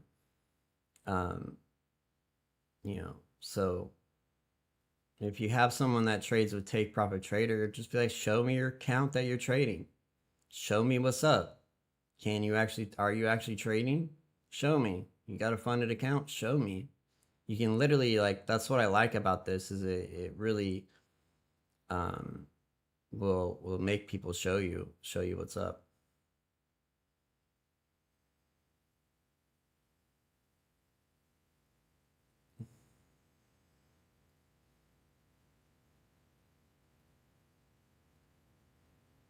Yeah, so here's my profits per time a day or per trade. So you can see I go through drawdown just like everyone else. It's just how do you handle it, I think makes the biggest difference. And what you can even do in here, why this is even more amazing, is I'm pretty done with trading here. I'm pretty tuckered out. It doesn't even excite me to make any more money now. I'm pretty tuckered out. All right. So if you have any questions, I'll give you, because the way people leave the average, I'll show you guys the average for YouTube. Your guys' attention span is extremely low. Could be because of the ads, but the average view duration is only 12 minutes. So if you have a question, please re-ask it in the chat so I'm not answering questions to someone that's not even here. And if you made money with me, what's up? What's up, guys? I think all the seats in the VIP Discord are eaten up. I don't think there's any left, honestly. I opened up 5 more and I got 3 notifications already. So there might be two, maybe 3 seats left. I honestly don't know. That would be on you. But let's go ahead and go to Take Profit Trader and withdraw some of this money that I made today. It's about time. I always wait until the closest I can to midnight Eastern time, and we're almost there, so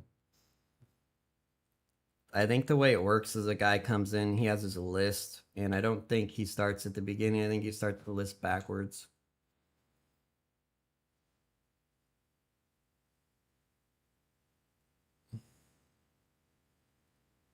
Okay, so I have in my wallet from my trading today, I have $2,576, and then obviously I have the $7,000 in the account now. I just chose to leave most of it in there. So we'll go ahead and go. I always like to leave like enough to like reset a pro account in case something happens. So we'll go like to, I think resetting this is $445. So we'll go $2,000. I accept it. And then usually how it works is that within, it depends, whenever he gets in and gets to it, could be hour, could be, usually before morning they approve it, and then I tell them where I want it. There's kind of like an extra step in here that doesn't really make any sense to me. It never has. So I'll request it, and then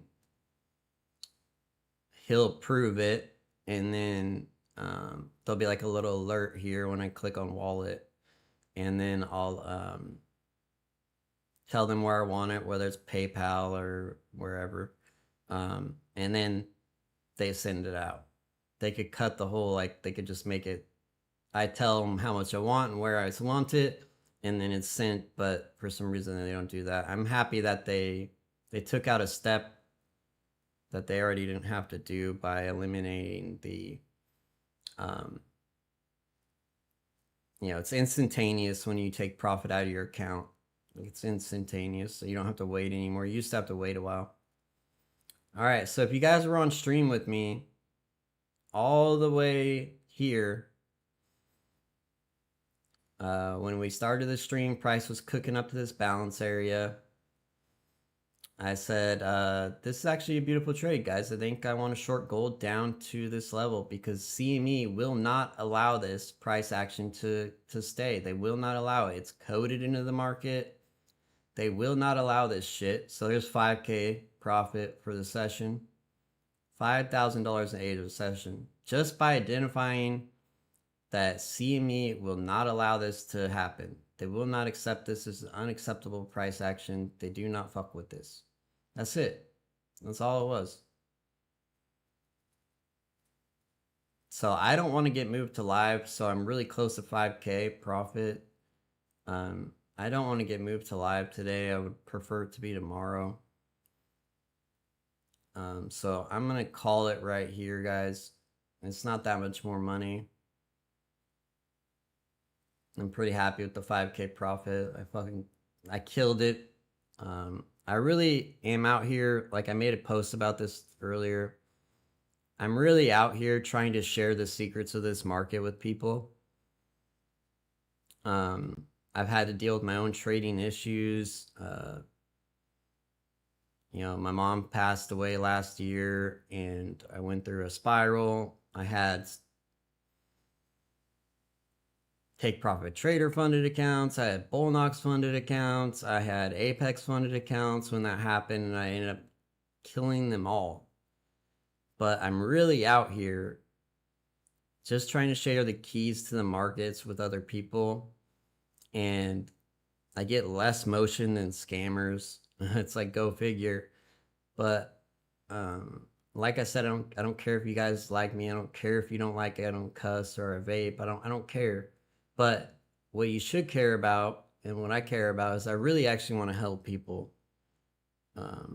I like teaching. I like helping people. I'm bored all day. When you're a trader full time, it's like, well, why would you teach if you're profitable? Because it's fucking boring, dude. And it's lonely as shit. What do you do all day? Like, I wake up, I trade for a couple hours, and then I don't like to trade the rest of the New York session. I just like to trade the opening and be done. What am I supposed to do for the rest of the day, guys? So I like to spend some of that time teaching and helping other traders. So join the community. Come check me out, guys, and let me see if you got any questions here.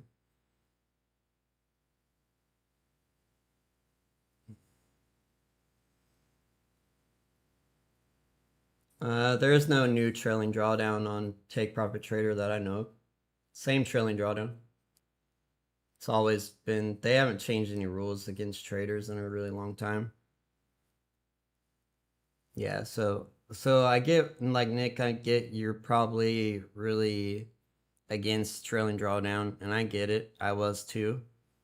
But it's so beatable, dude. Like, I have it down to a science. I'm not saying it never gets me. Sometimes it does. But I get it over the trailing drawdown most of the time. And like with Take Profit Trader, you get this amazing, better than a cash account if you beat the trailing drawdown. So it's definitely worth it to beat it. No consistency, no caps, no rules, just trade, right? No bullshit.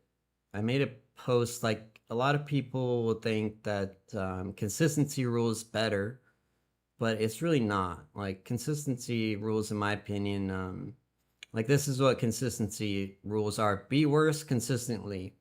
That's not a joke. Under consistency rules, your best day counts against you. Like, what is that? So I would, it's beatable, man. It's really just a couple set of rules you implement. I do most of them in my trading all the time, but you can beat it, dude. But I don't know about any new trailing drawdown. I don't think they've always had it. Any discounts on VIP? Negative.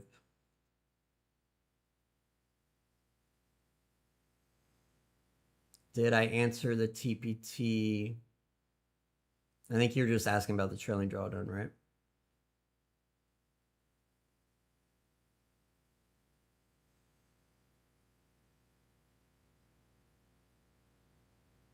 Yeah, I think the community is about tapped out, man. I think it's about as many people as I want in it.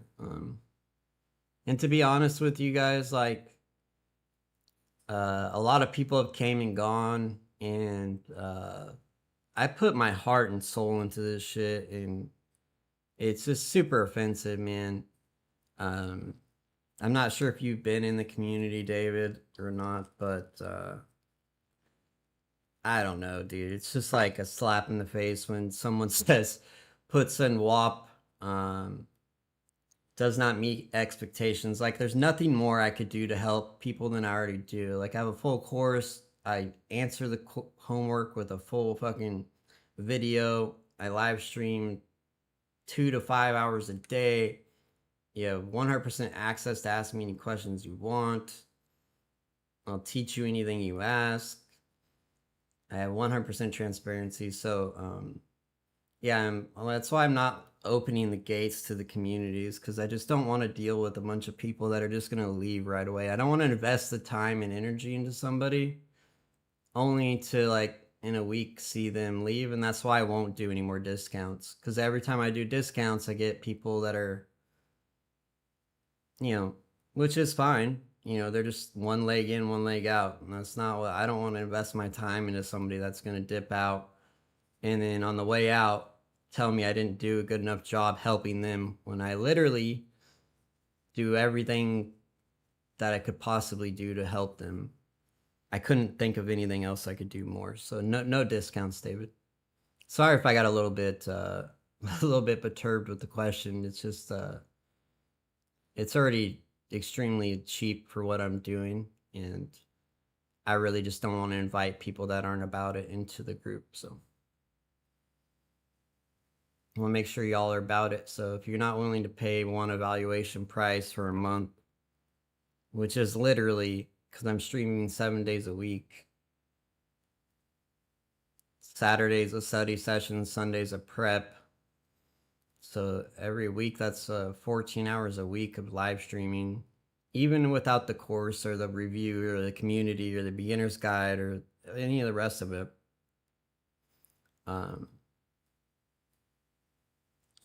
That is you paying like pennies on the dollar per hour of streaming.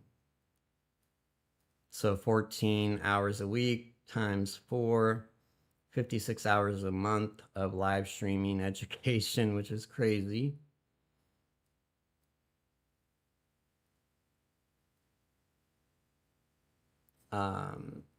So it'd be 129 divided by 56. Yeah, it's $2.30 per hour. So yeah, it's already super discounted. And it's 100% guaranteed if you do the course. So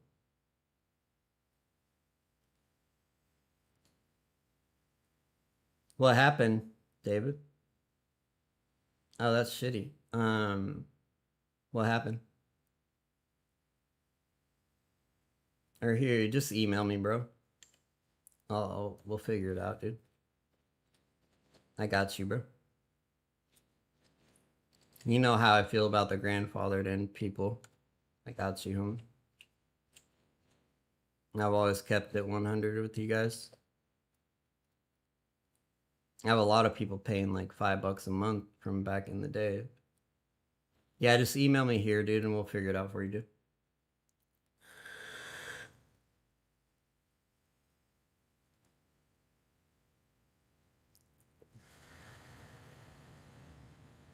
Alrighty, any other questions, guys? My voice is going out. Target hit there, by the way.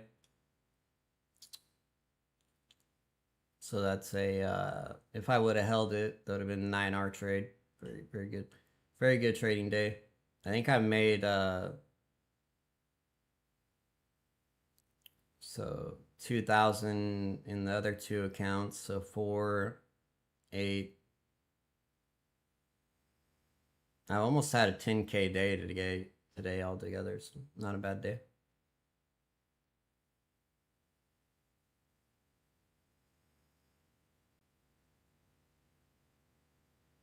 Hey, yeah. Yeah, man, someone's got to do it. Like I literally just I'm disgusted by the whole space in general, to tell you the truth. The whole space, it's like the worst people in the space have the most motion, have like can get people like get the most attention. I think it's the social media's fault, but yeah, it's like the scammers get all the attention for some reason. I don't know why. Um, maybe maybe it's the people. That's what they were seeking. I don't know, but yeah, if I was a guru, I definitely wouldn't be transparent. That's for sure. It has no benefit. There's no benefit to me to be transparent, other than it would take a lot of work to be untransparent. So I don't do it, and I don't really. I'm not. I make money trading, so I don't really need the other shit's just like a bonus.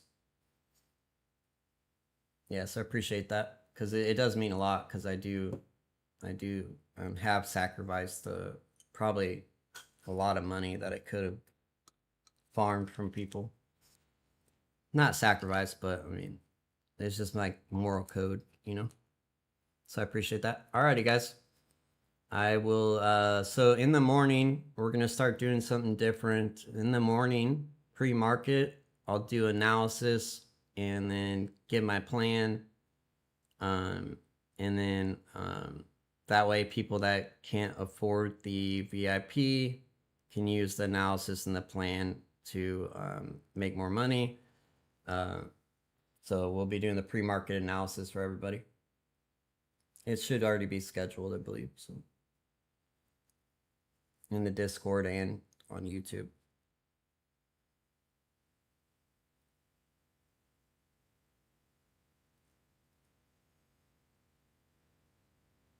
I think. Yeah, it's already scheduled. So yeah, make sure you turn the link on so you get it in the morning so you get notified. Or you can just join the Discord and you can get in. That way you can at least ask me questions in real time. YouTube sucks because you can't ask me questions in real time. Alrighty, guys, I'm out of here, and I will see you guys. Here's the link, though, if you want to join. If there's any open seats, I'm not sure if there is, but some people are complaining on WAP about it. Like, I already explained why I keep the seats limited, so it is what it is.